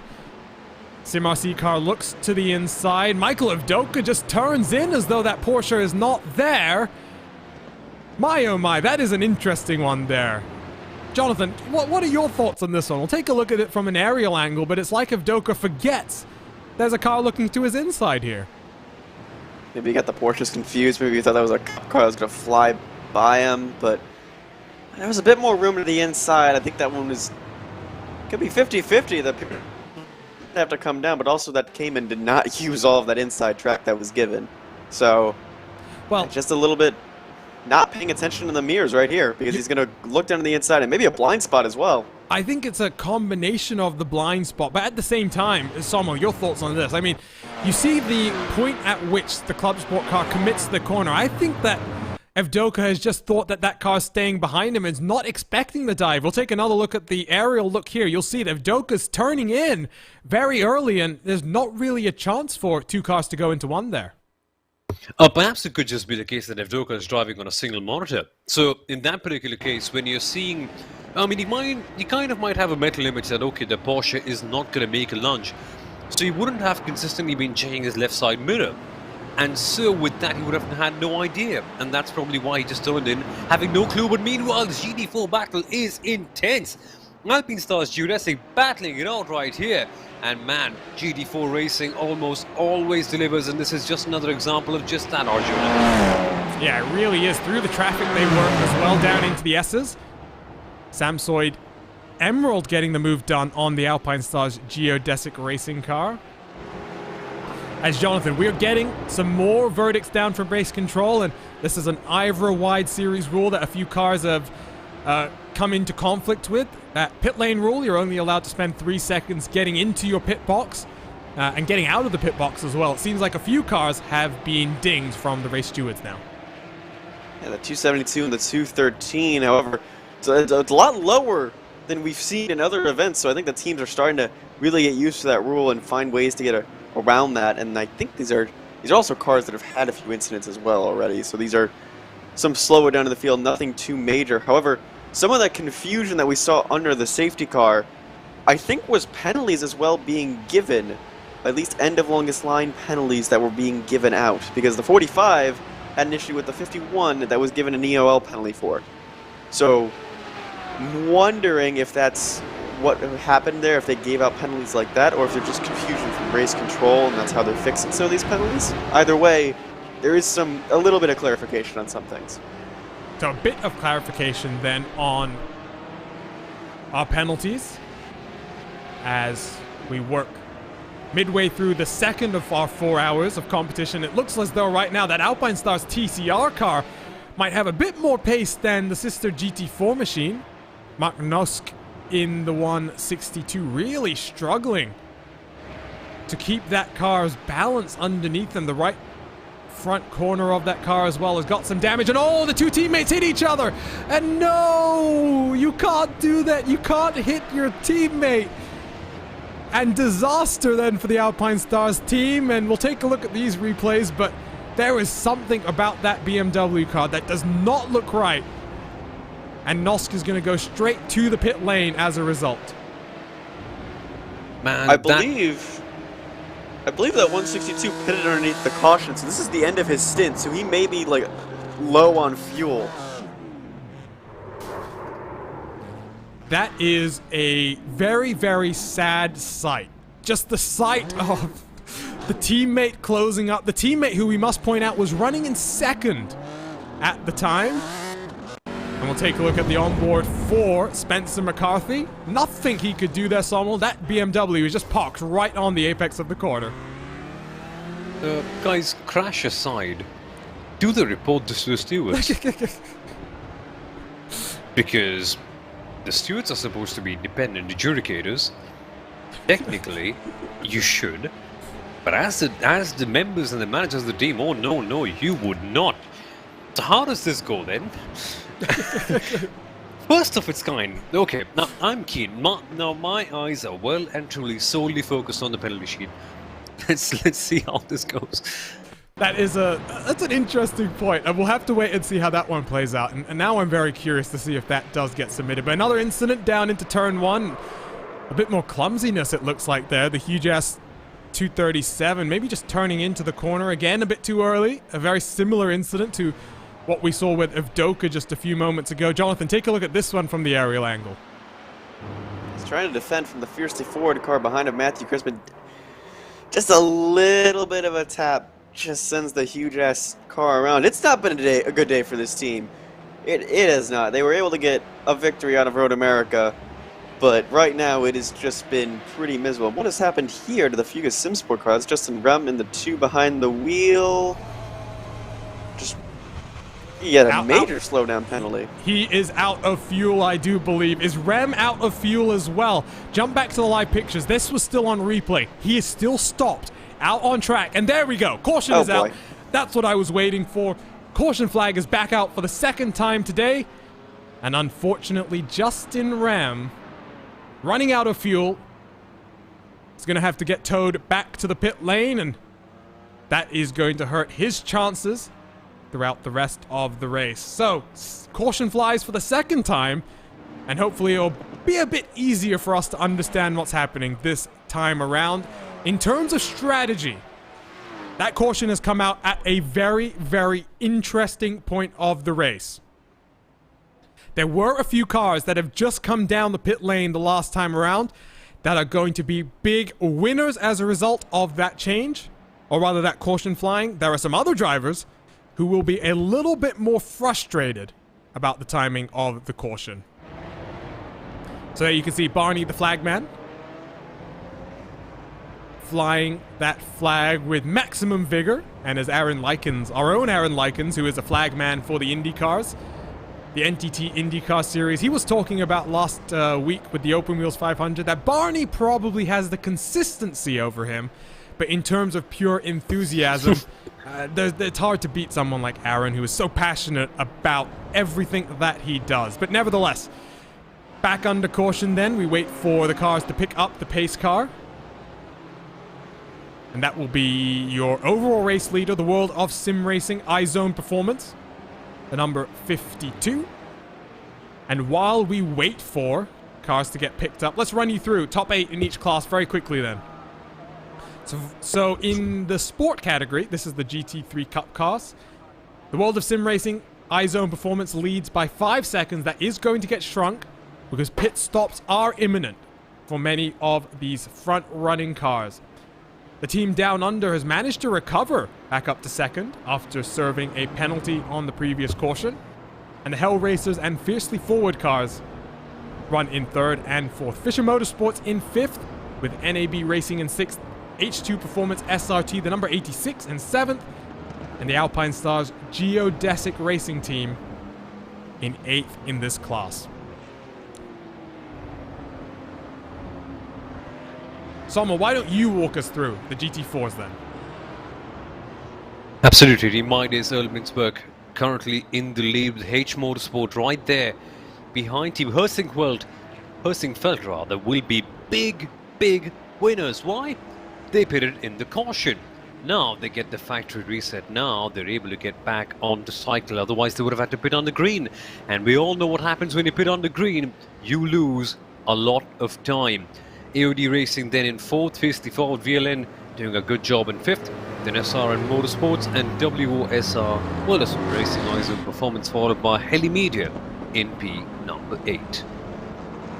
And before I hand you guys over to Jonathan rather for the TCR class, just a quick update that has come down from Justin Rem.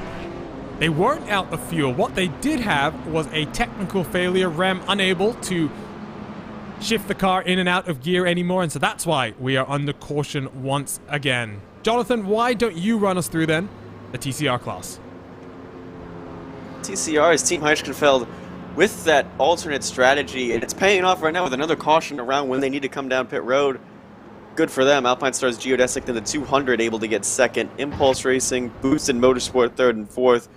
Rogers A51, VEC Sim Racing that's seen a few incidents right in front of them.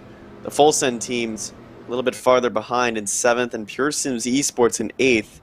The other Full Send driver, I believe, brought too far behind him in 12th. So it's a big shakeup in all these classes with this caution.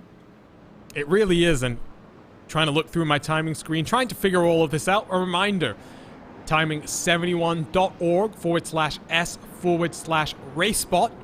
Follow along with your favorite team and drivers throughout the next 2 hours and 26 minutes.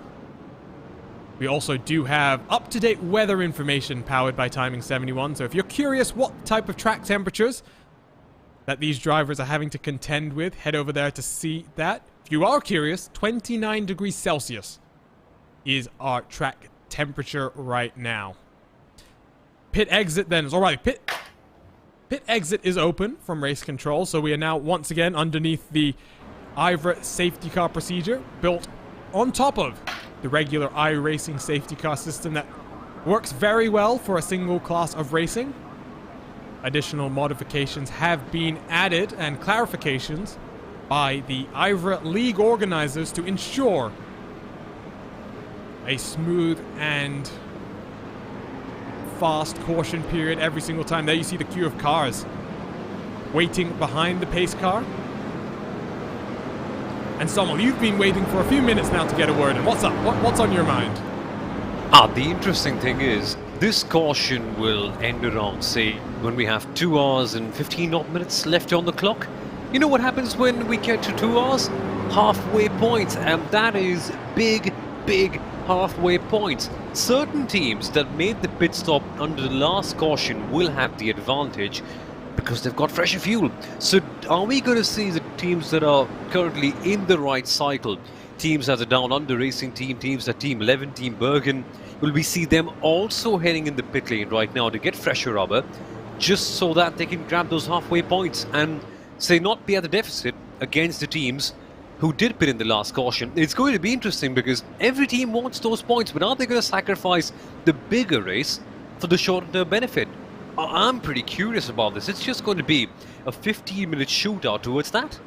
You know, you're right, and I wonder if we're going to see a few cars maybe stay out here, try and keep that track position for the next 15 minutes of green flag action that will take us to the halfway points, but now we wait and see. Few cars down onto the lane.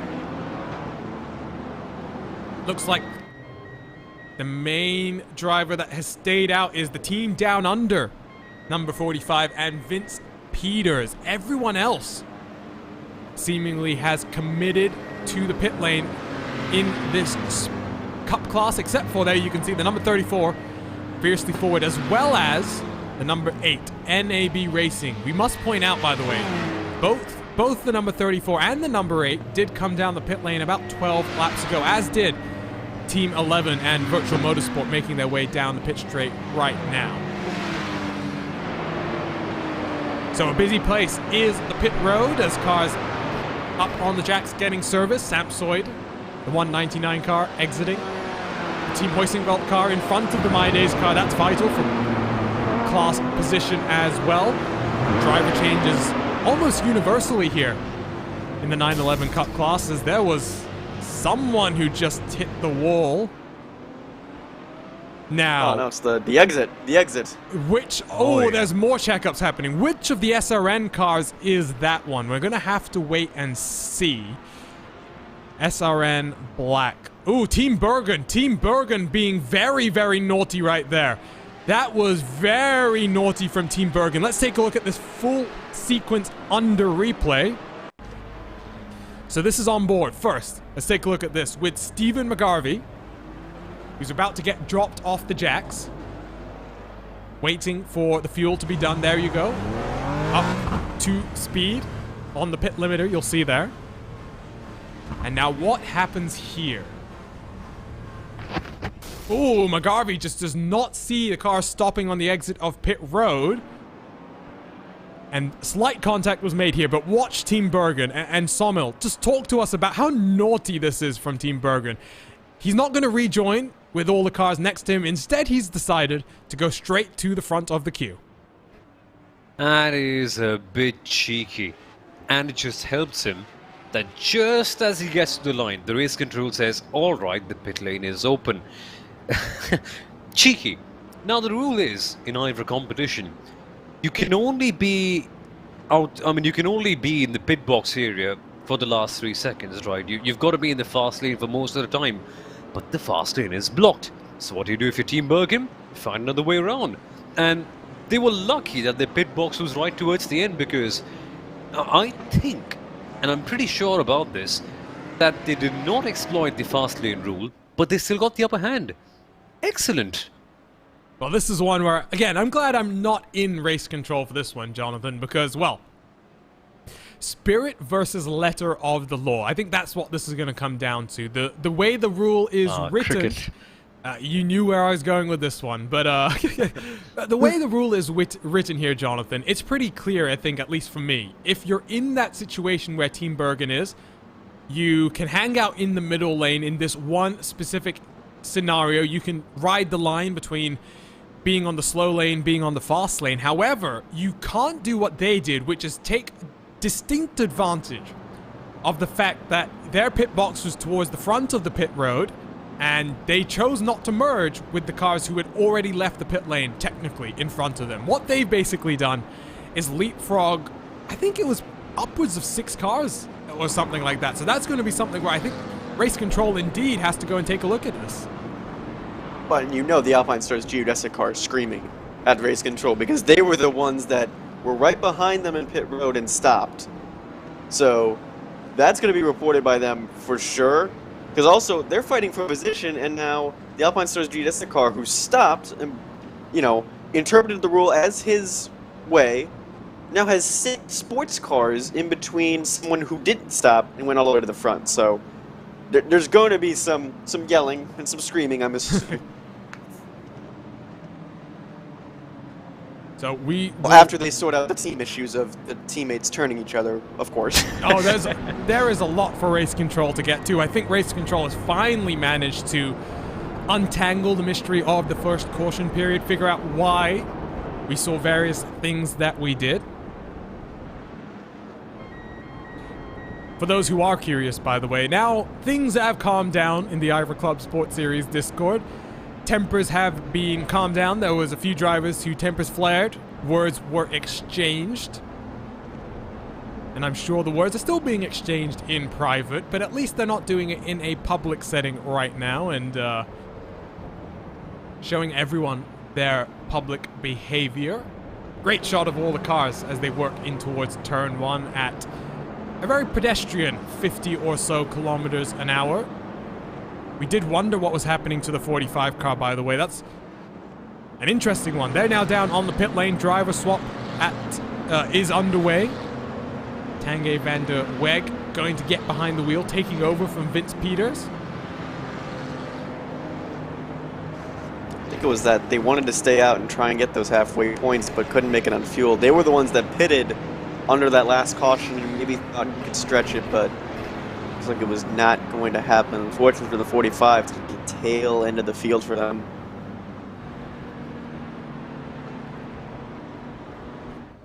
A bit of a reset here then in this round number 2 of the IVRA ClubSport Series. The 4 hours from the Circuit of the Americas. The Lone Star State hosts endurance racing once again.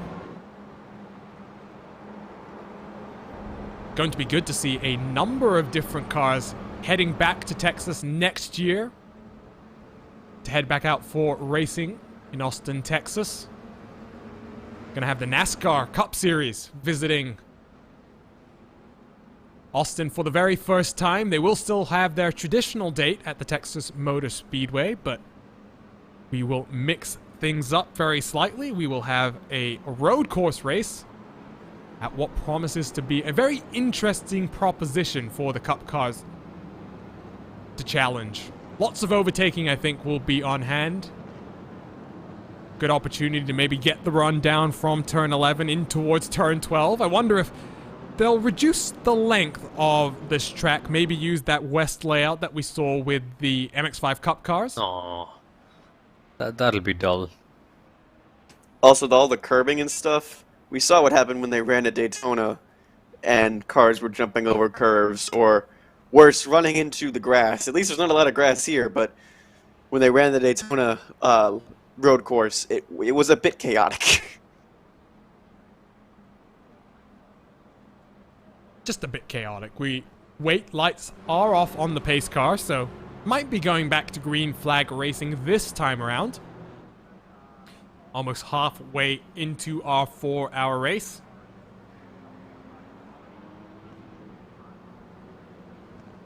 And now it's going to be interesting to see what these guys do, because the top 4 in Cup class are all right next to each other, and the leading car that's been the fastest has been Team 11, who's now in 3rd. So this is going to be a mad dash, at least in the Cup class. It really will be indeed. There are still some confusion going around from some of these teams about the pit lane process. The 199, apparently, Samsoid Emerald that we've been talking about on a number of occasions, falling foul of the pit lane penalties. They will be serving a drive-through, I think, at the end of the race, or rather at the end of this caution period. They might also have an end-of-line penalty. Not sure how that one has worked out. Lights are still off on the pace car, though, so just moments away from getting back to green flag racing. And we will have a 15-minute sprint to the halfway point where halfway points will be awarded. Field in control then of Fiercely Forward and Hugo's route. There's already some slight contact being made as Hugo is going to back the pack up, as is his right. Great shot at the start-finish light. Green light is on, and we are back to green flag racing. They're already fanning out 2-3 wide, further back in the shot. Cars do not have to wait to get to the start-finish line to be able to make moves happen. So side by side they go, down in towards turn number 1. Safely through the first corner then, and through the S's we go for the first time. Patrick Young has had an issue in the Sim RC car, so haven't managed to get through safely. There is the Sim RC car pointed the wrong direction coming out of turn number 1 as the cars continue to fly around the outside. Young is struggling to get back up to speed here. Hopefully that's not going to be a quickie yellow. The field finally passes on by, and the 176 going to get back up to speed. Doesn't look like they've taken too much damage, so we should be good in terms of green flag racing. 14 minutes to go then till halfway points. Patrick Young back on the track. Top 5 in your 911 Cup class. Fiercely Forward, NAB Racing, Team 11, Virtual Motorsport, and then Impulse Racing, the number 15. What about in your GT4 class? SRN Motorsports Orange looks to get past one of the full send TCR cars, and they've got a 1.7 second gap. Some of the cars further behind them. Alpine Stars Geodesic Racing Black, despite that contact with their teammate and potentially running out of fuel. The 162 sits in second in that class, with AOD Racing going side by side behind them with the TCR machines. Lots of mix-ups here then with the strategy sawmill, and anyone's game with 13 minutes to go to halfway points. This is interesting. This is the one big sprint that we were all waiting for. Ooh, no. The big sprint led to big crashes. That is a big one. Team Hoisingveld, the TCR was caught up in this one. Let's take a look at the RaceSpotTV replay. We're watching Ragazzo Racing and Ivan Harasta, who gets breaking all types of wrong, and he completely takes out 2 of your TCR competitors there. The Alpine Stars TCR, one of those cars involved. And I think the Team Hoisingveld 248 also involved in that one. If they were at a bowling pin, at the bowling alley, a big noise would have come from behind saying "strike," but we're not.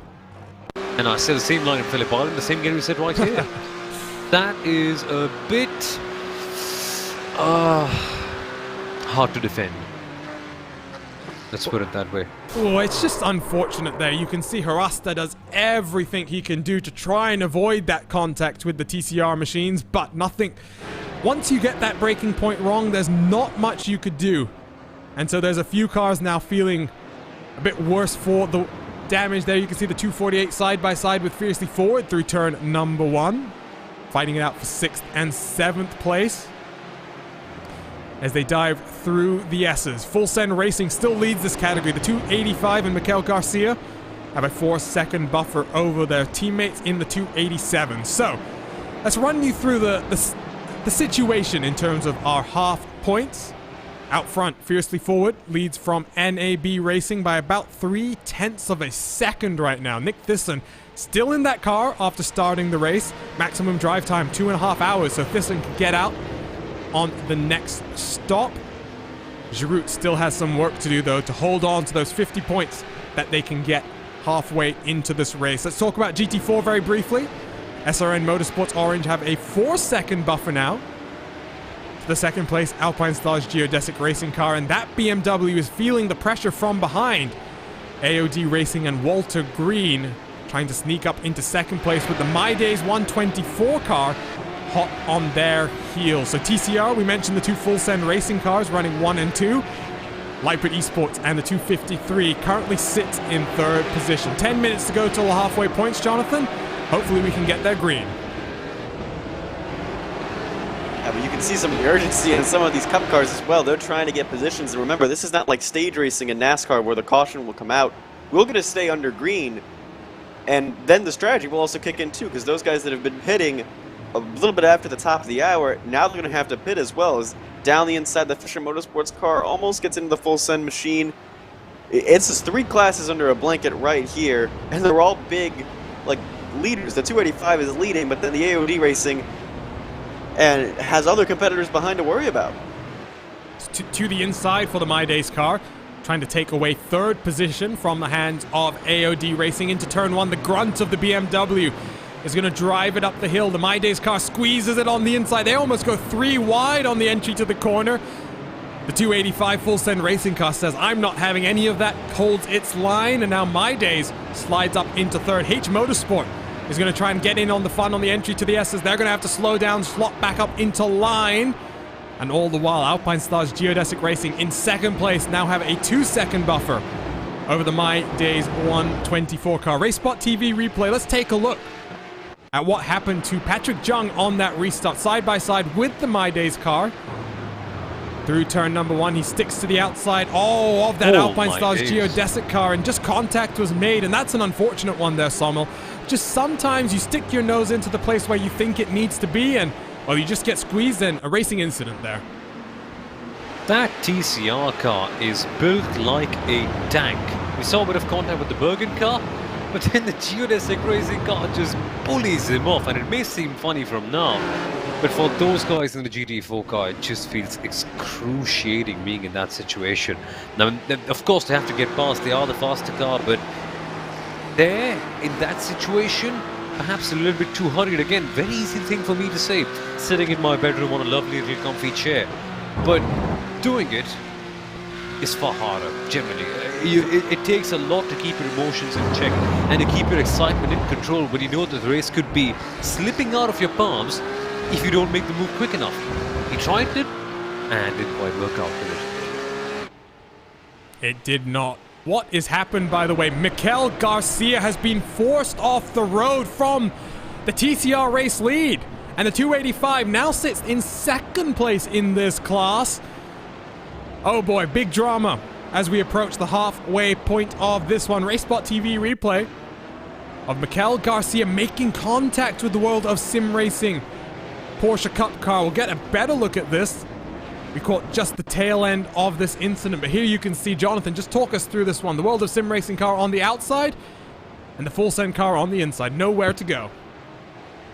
Yeah, just a little bit of impatience from the world of sim racing car, and there's probably a few of those Porsche Cup cars that are frustrated with the Full Send racing, as it's been mixed up with the sports cars for a long time and holding a lot of people up, but that was just a little bit of impatience getting through the traffic, and fortunately he's able to get back going and retain second place for the Full Send team, but that damage might prove vital later on.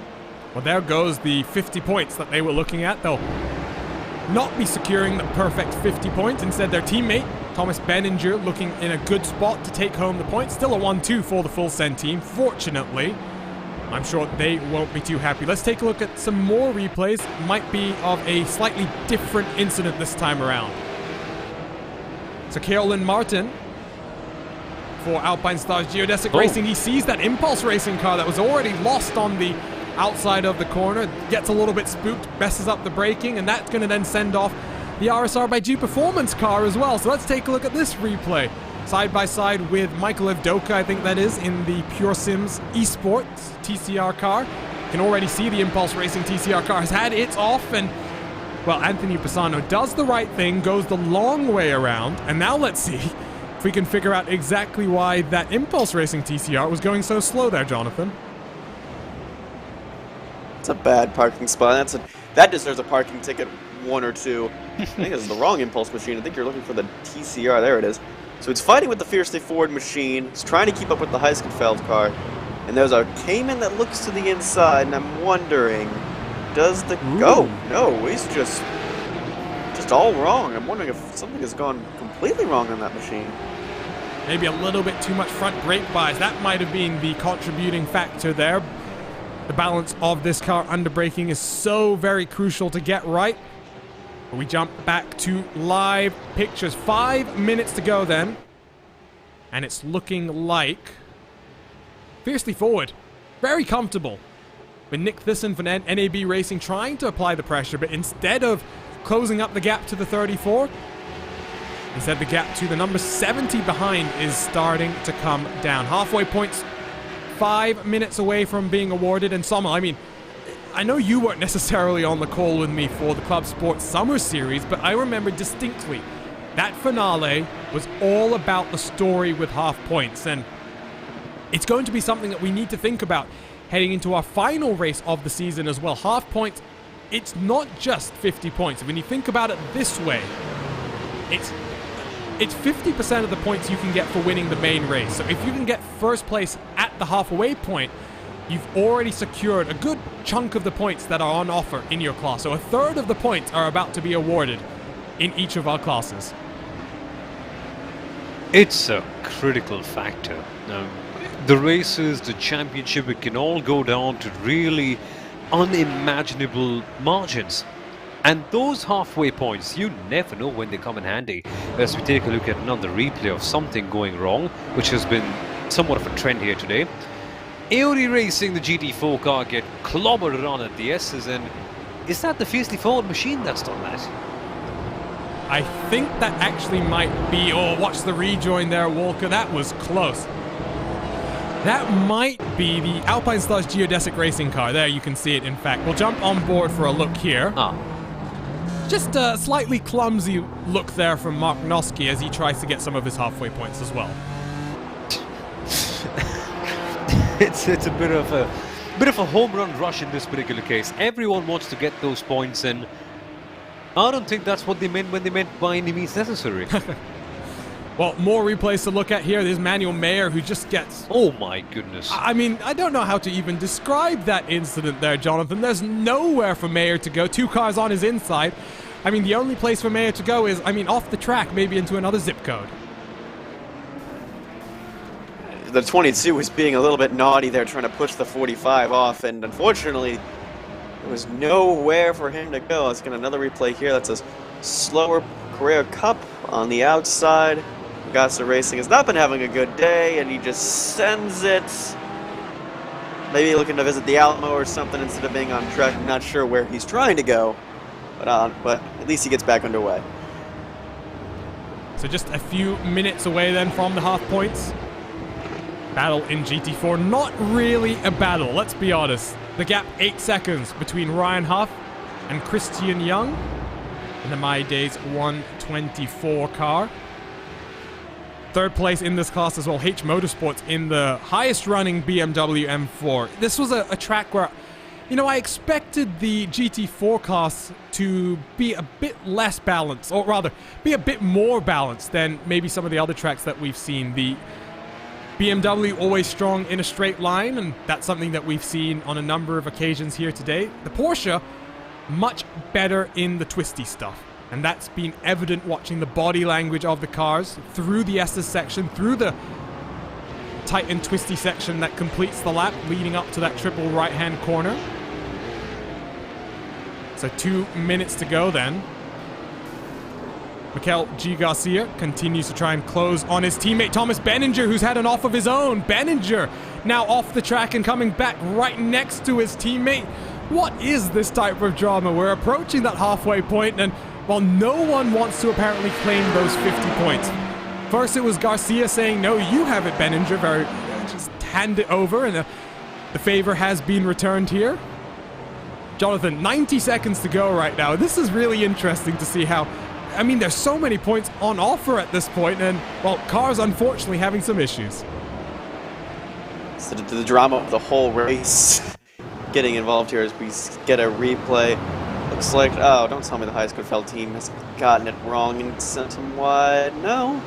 Oh, my goodness. I believe that it is the 124 that has gotten it wrong and sent him wide. And then he rejoined right next to his teammates. So hopefully not a lot of damage on that car. That was a big hit and a big off for them. It was, and while we were looking at that, more replays to take a look at. Kalen Martin in the Alpine Stars TCR car, coming down in towards turn number 12. Are we going to see that same dart to the right under braking? No, he gets it wrong in the middle of the corner, carrying a bit too much speed.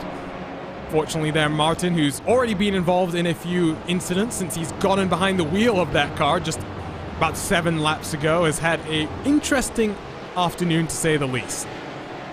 Other cars that it's been interesting for include one of our only retirements from today's race, the Sim RC ClubSport 176, One of the few cars that has had to retire as a result of the contact. So, we're about to cross over then the 2-hour mark.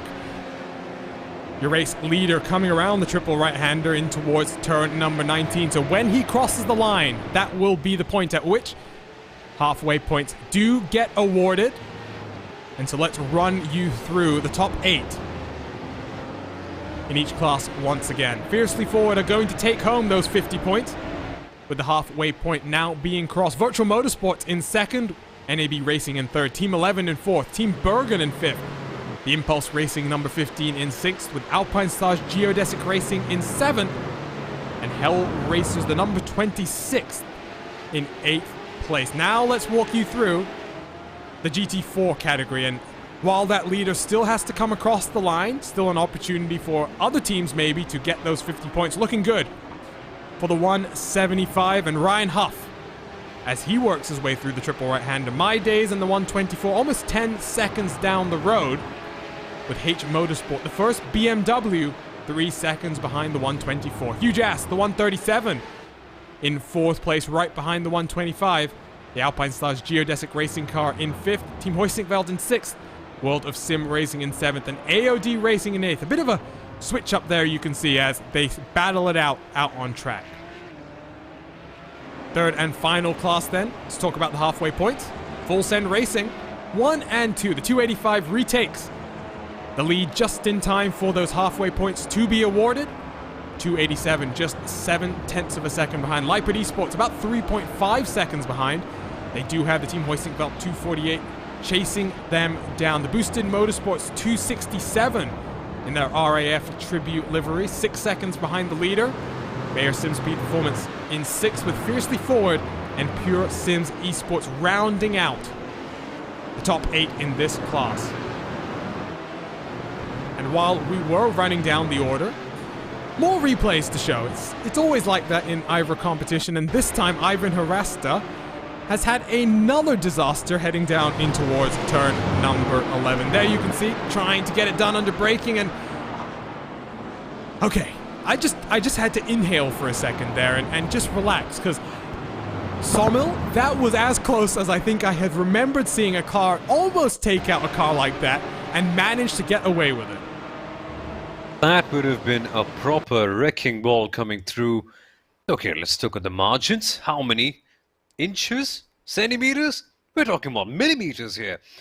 Poor old Ivan Harasta, the poor fellow, just having such a bad day today. He's such a likable character. We've seen him put in excellent performances here on RaceSpotTV, but when it goes wrong, well, when the floodgates open, that's what the term is.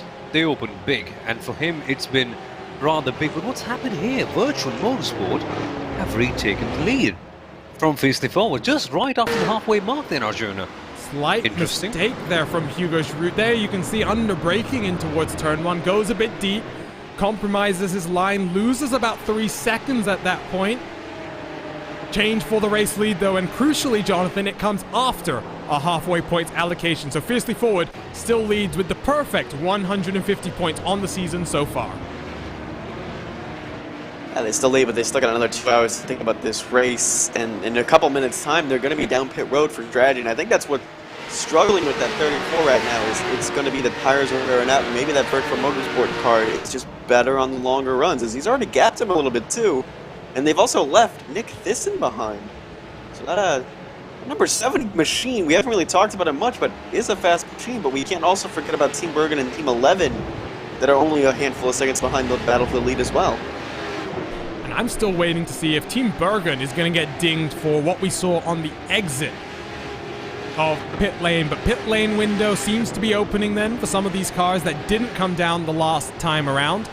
The World of Sim Racing iZone Performance number 51 down onto the lane. Carlos Garcia getting into the wheel of that car as they get back up to racing speed. The overall race leaders dancing their way through lap traffic at the Circuit of the Americas. Final corner, the 34 down the inside of the number 200, going to get through cleanly. And there is so much stuff for race control to continue reviewing here. I mean, we can give... I'm just looking at this sheet right now, Jonathan. Anything standing out to you in terms of these penalties as they've come down? Well, the 78, and I'm going to make sure I'm going to get these teams right here. Mantini has been given a 10-second stop-go for an issue with Miguel Vigo that was earlier. The number 51, I believe that's the iWorld by SimSport Racing Machine, or the World of SimSport Racing Machine, the iZone team, have also been given a stop-go, and they've already served it as well. And the number 85, when it rains and pours for Fisher Motorsport, they had to also serve a penalty as well. That's here, 20-second stop and go. The 134 just got a warning, and other things have been cleared. There was an issue apparently with the 26 and the 51 that was cleared. As we look back here, well, this is a bit of a cluster, and first off, that's a beautiful livery that we've yet to point out today. But this is a bit of a cluster. We have TCR and the sports cars all battling. All these are for position in their class. So very, very interesting as the TCR is trying to get around the sports cars, which is amusing. Yeah, not sure what exactly happened to Jason Lundy. One more RaceSpot replay to take a look at on the entry to the final corner. All by himself, so looks like he's going to get it wrong maybe on the middle of the corner. Outbrakes himself for a moment. There you'll see the team hoisting. Well, 248 that now has to give way as Pneumatic Motorsports rejoins the track there. At the same time, by the way, there was another incident. Kalen Martin involved in this. He's not been a fun day for Martin since he's gotten behind the wheel of that car. It's just been from incident to incident, this time losing the rear end midway through the corner. Fortunately, the lightest of spins in that situation. Let's jump back to live pictures. NAB racing down onto the pit lane, along with Team 11 and Tom Metherell. So, pit window is open for the cars that wanted halfway point and Sommel. This is a slightly interesting way to look at this. Some cars going to be able to go 12 laps or so from here. Team Bergen, Alpine Stars Racing, for example. But Virtual Motorsport and Fiercely Forward will be down onto the lane the next time around. Now, this is where you've got to put your thinking caps on. It's going to be interesting to see how everything transpires towards the end of this stint, because these folks that have pitted on the pit lane right now, they'll be coming back in and out. But all those other guys who are seeking those halfway points, they're going to be in 20-30 minutes later on. They're essentially out of cycle, which may not necessarily be a bad thing if we have a late race caution. But are we sure about that? Again, it's a bit like walking into Las Vegas and rolling those big roulettes. You never know which number it's going to land. It just takes one rather unfortunate incident or one rather thoughtless move to get that yellow flag out. And that could pretty much change the entire landscape of this race. Because for now, multiple teams like the Fiercely Forward, the one that you're seeing on your screen right now, are on course for a green flag pit stop. And again, speaking of one bad move, oh, Ivan, well, come on, mate. Again? Ivan, please don't come out onto the track. He's got significant damage to the left front tire, it looked like, from the previous shot that we just saw. We'll take a look at the replay in just a few moments. You can see the damage to that left front corner of the car. So it looks like we're going to get away without another safety car right now, but Ragazzo Racing, another team struggling quite a bit here. We'll take a look at the replay. Was this contact then with H Motorsports?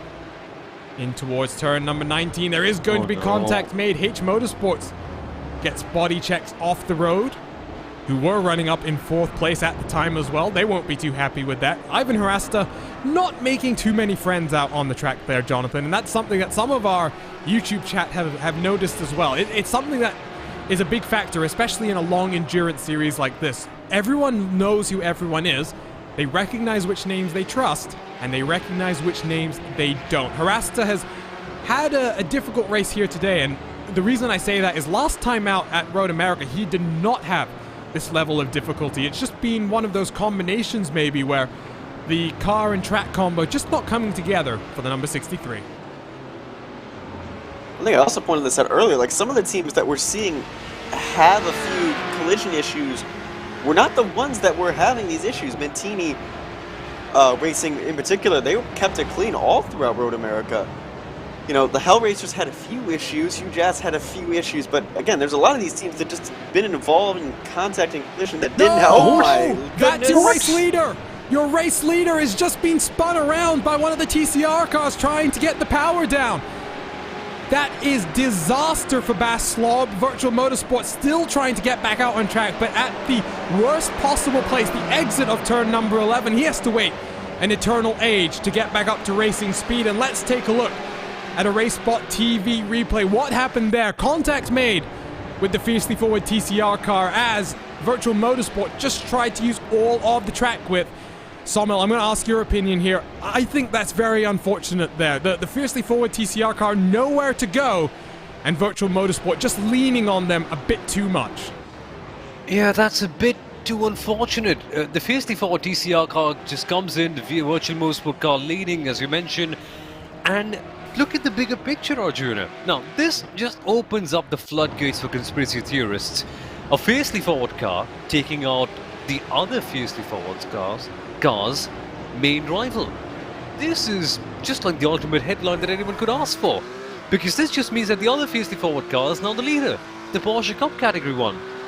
And it's hard. I mean, it can be a bit, you know, sometimes it's a bit bad to laugh at other person's mistakes or whatever, but Hugo Jure at the wheel of that car will just be jumping with excitement.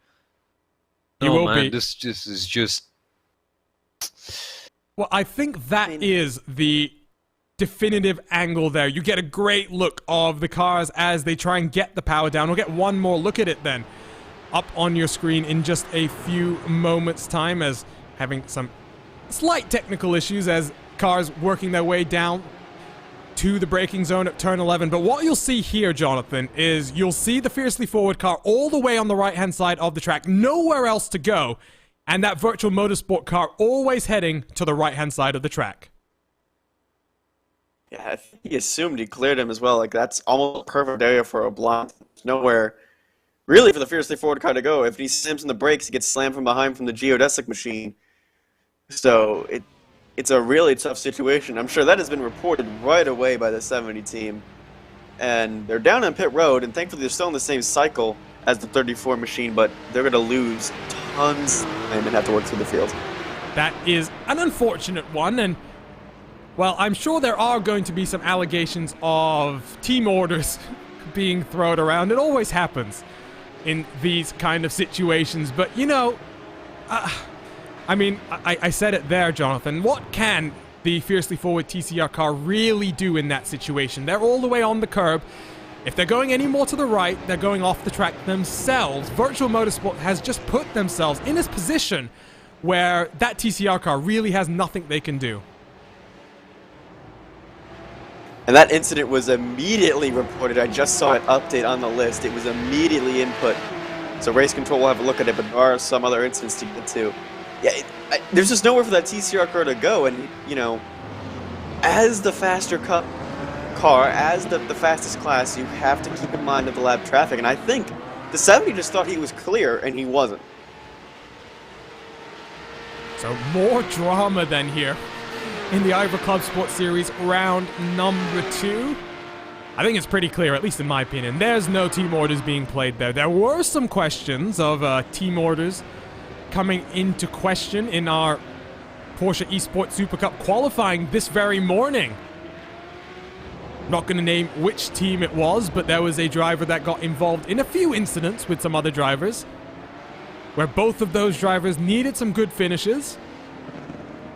This aforementioned driver drives for a team where one of his teammates needed a good result, and some bad luck for his fellow competitors. Well, the bad luck came to his competitors in the form of his teammates' bumpers. So, I think that was a bit more clear, not clear cut, but at least debatable in terms of the team orders and what was being played that time. This time, though, very clearly a racing incident for me. And Jonathan, correct me if I'm wrong here. The way this is being reported is that this is the 234 car that has reported the number 70 for that infringement. It's not the other way around. It's not the number 70 coming and complaining about what the TCR car did.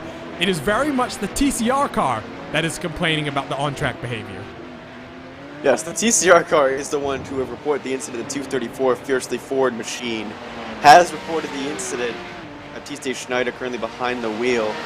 So they've reported the incident, so that's going to be under race control review. However, I think, Sumul, you may have gasped as well when I noticed this. Miguel Vigo, the 62, has a 45-second stop-and-go penalty. Yep. And that is going to severely hamper that 62's chances of a good finish. Arjuna, should I start calling him Manuel Vigo once again? Because last time I did, he was doing quite a good job. Well, clearly getting his name wrong is triggering Manuel Vigo, who... Miguel, please, just take this all in the lighthearted manner that it's meant to be sent in. But what a disaster for that team there, Sommel. I mean, we saw the incident. We know why this one came down. This was the rejoin between Miniti Racing, where they got taken out from the rejoin from the geodesic car. But, I mean, 45 seconds, that is a harsh penalty. Given that, I mean, at the end of the day, that's a rejoin. I'm not trying to go either way on the decision from race control. They're in race control. I'm up here in the booth. I'm very glad I'm up here in the booth and not having to make these decisions. But that is a very steep penalty for what ultimately is really just a miscalculated rejoin when that car was already facing the wrong way. I can't quite comment on that because it's been such a long race that I've totally forgotten about it. I'll have to watch the replay once again before commenting, but it's better to refrain to say anything rather than think something wrong, so I think I'll pass on this one if I can. I think passing it on is probably fine. I know there was a certain team manager who wasn't too happy with some of my characterization of driving in the IVRA endurance round, but I'll just be honest, that was some of the shoddiest overall racing quality that I've seen in a long time. Not what we expect from IVRA competitions. Good to see this time around. It has been much better. However, it's been so busy for race control that they haven't even been able to get to the halfway point situation. So we'll try and get you an update on the confirmed standings in a few moments' time. But in the meantime, we're watching a battle at the front of this overall lead, and Team Bergen, no penalty has come down for that pit lane infringement that we may have spotted up here in the booth. And now the pressure being put on Miguel Vigo Sommel. I'm going to make sure I don't get his name wrong, because the first time I say it wrong, I'm just going to keep on going. Well, you've gotten to the right pronunciation of my name at the end of the day, so perhaps you can do with his as well. Any boxes, finally. Well, Vigo then... That's for the 45-second stop-go. So yeah. Vigo then on to serve his penalty, and that's going to be a big bummer then for them, Jonathan. Yeah, because not only do you have the pit delta, like this is almost like a full pit stop almost for Miguel Vigo, and he's not taking any tires or anything in the pits. It's just a big penalty. But now, again, we have to wait and see if this Team Bergen car will get a penalty for that pit lane infringement. Again, there's still race control still working on it, and they are doing a really good job of trying to get through as much of these penalties as they can. But this is going to be the other key one that could decide. There's also another one where the 52 has reported the Team Bergen car as well, and I don't quite remember an incident between the Team Bergen car, and that is the World of Sim Racing iZone Performance Machine. I don't remember what issue happened between those two, but two possible penalties for Team Bergen. Well, one penalty that we can confirm then for the huge ass number 37. They will take a 5-second stop-and-go penalty for contact with the 26 car. And we have seen that huge ass car getting involved up and down through the field. If we're being completely honest, Jeff Tyler has had a good day and a bad day. Some impressive pace being shown, but aggressive driving not endearing him to some of his fellow competitors. We've been focusing on this GT3 Cup battle for a little bit. Let's talk about GT4 for a second. And, well, what can we mention other than for the SRN Motorsports Orange team continuing to build the gap out front? Traffic is playing a factor. You see that last lap around Christian Jung for the 124 My Days team, closing by almost 1.3 seconds, despite the fact that SRN didn't really lose too much time, 0.6 of a second slower than the last lap for Ryan Huff. And this is going to be an interesting fight all the way to the end. Slightly different strategies. SRN Motorsports needs to come down to pit a few laps earlier.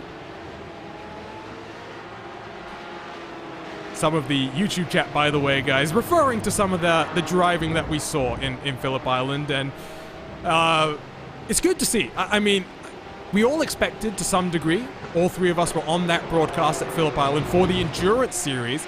We expected a lot of action, we got all the action that we were expecting, and we've gone from that tight and twisty circuit to a tiltdrome. Lots of space, lots of runoff area, and while we've seen some interesting approaches from various teams, different lines being taken, so that might indicate slight differences in terms of your setup. It's great to see at a place like this, Sommel, so many different lines, so many different approaches that the teams have been able to try and take. Yeah, we saw that primarily with the Mazda MX-5 Cup, with all the different racing lines that we had on offer. But here, it's been slightly more different, let's say, in terms of the sports car racing that we're getting to on offer right here. Meanwhile, fiercely fought the VLN team chasing the AOD racing team in the GT4 category. Just coming back on the point of different lines, different approaches. Yes, of course, tiltdromes naturally have more space. You have more variety, and when you're lapping cleanly, when you're lapping normally, your approach is more or less the similar one. Just try to be on the fastest line, trying to avoid others, blah blah blah, all the normal stuff. But with traffic involved, when you're trying to pass someone with traffic involved, so many things that could change, much like the shape of your car if you crash into the pit wall, which is what the Rogers A51 team sadly have done. And what's happened there? That is a very bizarre place to have an incident. We'll take a look at the RaceSpotTV replay then.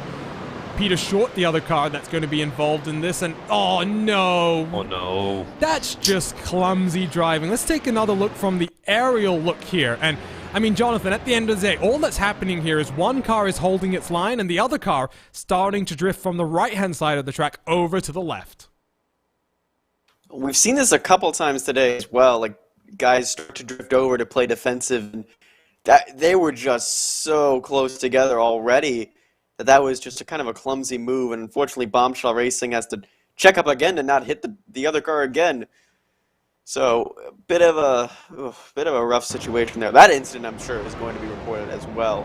But again, we've seen this several times going into the turn 1 and especially turn 11, guys moving down and trying to push cars off. As we look now at the 86 car, what has he gotten himself into? Has he found himself a little bit of trouble? Just remember, no one is missed here. The eyes in the sky in the RaceSpotTV booth. Turn 11, or rather turn 12, it's been difficult for many cars. We haven't seen too many of the GT3 Cup cars blocking the inside brake there, but that's what happens to Joachim Eggert in the number 86 car. And we'll jump back to the live pictures, and we'll jump back to that battle brewing between the AOD Racing GT4 and the fiercely forward VLN powered car, as is the team name. We must say that this is not a VLN race, guys. You're not at the right track, you're in the wrong continent, but down the inside they look of the AOD BMW. They'll set up the over-under coming up the top of the hill then, through turn number 9. You see in the background as well, GT3 Cup cars dancing their way through the GT4 traffic. But that black, fiercely forward car going to look to the inside late on the brakes. He's going to force the AOD Racing car to give the position up. And that was a very bold move down the brakings, and now Team Down Under is going to get boxed out right behind them. 4 wide. They're going to go down this back straightaway. Team Down Under is going to sling their way through there, Jonathan. That was brave. Now the AODC car is going to try and go back around the fiercely forward car. The 45 is trying to chase down the Hell Racers right now. Late in the brakes, a little bit of a lockup from the Hell Racers. Don't collide. AOD slams on the brakes to avoid the fiercely forward collision, but now has to give up position to another faster Cup car. There's another faster Sport car right behind as well. This is tense moments for the AOD racing team. One of our YouTube chat was just talking about, by the way, the electronic sportsman. Well, there they are up on your screen right now. Perfect timing. They try to get in on the fun. Niels Van Payne at the wheel for the 169, who I believe is also part of German Sim Racing and their outfit. seen him compete for that team on other series, but right now, the electronic sportsman then, as we were watching AOD Racing peel off onto the pit lane in their BMW, that will promote the 169 car up into 6th place. That's quite the team name. Oh, and now it's 5th as well. Good to see. 4th place as Team Hoisingveld is actually down on the lane getting service as well. So, a few positions gained from Niels van Pen. I'm just looking through the rest of my timing sheet right now. Very interesting, I think, up and down in terms of your strategy. Very different approaches throughout the field. And it's all going to culminate over the next 90 minutes or so as we work towards the checkered flag. We jump on board with the number 26 Hellracers car. They are one of the last cars yet to have pitted in the 911 Cup class. They are currently in 5th place, right behind the Team Down Under car. And we saw this battle raging on through the GT4 traffic. And they're closing in on more GT4 traffic as well. More penalties seem to be coming down right now, Sawmill, and for the most part, while Race Control works through all the different incidents, what they are able to get out in fairly short order are these pit lane penalties for not observing the fast lane and slow lane in the correct order, and for not migrating between the two lines in the correct time. So we've seen the likes of the 78 car, Maniti Racing, and the 162, Alpine Stars Geodesic Racing, I think that is, both of them getting dinged for that pit lane penalty. I believe Jonathan has more on that.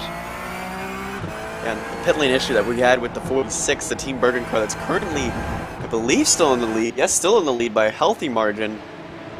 That incident is now under review, so we'll get a decision about that in short time as the Hellracers trying to fight the Team Down Under. The Team Down Under, they've had good pace. They've just been so up and down the field that they're hoping really for a good result at the end. Or maybe for a late race safety car to come in and shake the order up. Just over 90 minutes to go then here.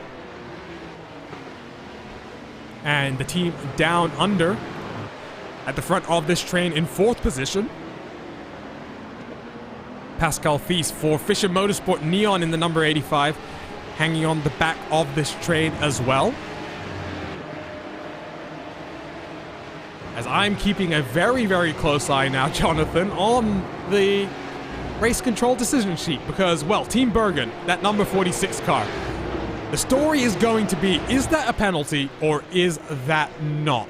It's one that only race control can decide. It's only one that race control is meant to officiate. And we're about to find out exactly what the expectations are for drivers in pit lane. Yeah, it's gonna be key for all the races moving forward, but then also key for how this race pans out. They've pitted. I think they still need to pit. Correct me if I'm wrong, but they've been one of the ones that have been off sequence around the half-hour-ish mark. So this might maybe play into their hands. I am not so certain or sure. So we will see the current race leaders staring down the barrel of race control. It's in. And it's in. What's the verdict then? Drive-through penalty did not correctly re-enter in the queue of cars, so I think he might serve that right. Yep, he's going right now.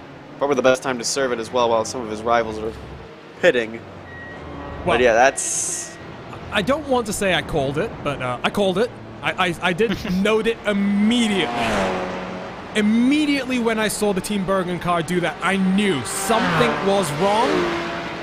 And now trundling down the pit lane at that pedestrian 60 kilometers an hour, waiting for the world of sim racing car to blow by. And there goes the world of sim racing car. So Team Bergen going to come out about 5 seconds behind the race leader. But that penalty is now served. No longer staring down the barrel at that penalty. Sommel, that is a big one. And now we know what the expectations are for the rest of the season. Absolute ruthlessness from race control. You get paid back for every single mistake that he made in this particular case, and for Team Bergen, they tried to take advantage of a rather cheeky situation, and have got a rather cheeky reply in return from Race Control, and that essentially takes out one of the major competitors of this race, at least for the time being. Things could change, of course. That's the whole narrative about IVRA racing that we've seen time and again. Well, and also, like I did mention, he is off sequence. 22 laps into his stint. He's going to have to pit within another 4 or 5 laps. He's going to lose another couple seconds there, and then I don't think you can make it to the end pitting from here. So, when it rains and pours, I guess, for Team Bergen. Don't forget, guys, you have discounted the great equalizer, as I'm going to call it now, the safety car. The safety car doesn't care about your strategy. The safety car doesn't care where you are on track. The safety car cares about its own position on track and when it's going to get deployed.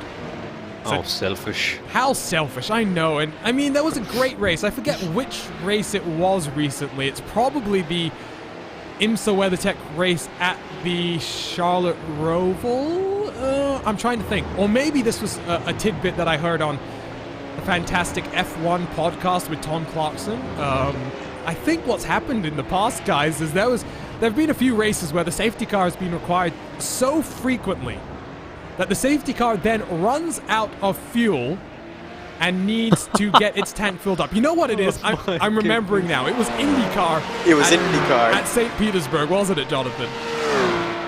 It was IndyCar, and that was an incident-filled race. It was the only street circuit that the series was able to run, too, so that, I think, made it a bit more difficult on the drivers and the teams. But yeah, it was an incident-filled race, and thankfully, virtually, we don't need to refill the safety car. Thankfully. And however, we haven't had one in quite some time, and the racing has been very clean and very good so far. So I'm going to knock on all the wood I found in my house. As I believe that's Team 11 making a pass for position? Correct me if I'm wrong there. Well, they are Yes, it is. They are scrapping it out with the Impulse Racing 15 right now. They're both on similar pit strategies.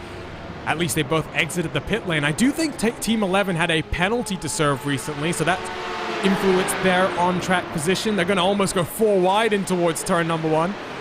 Those two GT4s battling around the outside, and that's for 3rd position on track. So that's a battle of extreme significance in this class. My Days holds on to the position around the outside. Ryan Huff has lost out very slightly in the recent phases of the race. Let's take a look at the pit lane time, and that is why, Samuel, you'll see there for Christian Jung, just 17 seconds stationary. For Ryan Huff, 28. So that is why that position has changed hand, and that's why Ryan Huff is now in the fight for this GT4 lead. Should be rather interesting to see how this all culminates towards the end. I love GT4s. The way they've been battling it on has been so intense, and now with all this going on, SRN Motorsports, well, they have got to go in and they've got to get it done in this particular case. They've got a chip on their shoulder. It should be amazing. I'm just trying to think right now, what is this slightly different strategy that we're seeing from the My Days team? Christian Jung behind the wheel. I wonder if Danny Gisa is going to get back into that car, down to the inside for Ryan Huff. Carrying a bit more momentum, and potentially now the over-under going to be attempted from Christian Jung. Instead, he looks to the outside, looks to try and maybe get it done under braking, but he's just going to slot back into line, not going to force the issue. With 1 hour, 26 minutes still to go in our 4 hours. From the circuit of the Americas, My Days very slightly better there through turn number 15, but compromises their run. Through the triple right-hander. One of the more fun sections on this track, which doesn't have the best reputation from some of the community. Not the most popular on the iRacing service. Lapped GT3 traffic making its way through. As the fiercely forward 34 down to the inside. Running slightly wide on the exit of the corner, and we haven't touched on it very much since we started this race. Incident limit for today's race, 32 incident points. Every time you see drivers taking that slightly extended track limit, 1 incident point gets added to their total, and once they hit the magic number of 32, An automatic drive-through penalty does get applied. Side by side for a moment then was Fiercely Forward and NAB Racing. And we are right in the pit window then for the Cup cars. World of Sim Racing have already come out of the pit lane and gotten back out to the race lead. And Jonathan, just talk to us very briefly about the strategy in this class. It appears right now it's pretty split 50-50. World of Sim Racing has pitted. Team Down Under has pitted. I believe someone else has served a penalty as well. Team Bergen has pitted again because UJAS is pitted. So it's half and half right now. However, I don't think those cars that just pitted can make it to the end. They'll have to pit late or hope for a safety car. Impulse Racing, Team 11, Fiercely Forward, NAB Racing, and I believe the Fisher Motorsport number 85 have been pitting around the top of the hour, and I think if they get to that point, they will not have to stop again as the Fiercely Forward car looks down the inside of the Team Down Under. Down Under has to brake heavily to avoid the TCR machine and loses out now to NAB Racing. That was a close call now. Ooh boy, this touring car is going to be in the way. Well, there's differences on strategy even in this little pack right here. Fiercely Forward did take tires the last time they came down the pit lane. So did NAB Racing. Team Down Under, Tanguy van der Weg has just got back out onto track on his out lap. Didn't take tires that last time around, and so even though those tires might be closer to their optimal temperature range, they will have a bit more tire wear that he's having to deal with, and you can already see the grip that the 34 and the 8 have in excess of what the Team Down Under Porsche 911 GT3 Cup car has at this point in time. 1 hour, 23 minutes, and 25 seconds still to go then. And if I'm doing the quick math in my head right now, Jonathan, even if these cars can extend the window up to the top of the hour, I don't know if these cars are actually doing that full 1 hour in terms of lap time. We must remember the fuel capacity for the Porsche 911 Cup car is down to 73% of its maximum. So there is a bit of a limitation in terms of running time from the series organizers. And we also have to keep in mind, for those first two long runs, there's been a safety car. So we haven't really had to fuel save much at all, and these stints have been extended a little bit over the top of the hour, maybe like 5 or 10 minutes, but I feel I'm going to be cutting it close a little bit for some of those guys. So maybe this two-stop towards the end strategy, those that are stopping now, then we'll have to stop again at about 30 minutes to go. That may be the way to go to be a little less anxious on fuel, but we'll have to wait and see. Again, the safety car could come in and ruin everyone's plans.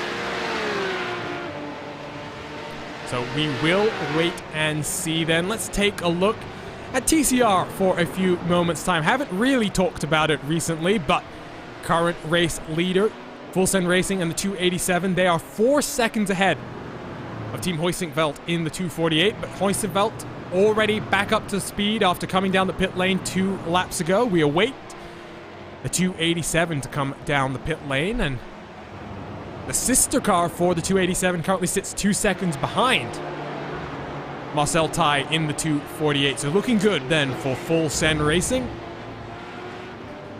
And Sommel, I mean, it's always good to see these TCR cars so close after so much racing action, because they're so dependent on the draft. There's so much more fighting that often takes place when there is a group of cars developing that draft train, but once it starts single file out, the racing can still be close, and especially out towards the front, lap times are looking very, very close right now.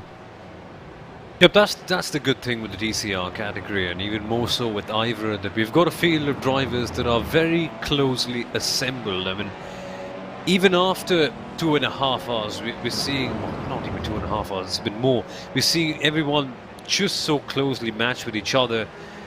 It's amazing. TCRs have just put on quite the show all the time. There's a reason why we call them totally chaotic racing cars, and it's good to see Team Hoisingveld as well in the middle of it. I think they were involved in a couple of incidents here and there.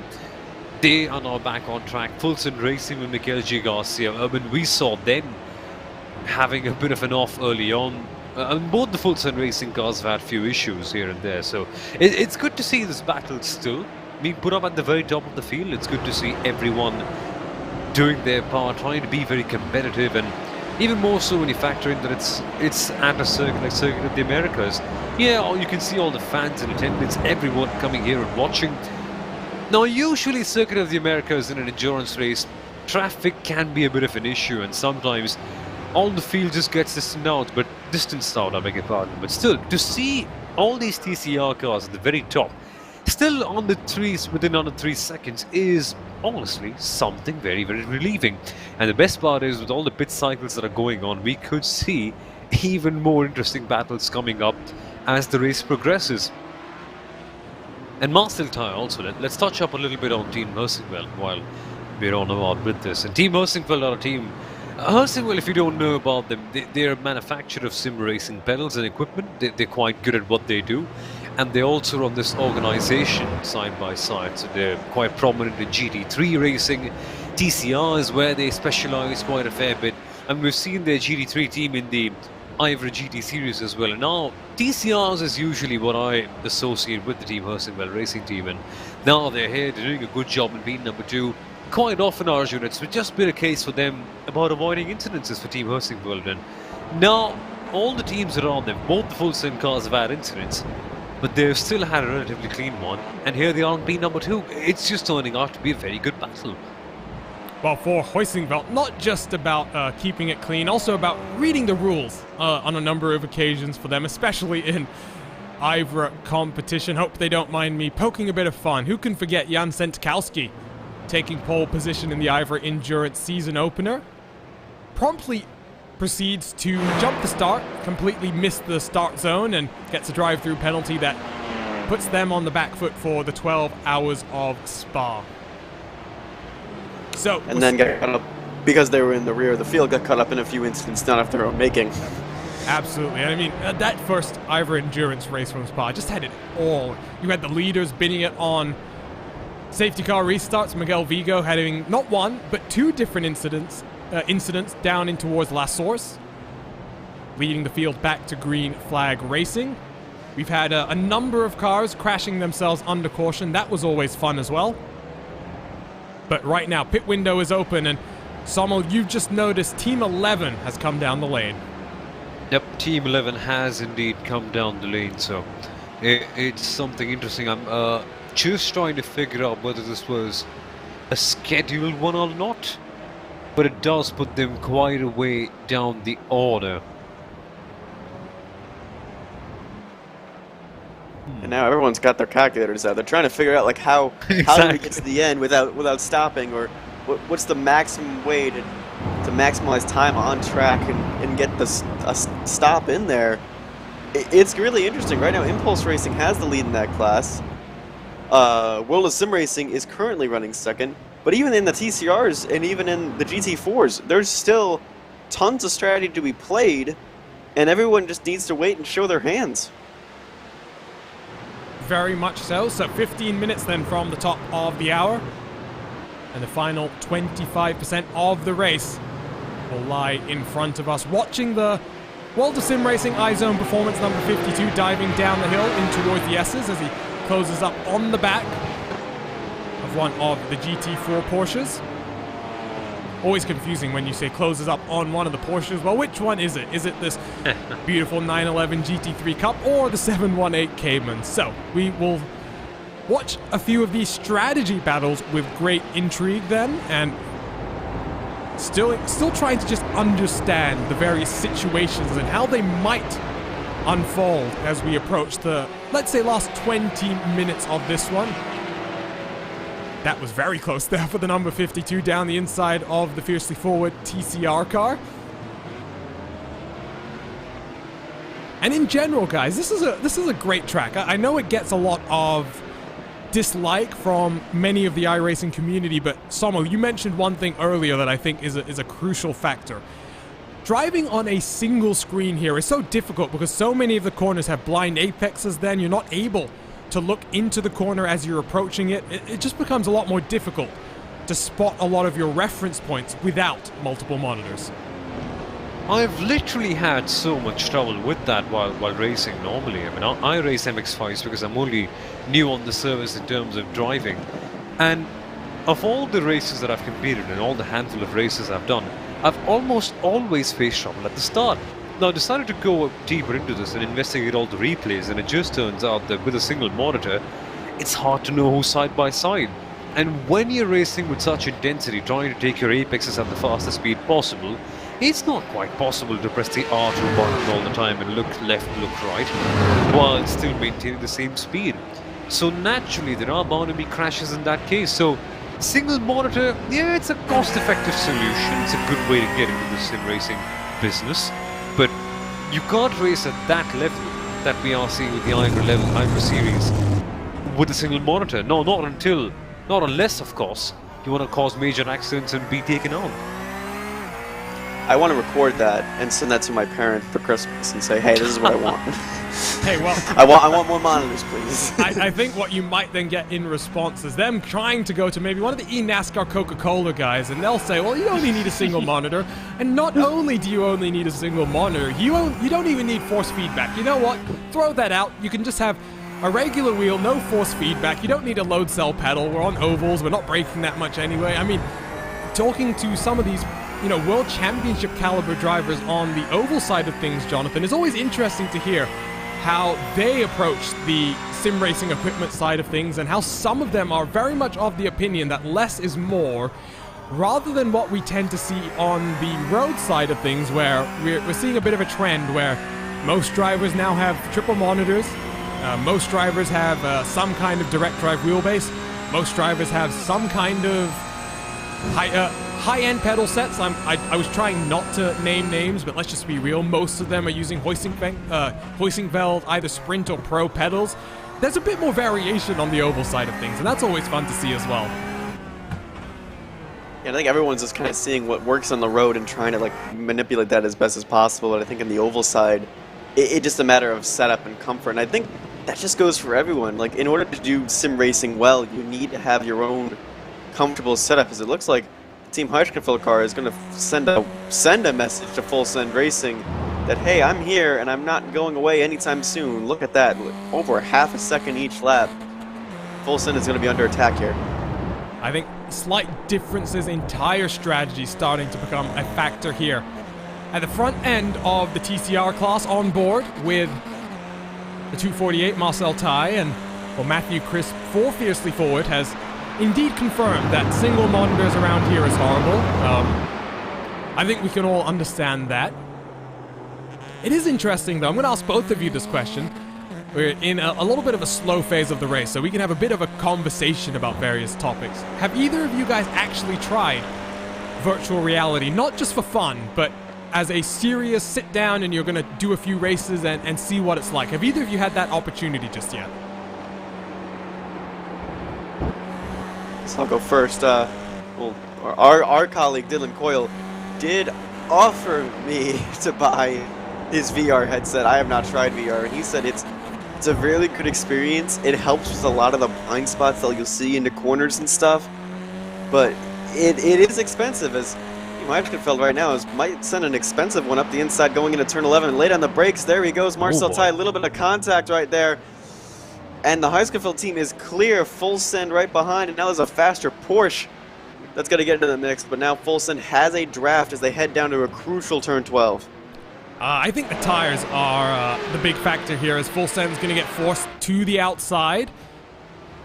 Also getting that healthy dose of draft from the Impulse Porsche, as here comes the number 52 to make it 3 wide on the entries of the corner. That's going to help the 287 around the outside. Bit of contact made between the World of Sim Racing Porsche and the 248, and well, that compromises the Team Hoisingveld TCR. More compromises as the 34 fiercely forward car now slots in between them. The 34 is going to force it down the inside as well, cutting that little bit of track that juts out to the right-hand side. This battle continues to rage on. We jump back on board Marcel Tai in the 248 as he's just trying to send it around the outside, send the momentum deep into the corner, but blocked off by Thomas Benninger there. And this is some great defensive driving on both sides, as both teams look to try and secure both track position, but also protect themselves from the lapping cars as they make their way around. Hoisingveld looks to the inside, shoves the bumper there of the two cars. More contact. No. Oh, the full send car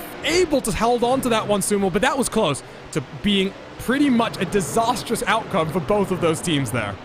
No, they need to stop there. This is they can't really continue with this game of trying to clash egos against each other. This does not work. You can't rub so hard. Race cleanly, but don't keep on tapping on the other car's bumper. It's not going to end well. That's just the ultimate sign of driver ego showing in both cases. If you're rubbing side by side, someone has to back off beyond the point. You can't attack later on.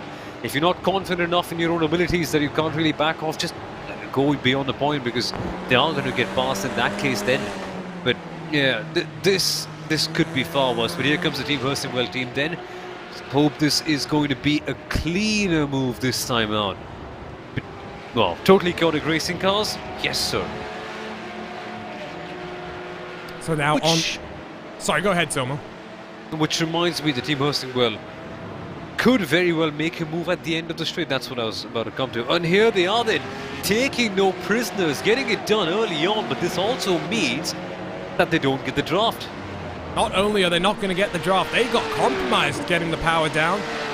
That tidal line through the hairpin has given that full send car the run down the main straightaway, but they're going to keep fighting now over the next few laps. One thing to consider, we've been mentioning the S word, strategy, fuel.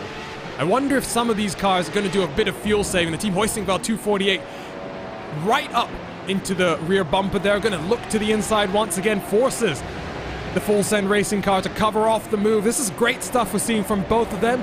They trust each other. They know they can lean on each other just a little bit more than some of the other classes might be able to do. And Benninger continues to hold on as they dive in towards the triple right. We want to show you some RaceSpotTV replays, but we're going to have to wait until these two have sorted everything out, Jonathan, because we don't want to take our eyes off this and then for something to really happen.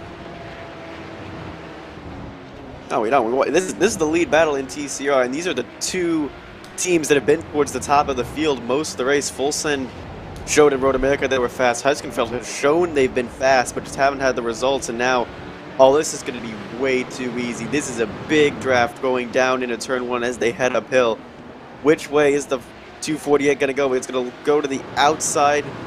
Fulson has to defend the inside. The line's not really going to be compromised that much, but now Heusinkveld's going to get a good run out of this corner. If they go side by side to the S's, that could be disastrous. Don't think they're going to risk that one just yet. It's a bit early in this race still for that type of a move. 1 hour, 7 minutes still to go as these cars sling their way through the S's. Great to see the TCR and the front-wheel drive cars and the way that they carry the momentum through each phase of the corner. It's not like you see from behind. The cars have to set it up a little bit more to be able to power down effectively. And that's going to be the Fisher Motorsports Neon car that's going to put them in between the two TCR cars. Here comes Hugh Jass as well, 3 wide on the braking zone in towards turn 11. Full send, not able to turn in. They didn't have the opportunity to turn in there. And Team Hoisingveld back out front for just a moment's time. But now the draft going to play a factor. Sommel, this is fantastic stuff. Both of these drivers being respectful, giving each other space. And I think this is a battle that's just going to go on and on and on until the end of the race. It's epic. This is amazing. I spoke about both drivers having clashing egos with those rather big barges. Now they've turned it back on. This is good competitive racing with no egos on play. This is what we love to watch, folks. This is IVRA racing personified. It really is a bit of confusion up here in our commentary booth right now. Jonathan, you seem to have spotted a 2-minute stop and go penalty for Team Bergen that, I mean, 2 minutes. I mean, just lost for words as I'm even thinking about that prospect. There you can see the confirmation direct from race control. 120 seconds is the penalty. Tier 10. It doesn't get much worse than that. Tell us about this incident. So it appears there was 2 incidents reported under the safety car. These were two sports incidents that were happening as the 46 was checking the field and waiting to get on the restart. So apparently they are deeming that the 46 was responsible for causing 3 collisions, multiple drivers that have several damage, and slowing down from 100 kilometers an hour down to 50 is not seen as light and nice by race control. So they have been given a 2-minute stop go, and then that insult to injury, the man did not even hit his box quickly. He now has a drive-through penalty for the 3-second violation when serving the stop-go penalty. So Team Bergen is effectively out of any and it's just going to be damage limitation, I think, from here on out. Let's talk about some other penalties as well. There you'll see the number 63, Ragazzo Racing. We've seen Ivan Harasta being involved in a number of difficult incidents, and well, that was for the one at the end of the the back straightaway down into turn number 12. Contact made with Alpine Star's Geodesic Racing, and there goes Team Bergen to serve what I think will be their drive-through penalty for that pit lane infraction. Let's start taking a look then at some of the replays that we've been putting on the back burner over the last 15 or 20 minutes. Let's start it off with Jeffrey Garzotto in the Fuga Sim Sport number 2. Oh, getting it wrong, under braking the car, darts to the right-hand side, and that's going to be contact with the wall on the right-hand side of the track. Watch the onboard here. Braking on the curb. The weight of the car just pivots towards the right-hand side of the track, and that is damage then for Garzotto. What happened to one of the Hell Racers cars? This is going to be Nicholas Helm behind the wheel of the number 26 in towards turn 11, I do believe. Slight contact made with the Lightport Esports TCR card. A nice little 360 being done there, and this is also something to watch out for. Another incident for Team Bergen, by the way. This was before those penalties were actually handed down, so they might have another penalty to think about there. They just send it on the inside of the VEC car, gets onto the curbing. Luckily no contact was made, and just a nice little 360 for Marius Engbresten. Let's look at one more replay then, Somil. Final RaceSpotTV replay that we've been waiting to show you. Talk us through this one.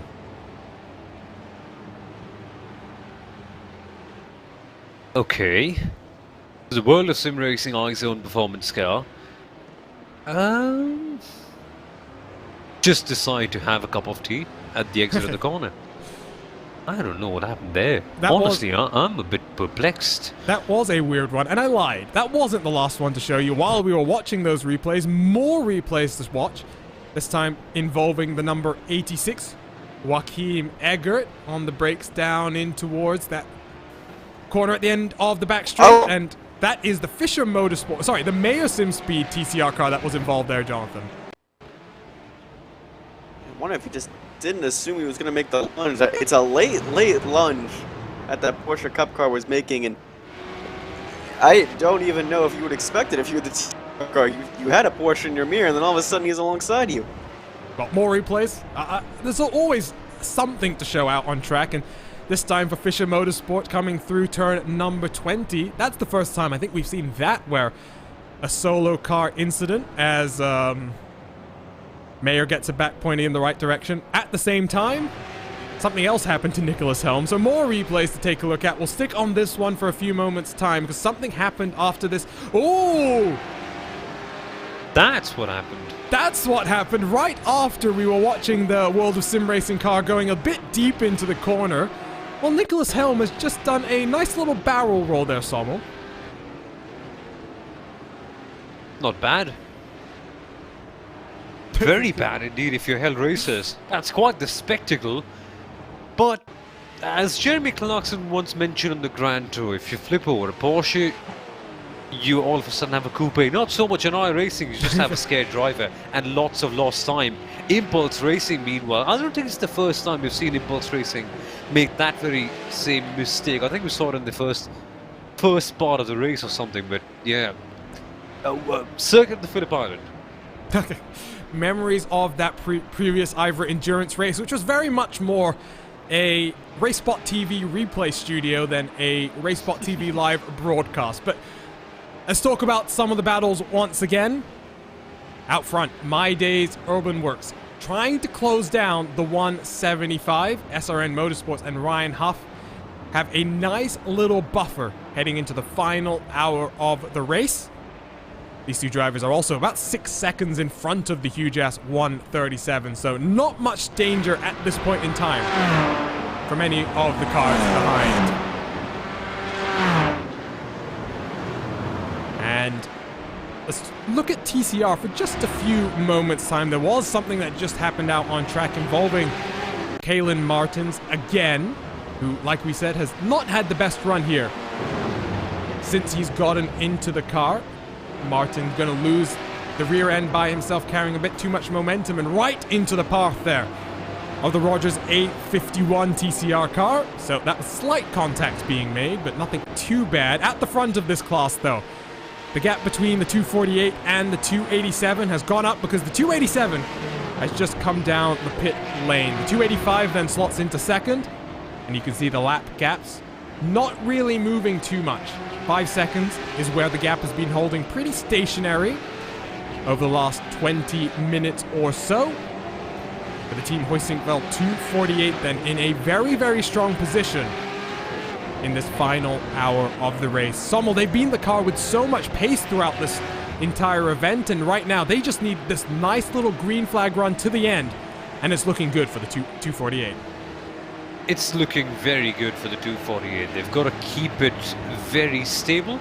I think stability sometimes is the answer to the big question, and the big question right now is, can they, rather how can they take it towards the end? Because we've seen Full Send Racing, let's say, have the X factor in the DCR category. They've always seemed that they've got the edge in certain cases, but Team Hurstwell 248, to their credit, have not made all the major mistakes, and that's the exact reason why they're here, and that's exactly what they have got to do towards the end. And interestingly enough, it's only an hour left for them, so it's certainly doable for sure. And well, a late race caution I think is going to have less of an impact this time around, Jonathan, because the strategy has been mixed up so much by those earlier cautions as compared to previous races where, approaching the last phase of the race, most teams were on similar strategies, and that really meant that the safety car was the only opportunity for things to happen. Right now, divergent strategies out on track, and well, a late race caution is going to make it so that all of the teams have to be ready to react instantly to that caution flag flying. Yeah, and thankfully, like with so many split strategies right now, it's going to be hard to tell, and everyone's thinking of a green finish. Well, how are you going to finish in the green? There's going to be so many different stopping points and so many different strategy polls and calls from certain drivers. It's just going to be very, very hard to tell. As right now, it's hard to, you can calculate the lead of the race, at least. Right now, overall, in the Cup class, it's going to be Fiercely Ford's Valenti, excuse me, who is now coming up pit lane. Can they make it on 57 minutes under green from here? I think they should be. So Quentin Violate then down onto pit lane, not handing over the car to anyone else, so he should be taking this then to the end of the race. Quentin, by the way, interesting to see him out here competing for the Fiercely Forward team, because he's recently been given the opportunity to join up with the R8G team, and he's managed to hit the wall on the exit of the pit lane as he tries to get back out to that fast lane. Hopefully that damage isn't going to be too significant to the right-hand side of his car, but the young Frenchman back out on the track, and I'll just mention that opportunity again, once again. Violate recently joined up with R8G Esports, Romain Grosjean, and their junior outfit as they try and build up a stable of the most talented sim racers across all of France. They got a number of young drivers part of the team, and Violate will be hoping to maybe have a run at next year's Porsche Tag Heuer Esports Super Cup, joining Some of his R8G teammates, Thibaut Casabon, looking good for next season. Alexander Walters as well, looking like he might have qualified his way up into World Championship competition. The young Frenchman, a lot of work to do, but a lot of potential as well. Let's look at very quickly, just because we haven't really talked about them too much recently, the World of Sim Racing iZone Performance Car, which leads by about 5 or 6 seconds from Team Down Under and Tanguy van der Weg. And Jonathan, we are approaching that phase of the race where the longer you can extend this run, the less fuel saving, or rather, the less fuel you need to put into that car. And so for someone like Victor Abelin right now, that's going to be one of his main focuses, is trying to save a bit of fuel and trying to just minimize the time spent in pit lane in about 10 or 15 minutes time. But the interesting thing right now is that this World of Sim Racing car really has not had some of the pace of some of the drivers. It's always been a couple tenths off or half a second off the pace of the 34 in particular. So it's going to be interesting to see when they come in and when they pit. Right now, I'm thinking this is Quentin Villate's and Fieldsy Ford's race to lose. But again, strategy and safety car could throw it all out the window. So there's a bold prediction there. So you're predicting the Fiercely Forward crew to take home a second consecutive IVRA Club Sport win. Sommel, I'm going to put you on the spot then. 54 minutes to go. We've still got some strategy left to play itself out. Now, Jonathan has volunteered his option, or rather his prediction. I'm going to put you on the spot and make you predict this race now. It's going to be a bit tricky, to be very honest with you. But considering the kind of pace that they've had, I think I'd also go for Villatte, also because Quentin Villatte, from what I've seen with him, he's been quite the driver. He's impressed me quite a bit in the Porsche Sport Carrera Cup that we had here on RaceSpotTV, so I'd actually go for him, but don't count the others out in that case. We know IVRA Endurance Racing, we know that towards the very end of the field, anything can happen, anything. Is a word that starts with an A but mostly features on 2 alphabets, S and C, safety car. So yeah, still a long way to go, but Pascal Costa in the Impulse Racing team seems to be setting fastest laps. Yeah, he really is right now. Some strong pace up and down through the field, so a lot of pressure being placed onto these final drivers to get the most performance out of the car that they can. Before we go to a RaceSpotTV fan immersion, Sommel, I just wanted to pick your brain about something. You mentioned the Porsche Sport Carrera Cup that we had the privilege to broadcast here live on RaceSpotTV. That's a series where Villatte had some impressive performances, but some other drivers you might be familiar as well. The likes of Maxime Reimstein and Alexander Thibaut, the 2 championship protagonists in that series, both of whom have managed to qualify their way into next year's Porsche eSport Super Cup. And there was no doubt about that from the very beginning, the way both of those drivers drove in the Porsche Sport Carrera Cup. And I also had a chat with Alexander T personally, just to interview him for my website, and he just gave an idea that this series that I did, and it's in no way a degradation of the Porsche Sport Carrera Cup, was just a way for him to keep sharp while the Porsche eSport Super Cup was not going on for quite a while. So Team definitely was going to get there, but Ramstein in a way was somewhat of a breakout star, and he really showed himself and showed his worth against quite a strong competition. I mean, we had some really big names competing out there, and to see him and the resurrection of HM Engineering was something quite heartening, to call it that way. And even that way, the Porsche Sport Carrera Cup has somewhat appeared like a very strong support series to the main championship. This is where you can come in and prove your name, and it's all on RaceSpotTV. The second season of that's going to be kicking off in, I don't know when, I've forgotten the last time I looked at the schedule, but Porsche Sport Carrera Cup will be back on RaceSpotTV in a couple of months' time, if I'm not getting myself mistaken. RaceSpotTV replay then. Pete Newman has just been collected by one of the full send racing cars. That, I believe, would be the 285, who has just come out of the pit lane, and that is a big, big drama. So let's take one more look at this one from the aerial look, and you'll see one of the full send cars on the inside exiting the pit lane.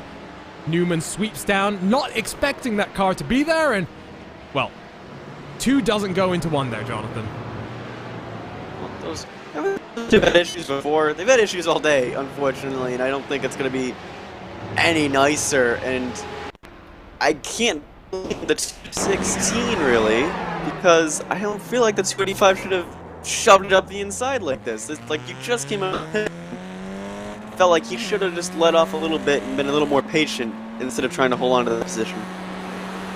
Well, that was an onboard look then with Steam Ledger, the team boss, who then has to contend with the World of Sim racing car, forcing its way around the outside. Let's take a look at another replay that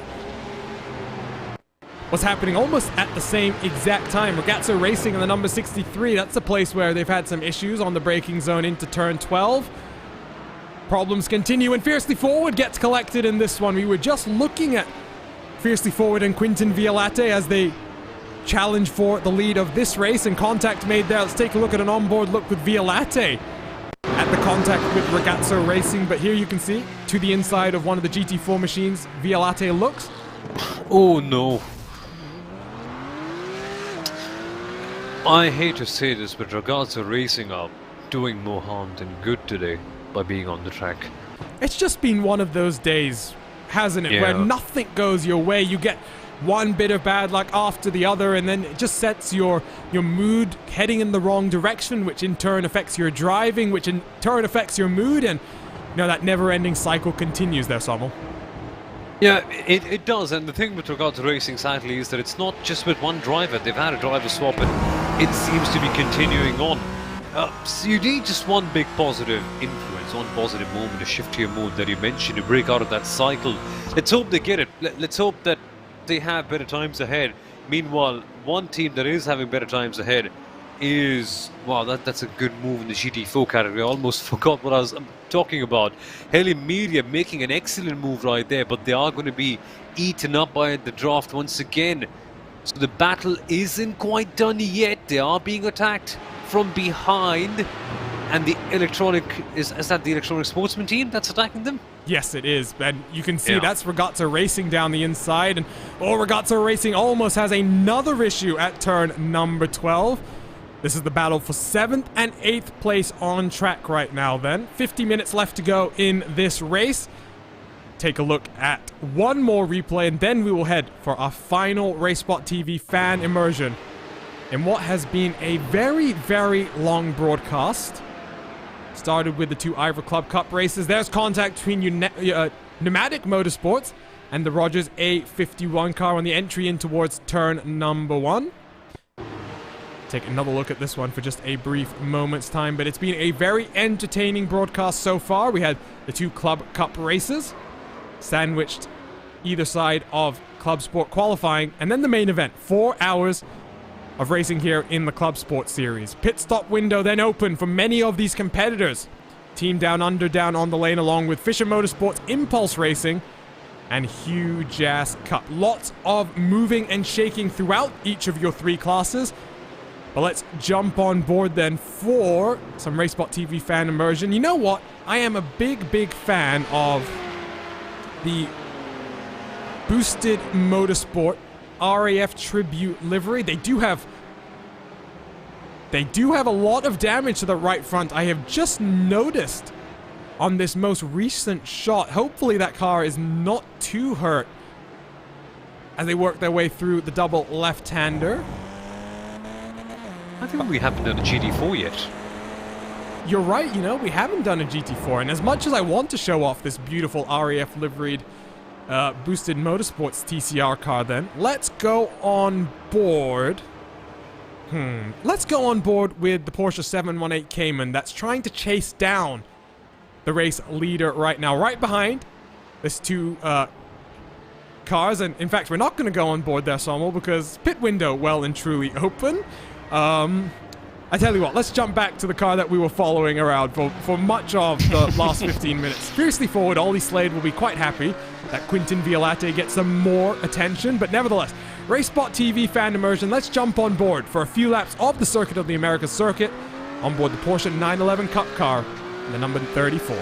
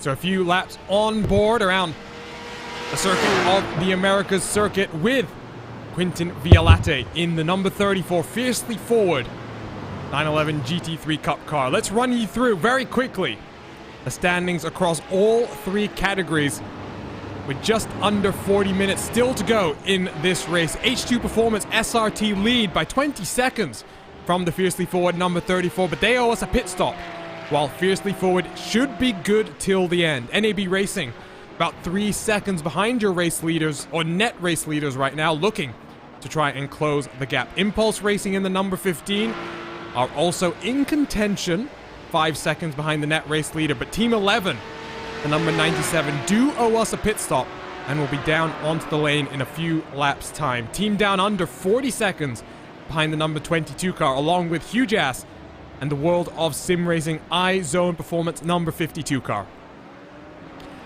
Let's take a look at the GT4 category, because Huge Ass in their BMW M4 leads by just over 7 seconds from the My Days number 124.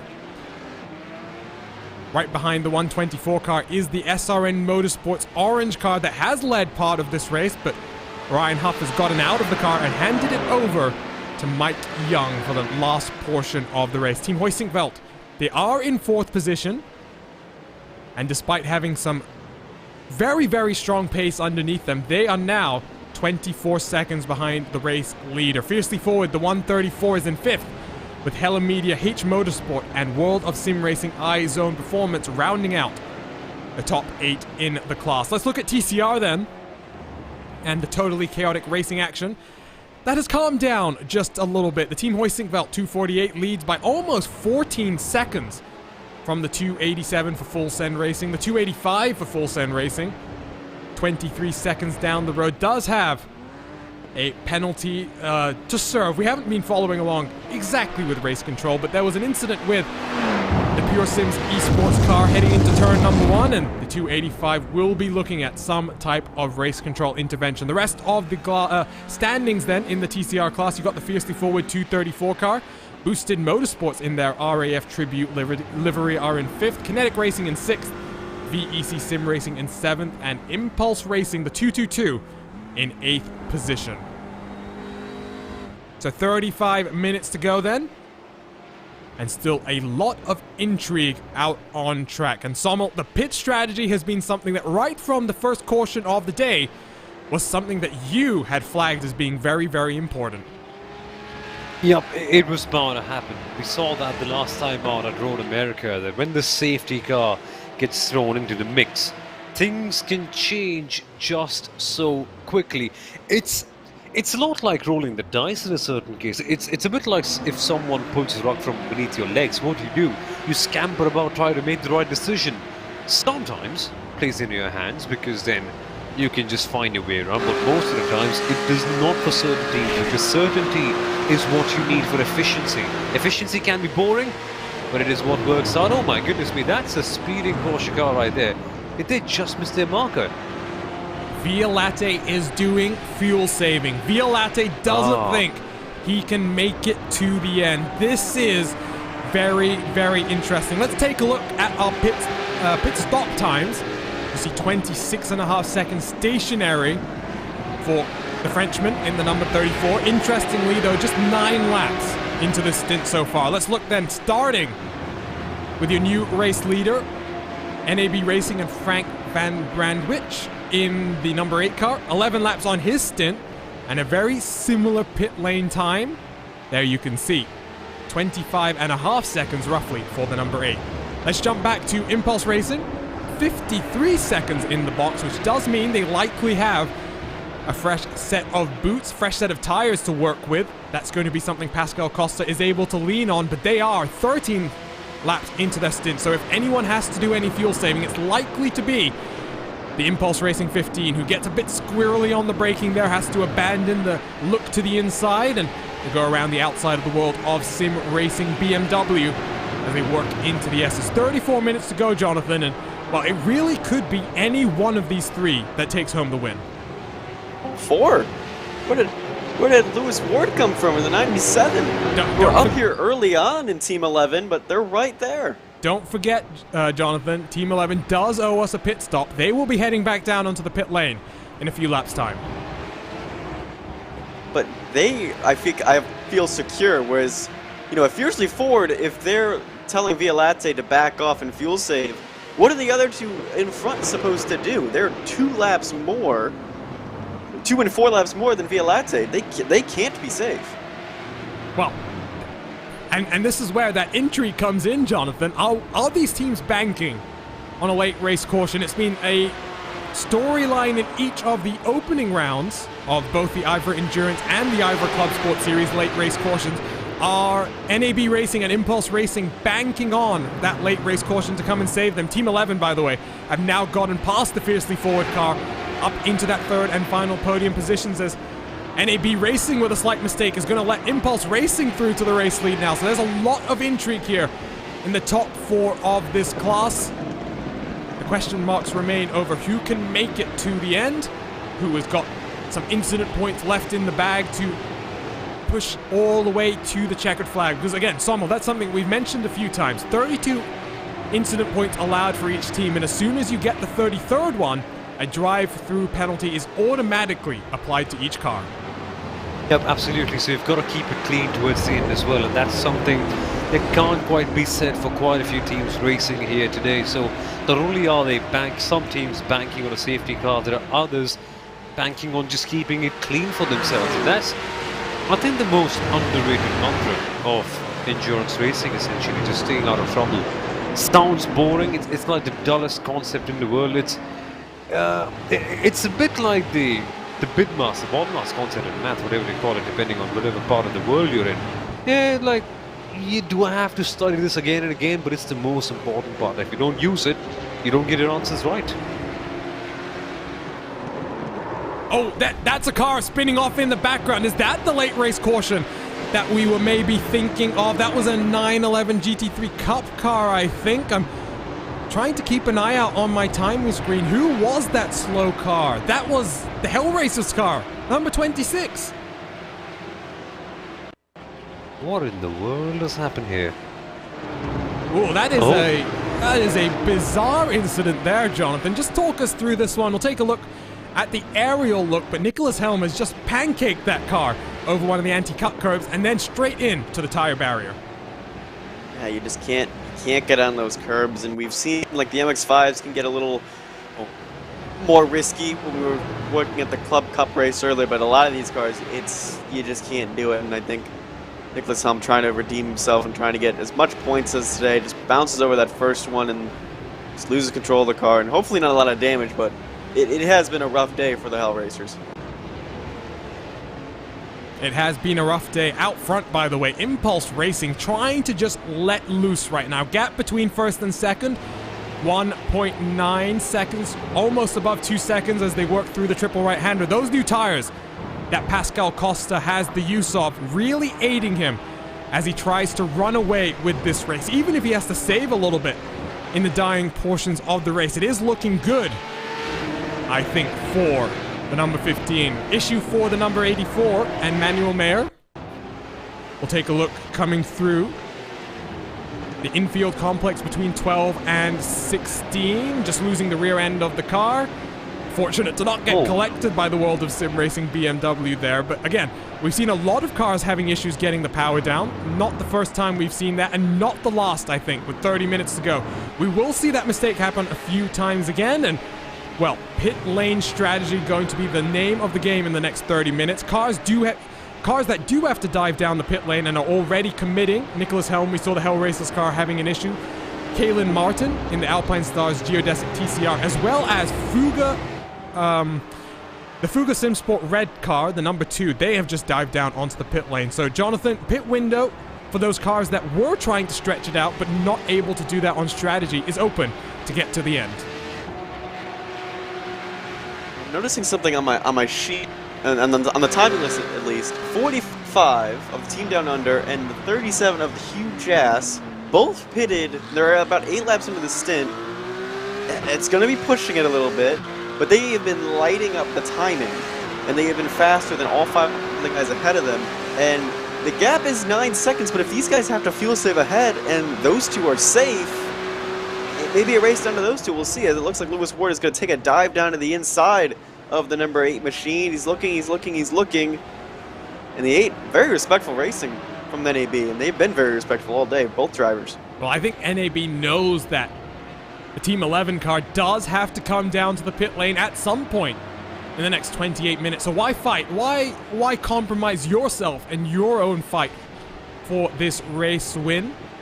3.4 seconds is now the gap between Impulse Racing and Team 11. So, is it fuel? Is it tires? What is going to be the defining element of the strategy as we work towards the ending portions of this race? Albert Jones in the AOD Racing BMW. Slight issue coming through turns 19 and 20, trying to chase down the 121 Porsche Owners Club 718 Cayman in front. The 718 Cayman has not had a good day at all, and while Michael Johnson continues that bad luck of form, and for good measure collects Albert Jones there, Somil. Yeah, that was just a big old bunt in the background. Thankfully, nothing happening to the Porsche, but this is interesting. So Team 11 have had to pit, otherwise they wouldn't have made it. As you mentioned, Arjun, the pit window was open. And what if the yellow flag comes out? Is a question that a lot of people will have in mind. Well, the IVRA League organizers have made it a thing, and they've tried to make sure that in the last 20 minutes they will try and avoid the caution come what may. So for them, for Team 11, it's just about to try and push as hard as they possibly can to get as high as they possibly can now. And you can see they've come out right behind the number 85 for Fisher Motorsport, so potential for a maybe 7th place finish for the Team 11. That obviously is going to be dependent on the pitch strategy out front. So let's once again just think about this pitch strategy. Pascal Costa on those fresh tires has now built up a 4.5 second gap to the rest of the cars behind him. There you can see 16 laps done on this stint so far. And if I'm doing some math in my head here, Sommel, we're looking at lap times in the 2-minute 10-second range for these 911 Cup cars. So the way that I tend to do these maths is every 3 laps then is going to be roughly about 7 minutes out on track. So 26 minutes to go. We're looking at about 7 laps, maybe 8 laps to go. I don't think Costa has enough fuel to get there. Even if he tries to save as much as he possibly can, it's going to be hard for him. And that essentially opens up the whole game for the 911 Cup category, because Impulse Racing will not, it seems like they will not be able to get there towards the end. I'm wondering if that's why they're pushing so hard right now, and that's why he was fighting so hard to get the lead, is that they know they're short. They're going to try and create as much of a gap as possible. So I tell you what, let's run through once again these top 8 standings in each class and try and figure out who the likely contenders are going to be. So Impulse Racing, 17 laps into their stint with 25 minutes to go. It's looking increasingly likely that the number 15 is going to have to come back down the pit lane at the end of this race. In second place, the number 8 car entering the S's, NAB Racing. They're only 1 lap better than Pascal Costa out front. However, they clearly have been committing to their fuel saving and must have a number in mind that they are trying to reach. So they are a car that we're questionable about in terms of the fuel numbers. Well, the Fiercely Forward number 34 car, another car that we're questionable on. However, this is a car that if anyone's going to extend this final stint, this is the car to do it. 14 laps into their stint, they are 3 laps better than Costa out front, but there is still a lot of work to do for the number 34. The 2 cars behind them, though, 10 laps into their stint, they will be good till the end of the race. And there you can see the Team Down Under car 14.5 seconds behind the current race leader, about 5 seconds behind the Fiercely Forward car as well. So keep an eye on that gap between 3rd and 4th place as these cars that we know are good on fuel try and reel in those cars out front. So, situation in the 911 Cup class, top 3 drivers doing fuel saving, everyone else good to the end. Let's take a look at GT4, and for basically everyone in this class, good to go till the end. The longest stint for any of these drivers is 9 laps, and that is what Hugh Jass and Giovanni Romano are currently working right now, the 9th lap in this stint. So 23 minutes to go. Their working lap time's closer to 2 minutes and 20 seconds. So they should definitely be good on fuel from some quick math. Let's look at the third and final class then. And again, the leader appears to be good. Marcel Ty for the Team Hoisting Belt 248 last pitted 10 laps ago. So he should be good to get us all the way to the checkered flag. The question remains, though, about the one car behind him. The Full Send Racing 287 trying to leapfrog the sister car in the 285, having a bit of a tougher go in terms of strategy. They are 6 laps in front of Marcel Ty on strategy. But doing my quick mental math in my head, Jonathan, correct me if I'm wrong, I still think that 287 is good to make it to the end. 287 might be close. I'm looking at like the stint counts so far for both of the Full Send drivers, and it's going to be close. They're going to have to be competing with Fiercely Forward, Kinetic Racing, and Boosted Racing in order to keep those podium positions. But for Team Heischenfeld right now, this is smooth sailing. The max laps you can do is 22. Well, they're only 11 laps in. You can probably do another 11 laps pretty easy, and there's no pressure right now. So fuel saving for this car is going to be smooth sailing. So just to confirm there, you said that 22 appears to be the maximum stint length in TCR. That's what it appears. Like everyone has maxed out laps at 22. So Heischenfeld may cut it close, but I think they're good to the end. I haven't seen anyone go longer than 22. They should be good. If 22 laps is your average stint, and we have to say, drafting helps to do fuel saving, but when these cars don't have the draft, that isn't going to be obviously such a big factor. So Marcel Ty should be good on fuel. Fraser Smith is the questionable one. 17 laps into his stint so far with still 20 minutes left on the clock. He might be dropping into the clutches of the likes of Boosted Motorsport and Kinetic Racing. The 285, though, should be good. They are 13 laps into their stint. I think they should be good to go till the end here. Let's take a look, by the way, at Team 11, who are putting the pressure on Fisher Motorsports, to put it lightly, as they try and recover from the late pit stop that they've had to do. Around the outside, they try and hang it. Just going to switch back to the inside for the triple right-hander, and the 85 is going to slot back into line, I think. Not really going to be able to hang it around the outside, as the number 84 car, which is several laps down, also comes onto the back of this group. Let's take a look at a RaceSpotTV replay, by the way. We didn't take a look at it while the incident unfolded, but for Maniti Racing, it's been a fairly miserable day overall, and that miserable day is about to continue as Matthias Dehaene loses it by himself, getting on the power. Unfortunately, the Boosted Motorsport team doesn't get involved there either. We had some of their members in our YouTube chat talking about their luck and how they wanted this race to go. Boosted Motorsport still sits in 5th then, the opportunity for a potential podium finish.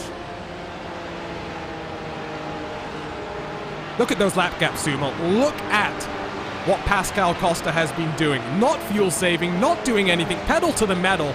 And well, he's on a charge. You want to know who's also on a charge? Team Down Under. Quintin Vialate has already been disposed of by Tanguy van der Weeg, and now looks ahead. 6 seconds is the gap between the number 45 and the number 8. Well, it's quite clear what the approach is over here in this particular case. Full attack. All the idea is, let's attack, let's try and make up all the time on the track that we're going to lose in the pit lane. This is a different approach. Some days it works, some days it doesn't. I guess we've got 19 minutes and 45 seconds to find out the answer. And if he's betting as well on the NAB car not being safe for fuel, I mean, Impulse could still come away with a good result, but now Team Down Under, again, has been fast, and I think they're safe. They are 100% safe on fuel, at least in my mental math, which is never going to be the most trustworthy and reliable in terms of pit strategy calls. You see the Pure Sims esports car, by the way, down onto the pit lane. I think they have a penalty to serve. Another penalty being served as well is the 285 car, so that's going to affect his charge for a podium position as we get the graphic up on your screen. That's going to show the penalty that Steam Ledger is going to have to come down and take. 5 seconds for a Tier 6 as Ragazzo Racing getting it wrong in front of Steam Ledger. Not been a great day for Ivan Harasta and his crew. We won't show a replay of that one. We'll be kind here, Jonathan, and not inflict more punishment for what has been a rather miserable day for the number 63. And now a good day for Full Send's going bad. This was for that incident with the 216 coming out of pit lane. And I mentioned it, like he should have been a little more patient, left him room, and tagged the 216, and they both went around. And I believe he also might still have to stop. He might not be safe on fuel either. So this Full Send car could go down the order. Not really any other penalties have been given out. The 151 has gotten a penalty, but I believe he's not really in contention for any big class titles. So right now, up front, it's all clean and it's all pure racing. So Full Send 285. Probably will be down onto the lane this time around. That's going to cycle them back probably to about 9th place in the category. So late race penalty is going to be very, very costly for the Full Send crew. Steam Ledger is going to stay out there for at least one more lap then, as we work 17 minutes to go. Impulse Racing now up to a 10-second advantage out front. The question is obviously all about the fuel.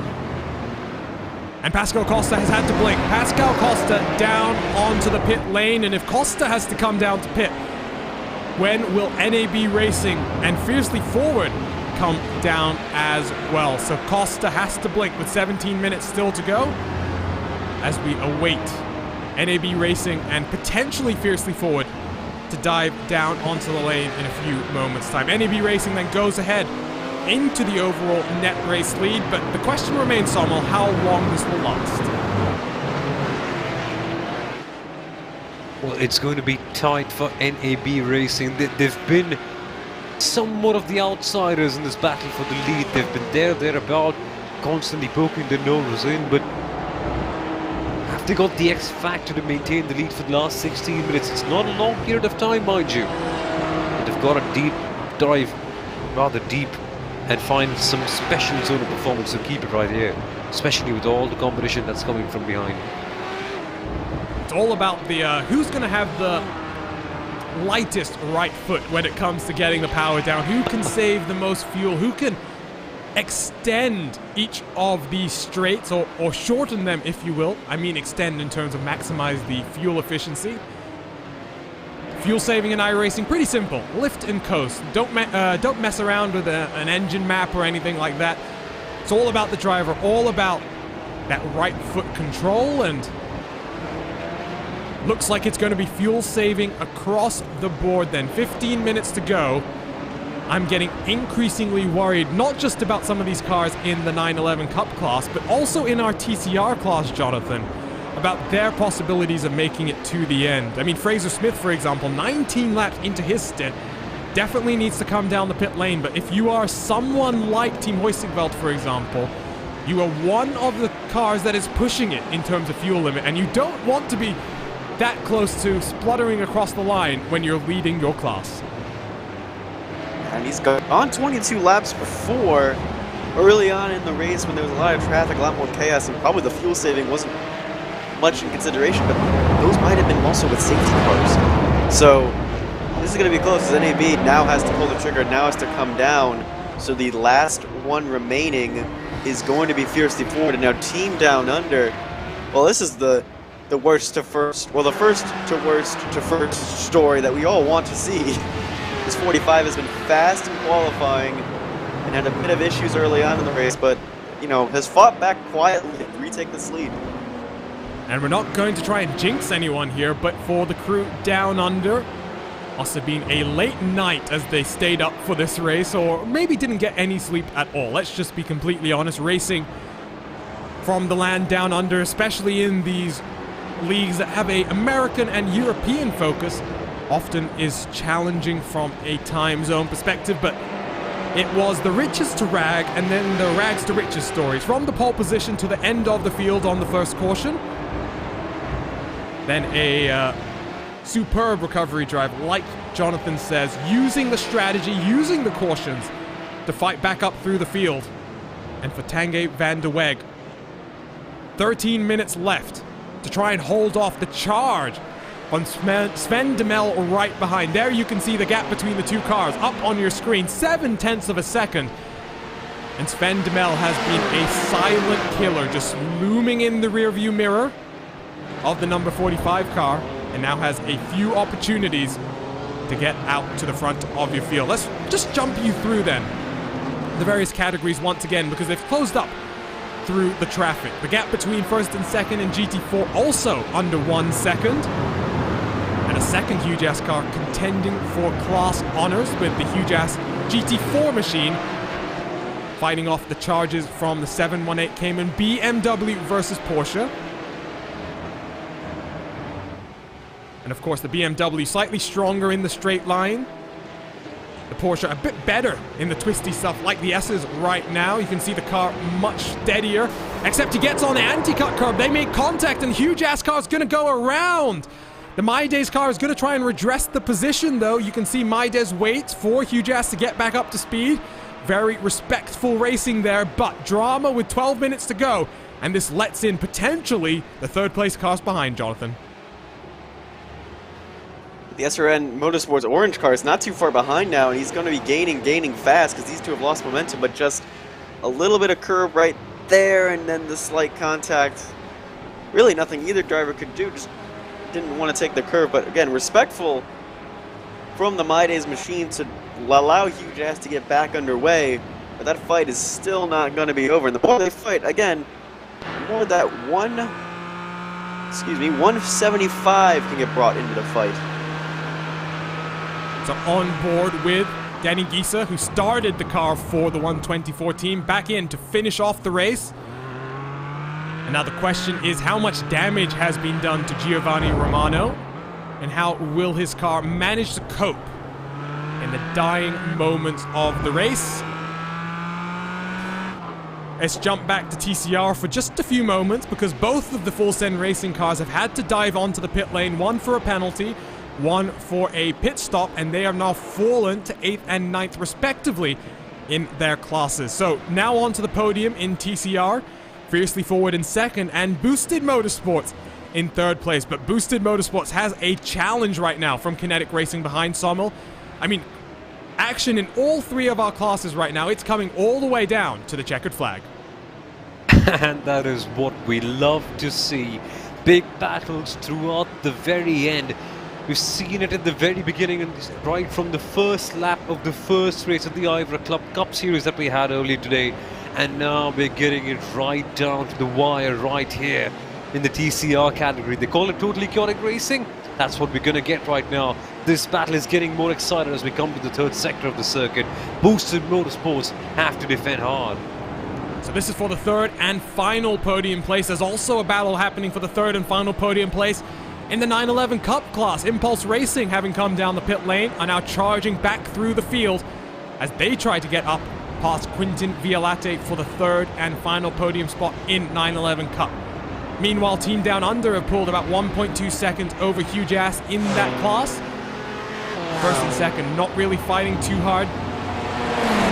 Now wait indeed for that battle for the third and final podium spot in both classes about to happen on track at the same time. Kinetic Racing looks to the inside, trying to get third in TCR. And here comes Impulse Racing trying to get third place in the 911 Cup class. Down into yes as we go.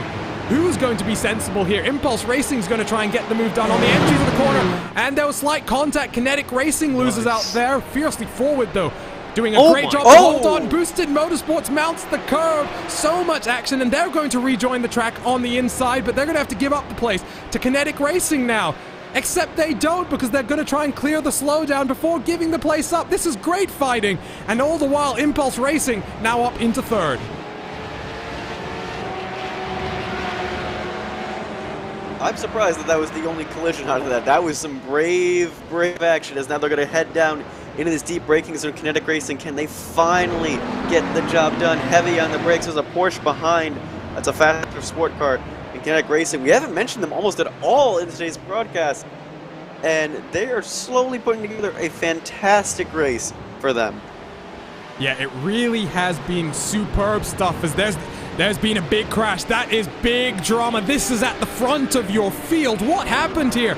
For Tanguy van der Weg in the team down under car. What is going on? IVRA races at the end. They always like to kick off.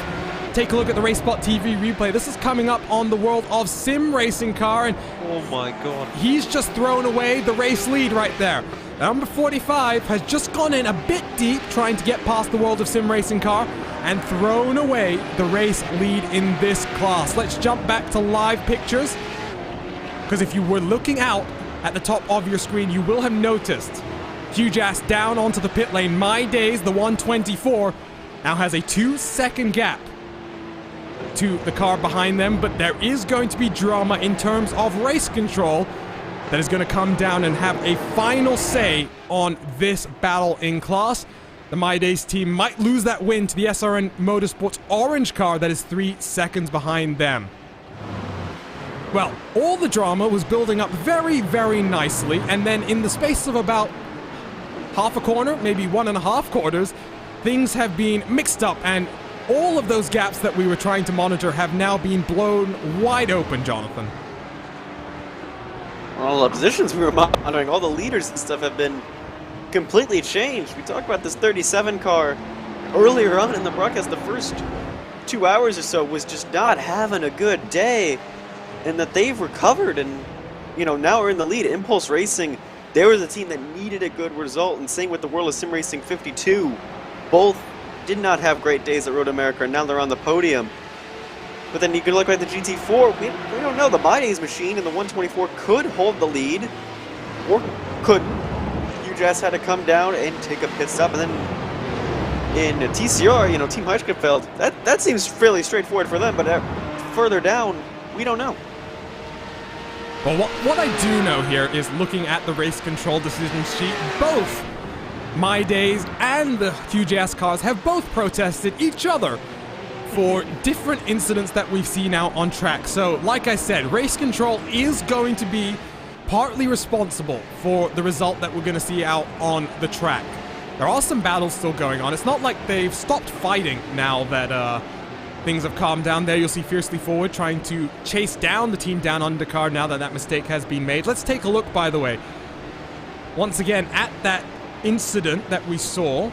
If I can find the right one, involving the boosted motorsports car. There you see the tail end of it as Alex Neller gets all the way up on one of those anti-cut curbs and sets off a chain reaction that really causes a lot of chaos. And Sommel, just talk us through this one and how big of a mistake this is from Alex. He's just cost himself potentially that third place result.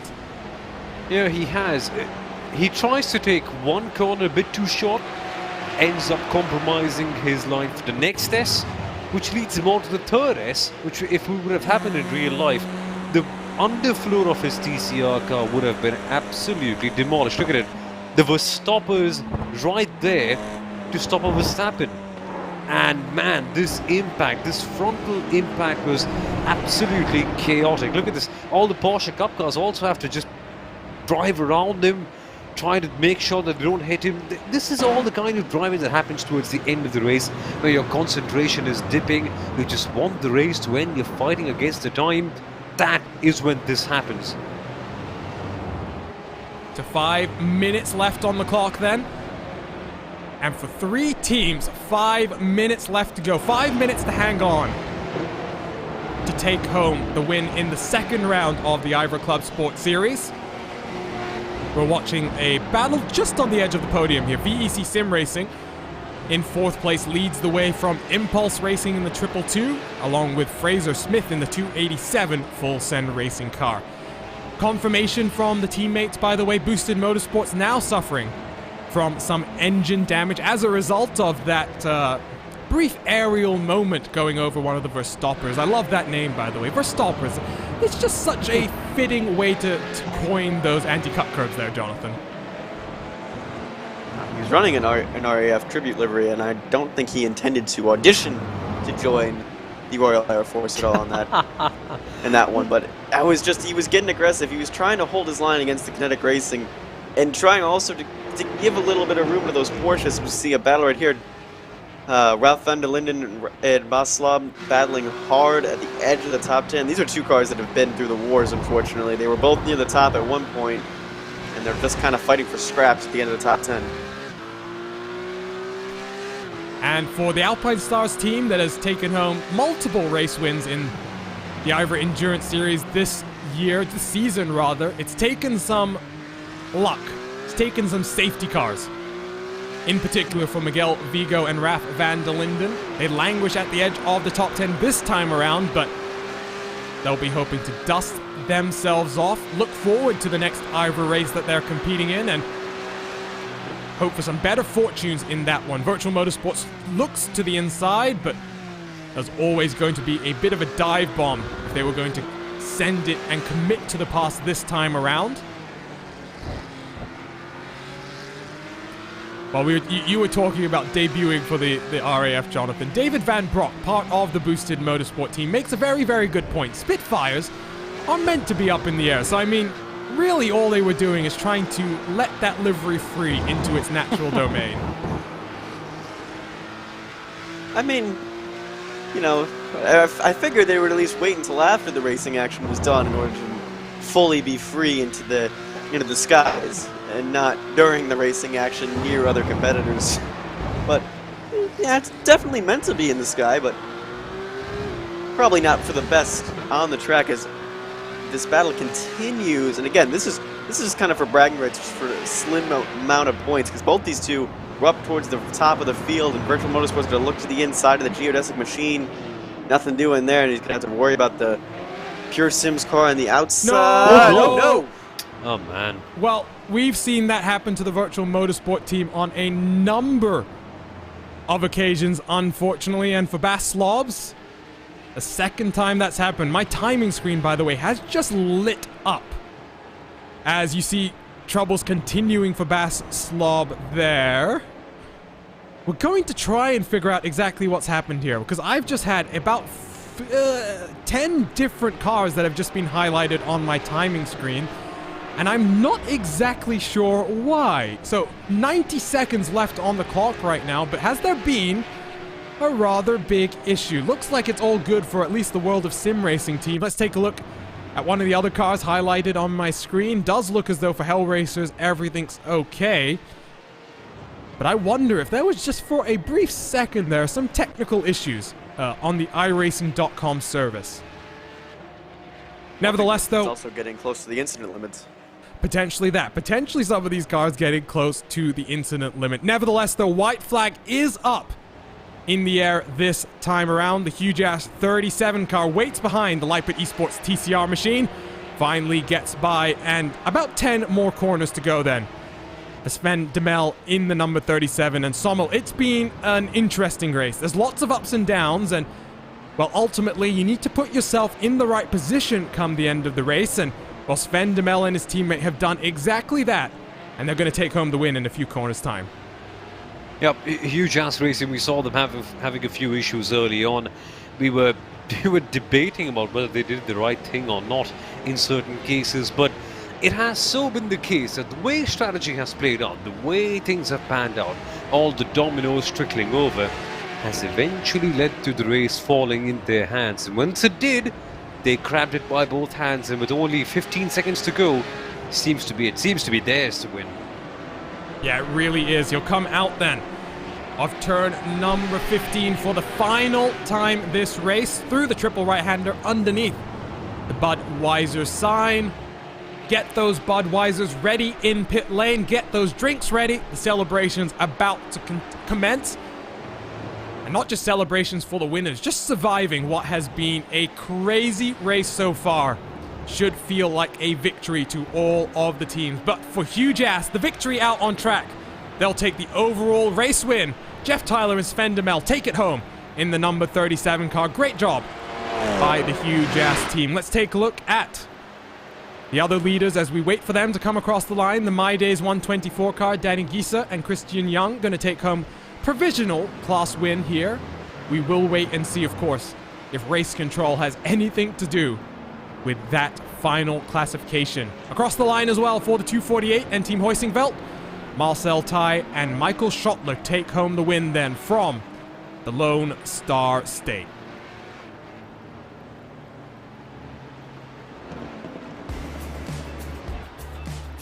The final cars then yet to cross the line. But we can finally take a breath up here in the virtual commentary booth. It's been a long day so far. For those who have been watching with us from the start, thank you for sticking with us live on RaceSpotTV. We are always delighted to have people joining us for sim racing action. If you're not already following us across our YouTube, Twitter, Facebook, and Twitch platforms, do head over there and press those follow buttons. It really does help us and keeps you engaged with all of our broadcasts. If you're not subscribed on YouTube as well, hit that red button, hit the bell next to it as well. You'll get updated every time we go live with one of our great series that we get to broadcast here. We get 4 different IVRA series.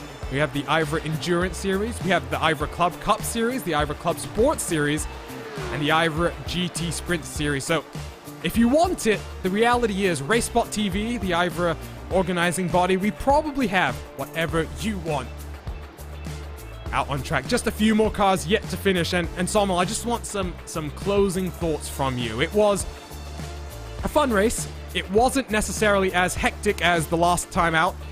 The IVRA series was at Phillip Island, but nevertheless, great racing, some really, really interesting pit strategies, and a race decided by safety cars. I think the strategy was the one thing that really saved this race, because at a certain point, predictability does get a lot boring. There were certain cases, mostly throughout the last couple of hours of the race, where I was just trying to wrap my head around what's going on. And that's the very reason why you often tend to watch the sport, because you like it, it's exciting, and you want to know more, you want to understand what's going on, and that sort of curiosity really keeps you hooked on. And that was what kept me hooked on to this particular race. So top marks, excellent stuff, really entertaining. So a nice little moment there for the Huge Ass team. As I'm just trying to spot their GT4 car. We'll see what happens. Still a lot of things to shake up in race control, like we mentioned. Will the 137 get promoted to second place in GT4? But for Huge Ass, a wildly successful day then. Take a look at the final race results. And Sven Demel comes across the line then to take the checkered flag for Huge Ass Racing, 12 seconds in front of Pascal Costa. The World of Sim Racing iZone Performance number 52 with a strong drive up to third place. But a question of what might have been for Team Down Under and the number 45 car, spinning late on in the race and finishing 17 seconds behind the race winner. Team 11 will be in 5th place with Fiercely Forward in 6th after that fuel save till the end. Fisher Motorsports in 7th, NAB Racing in 8th, Alpine Stars Geodesic Racing in 9th, with the Virtual Motorsport number 70 rounding out the top 10 finishers. 11th place on back then, well, H2 Performance SRT comes in 11th with Maniti Racing in 12th place, and the first car 1 lap down. The World of Sim Racing iZone Performance number 51 in 13th place, with Hell Racers the number 16, the only other car 1 lap down. Fuga Simsport and Jeffrey Garzotto come across the line 2 laps behind the leader. Difficult day for Ragazzo Racing, Ivan Harasta, as well as Fisher Motorsports and Manuel Mayer. Some drivers who struggled all the way till the checkered flag include H2 Performance SRT and Bernd Siebel, Hell Racers and Nicholas Helm, and Team Bergen 31 laps down. So that was 9-11. Let's move on over to GT4. And the 124 My Days Urban Works team takes home the win. Just 0.6 of a second in it from SRN Motorsports in the 175. But Danny Gisa then takes home the race win. Huge Ass, the top BMW finisher in this class, will round off the podium, but race control might have something to say about contact between the 124 and 137. Team Hoysinkveld, the 148, comes home in 4th. Hella Media in 5th, with Fiercely Forward in 6th. H Motorsport in their black and pink BMW in 7th. Pneumatic Motorsports in 8th, with the Electronic Sportsman and World of Sim Racing rounding out the top 10 in this class. Final 7 finishers then, the Porsche Owners Club and Michael Johnson manages to get it to the line, and AOD Racing also 1 lap down. No luck EM Sport, well, no luck started for them right at the start of this one. Paul Van Loon does bring the car to the checkered flag, 6 laps down. Samsoid Emerald in the 199, which was contending for part of the race, comes home in 14th place. Alpine Stars Geodesic Racing, the 162, comes home in 15th, with Sim RC Club Sport and SRN Motorsports, the 174, the final cars that did not get to the checkered flag. One more class to work through then, and it's the TCR category, where Team Hoisingveld takes home a dominant victory over the rest of the field. 50 seconds was the winning margin then for Marcel Tai. And Fiercely Forward and Kinetic Racing going to complete the bottom 2 steps of the podium. Impulse Racing in the 222 comes home in 4th, with VEC Sim Racing in 5th. The 2 Full Send Racing teammates, after starting 1st and 3rd, come home in 6th and 7th respectively. Kurt Crum for Bombshell Racing Team comes home in 8th. Boosted Motorsports, after going airborne late on in the race, struggle home to a 9th place finish. RSR Esport by G Performance rounds out our top 10. 7 more cars in this class as well. Pure Sims Esports almost a full lap behind your race winners, with Huge Ass very close to them. 13th place on back, 1 lap down, and it's Mayor Sim Speed Performance in 13th. Light Pretty Sports in 14th. Alpine Stars Geodesic Racing in 15th, with Rogers A51 in 16th. And Torque Freak Racing, who did not even take the race start. So that was our race results from the second round of the 4 hours of COTA. That marks rather the second round of the IVRA ClubSport Series. And let's dive now into our post-race coverage and kick it off by talking to some of the drivers on today's podium. And I tell you what, Somil Aurora is standing by with today's race winner, Sven Demel, in the Huge Ass number 37. Hey, thanks for having me. When firstly, big congratulations. That was a hard-fought race. We saw Team Huge Ass involved in so much drama in the early part of the race. Just how did he get the win? It was amazing to watch it from here in the commentary box. Yeah, I didn't believe in it anymore after like all the shit that happened. We got like Jeff had a really bad day today. He already like got off the pit limiter on accident in qualifying, so he couldn't set a lap because we got a penalty there. Started from the back, and then he made his way through the pack really nicely at first, but then yeah, one mistake happened and a lot more followed, and that's unfortunate. We're also really sorry to the Hell Racers. We tapped both of their cars, flipping one of them. That was not great. But yeah, in the end, I don't know how it happened. I knew I had a lot of pace, but when I realized I'm a minute down, but I can still win it, I just pushed super hard and probably drove the best and I've done this year, probably. And Sven, it just worked out so well towards the end. What was your approach in terms of fuel? Because we saw certain teams bit in the caution early on, certain teams decided to go by the regular pit cycle. What was it like for you, and how did it go accordingly? Well, we essentially, our strategy got was pretty one-sided. We didn't really have a choice, in our opinion, because we got those penalties, so we'll be at the back anyway, and we don't have track position. So we just pitted every chance we got, and then it just happened to work out that we could do like a triple stint at the end for the no green flag run, and it just worked out. We had like 10 minutes of room at the end where we could have gone a little bit longer, but it just worked out for us. I was pretty lucky, I think, that it worked out for us, but it's also, I think, a mistake on the other team's side that they got just short a few laps. Like, that shouldn't happen, and I think that's pretty lucky for us that they made the mistake. Absolutely, but still, big result for you, Sven. How much momentum will this give you for the later parts of the championship? And lastly, how do you look at the future races accordingly? Oh yeah, I hope the next one goes more smoothly, but with a similar result in the end. I really love Barber, and yeah, if I was quick today, I'm going to be even quicker there, so I have high hopes for that one. Well, Sven, A pleasure talking to you. Many, many congratulations for this big result here today, and all the very best for Barber. Thank you. That, folks, was Sven DeMille from the Huge Ass Racing team, the winners of the 991 GT3 Cup category. So let's move it on then from one of our race winners to the next group. Let's talk to the Ad Hoc Gaming by My Day's Urban Works team, the 124 that took home the win in GT4. Jonathan is standing by. Afternoon, guys. It was a good race from your team. That 124 was always towards the front.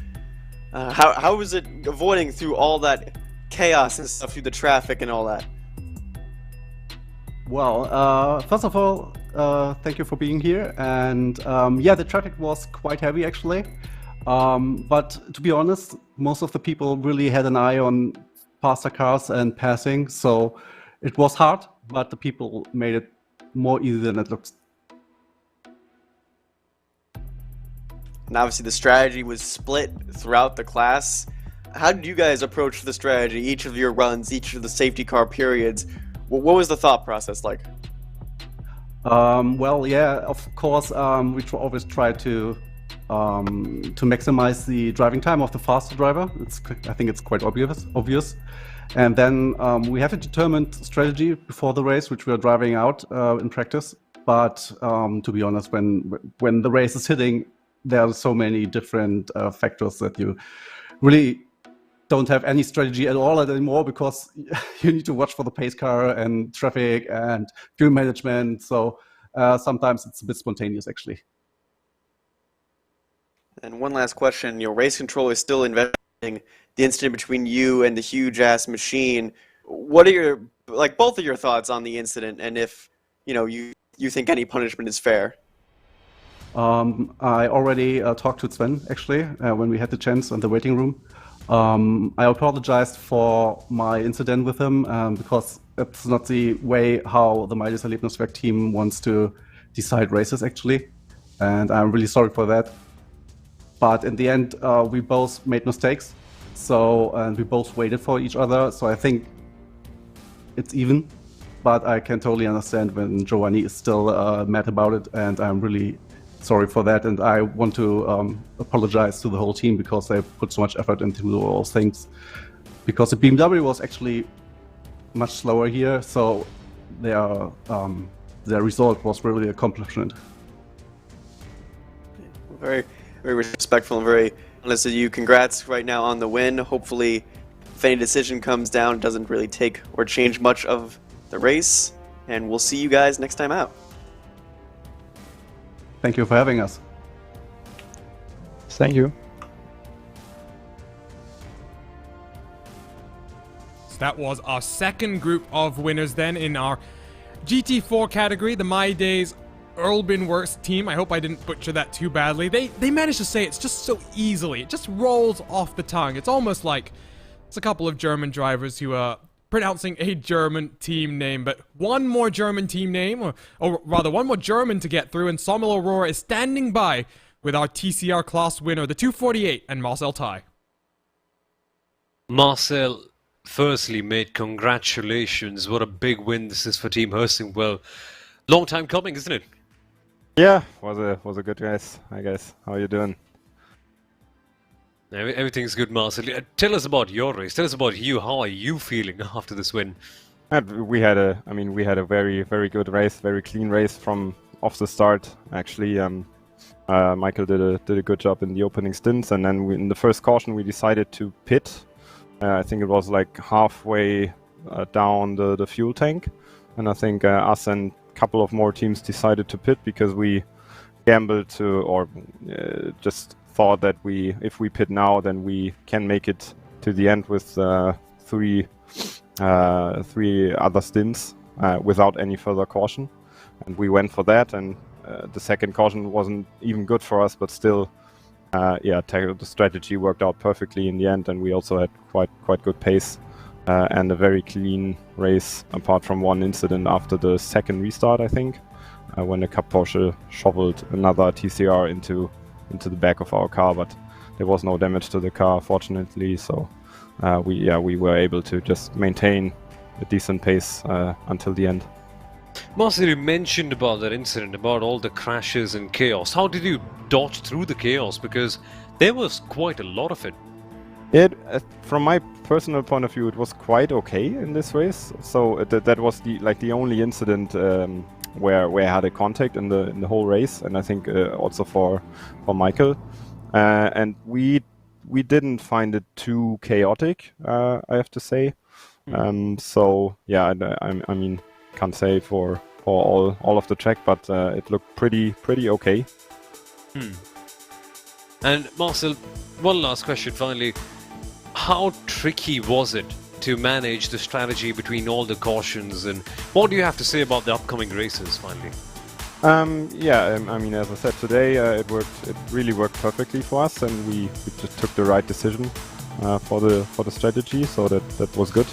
But it's always very challenging in those IVRA races, because the cautions can just shovel everything together again, and one mistake there for the strategy could cost you a potential win, and you then come home in 8th or something.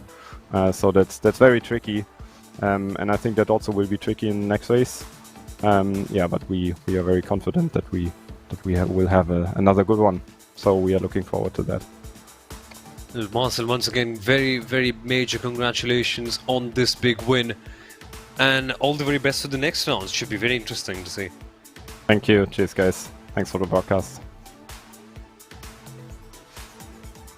That, folks, was the winner of the TCR category, the number 2 for Team Hersingfeld, Marcel Tai.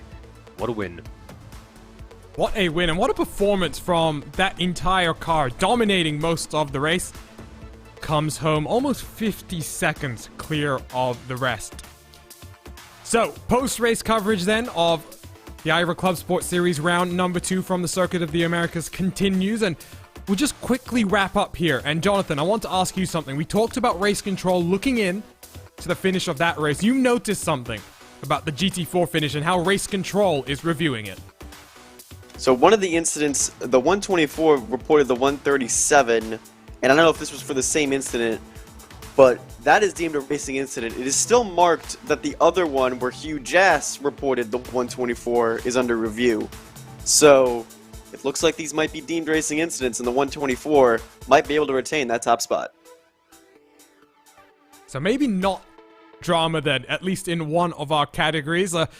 There was drama throughout this entire race, and before we go, guys, want to get your thoughts on our schedule of events that's coming up in front of us. We're almost at the end of another year, if you can believe it. 2020 has really felt like a year that's drug on while also flying by at the same time. In just a few weeks' time, not even a full month, we'll be back for the IVRA ClubSport Series, 2.4 hours of Barber before we make our way into the new year. And Sommel, let's start with you. Barber Motorsports Park. It's going to look much more like, I think, the 4-hour race we got from Phillip Island in terms of traffic than either of these opening 2 rounds, because these first 2 rounds have been very good, very respectful racing. A track like Barber is always going to mix things up a little bit more. Barber could be a lot like Phillip Island, I'm afraid. It's going to be very tight, very twisty, but as a driver's circuit, it is absolutely fantastic, Arjuna. We've seen it together on quite a few IndyCar broadcasts. Should be fun. I can't wait for Barber. I hope the racing's good over there. And Jonathan, I'll ask you as well. I mean, it's been a very interesting intermingling of the classes. Different teams have different approaches for the traffic, and in a place like Barber, those approaches are going to be so crucial. It's going to be where you catch it, how you manage around it, how patient you are with it. Barber is only 2.4 hours. It's one of the shorter races on the schedule. So, you know, patience, it's going to be tested for a lot of these drivers, and it's going to come down to, you know, how well you can manage the traffic. And traffic is always such a key factor across all of sim racing. Not just a factor here in the IVRA ClubSport Series, but finally, it's time for us to say goodbye from another weekend of racing action. All kicked off with the IVRA Club Cup Series, 2 30-minute sprint races sandwiched either side of Club Sport qualifying, then the main event itself. The 4 hours of racing action all live from the Lone Star State. Huge Ass, the number 37, takes home the win in a very dramatic race, with other class winners including the number 124 My Days Urban Works team and the 248 Team Hoisingveld, led by Marcel Tai. We will be back then in about 3 weeks' time from the Barber Motorsports Park for round 3 of this ClubSport Series as we get well into the weeds of our championship season. My name is Arjuna Kankipati. I've been joined by Somil Aurora and Jonathan Burke for this entire broadcast. I've also been doing double duty on commentary and production work, but what a fun time it's been. The TV cameras that you've been seeing provided to us by Istvan Ballo and TrackCams22.com. Additional car cameras provided by our very own Tyler Maxon. Live timing and scoring provided by our partners at timing71.org. That's going to be it for us here then. On this Saturday afternoon, we will see you in 3 weeks' time for more racing action. Enjoy the rest of your weekend and enjoy the rest of your racing.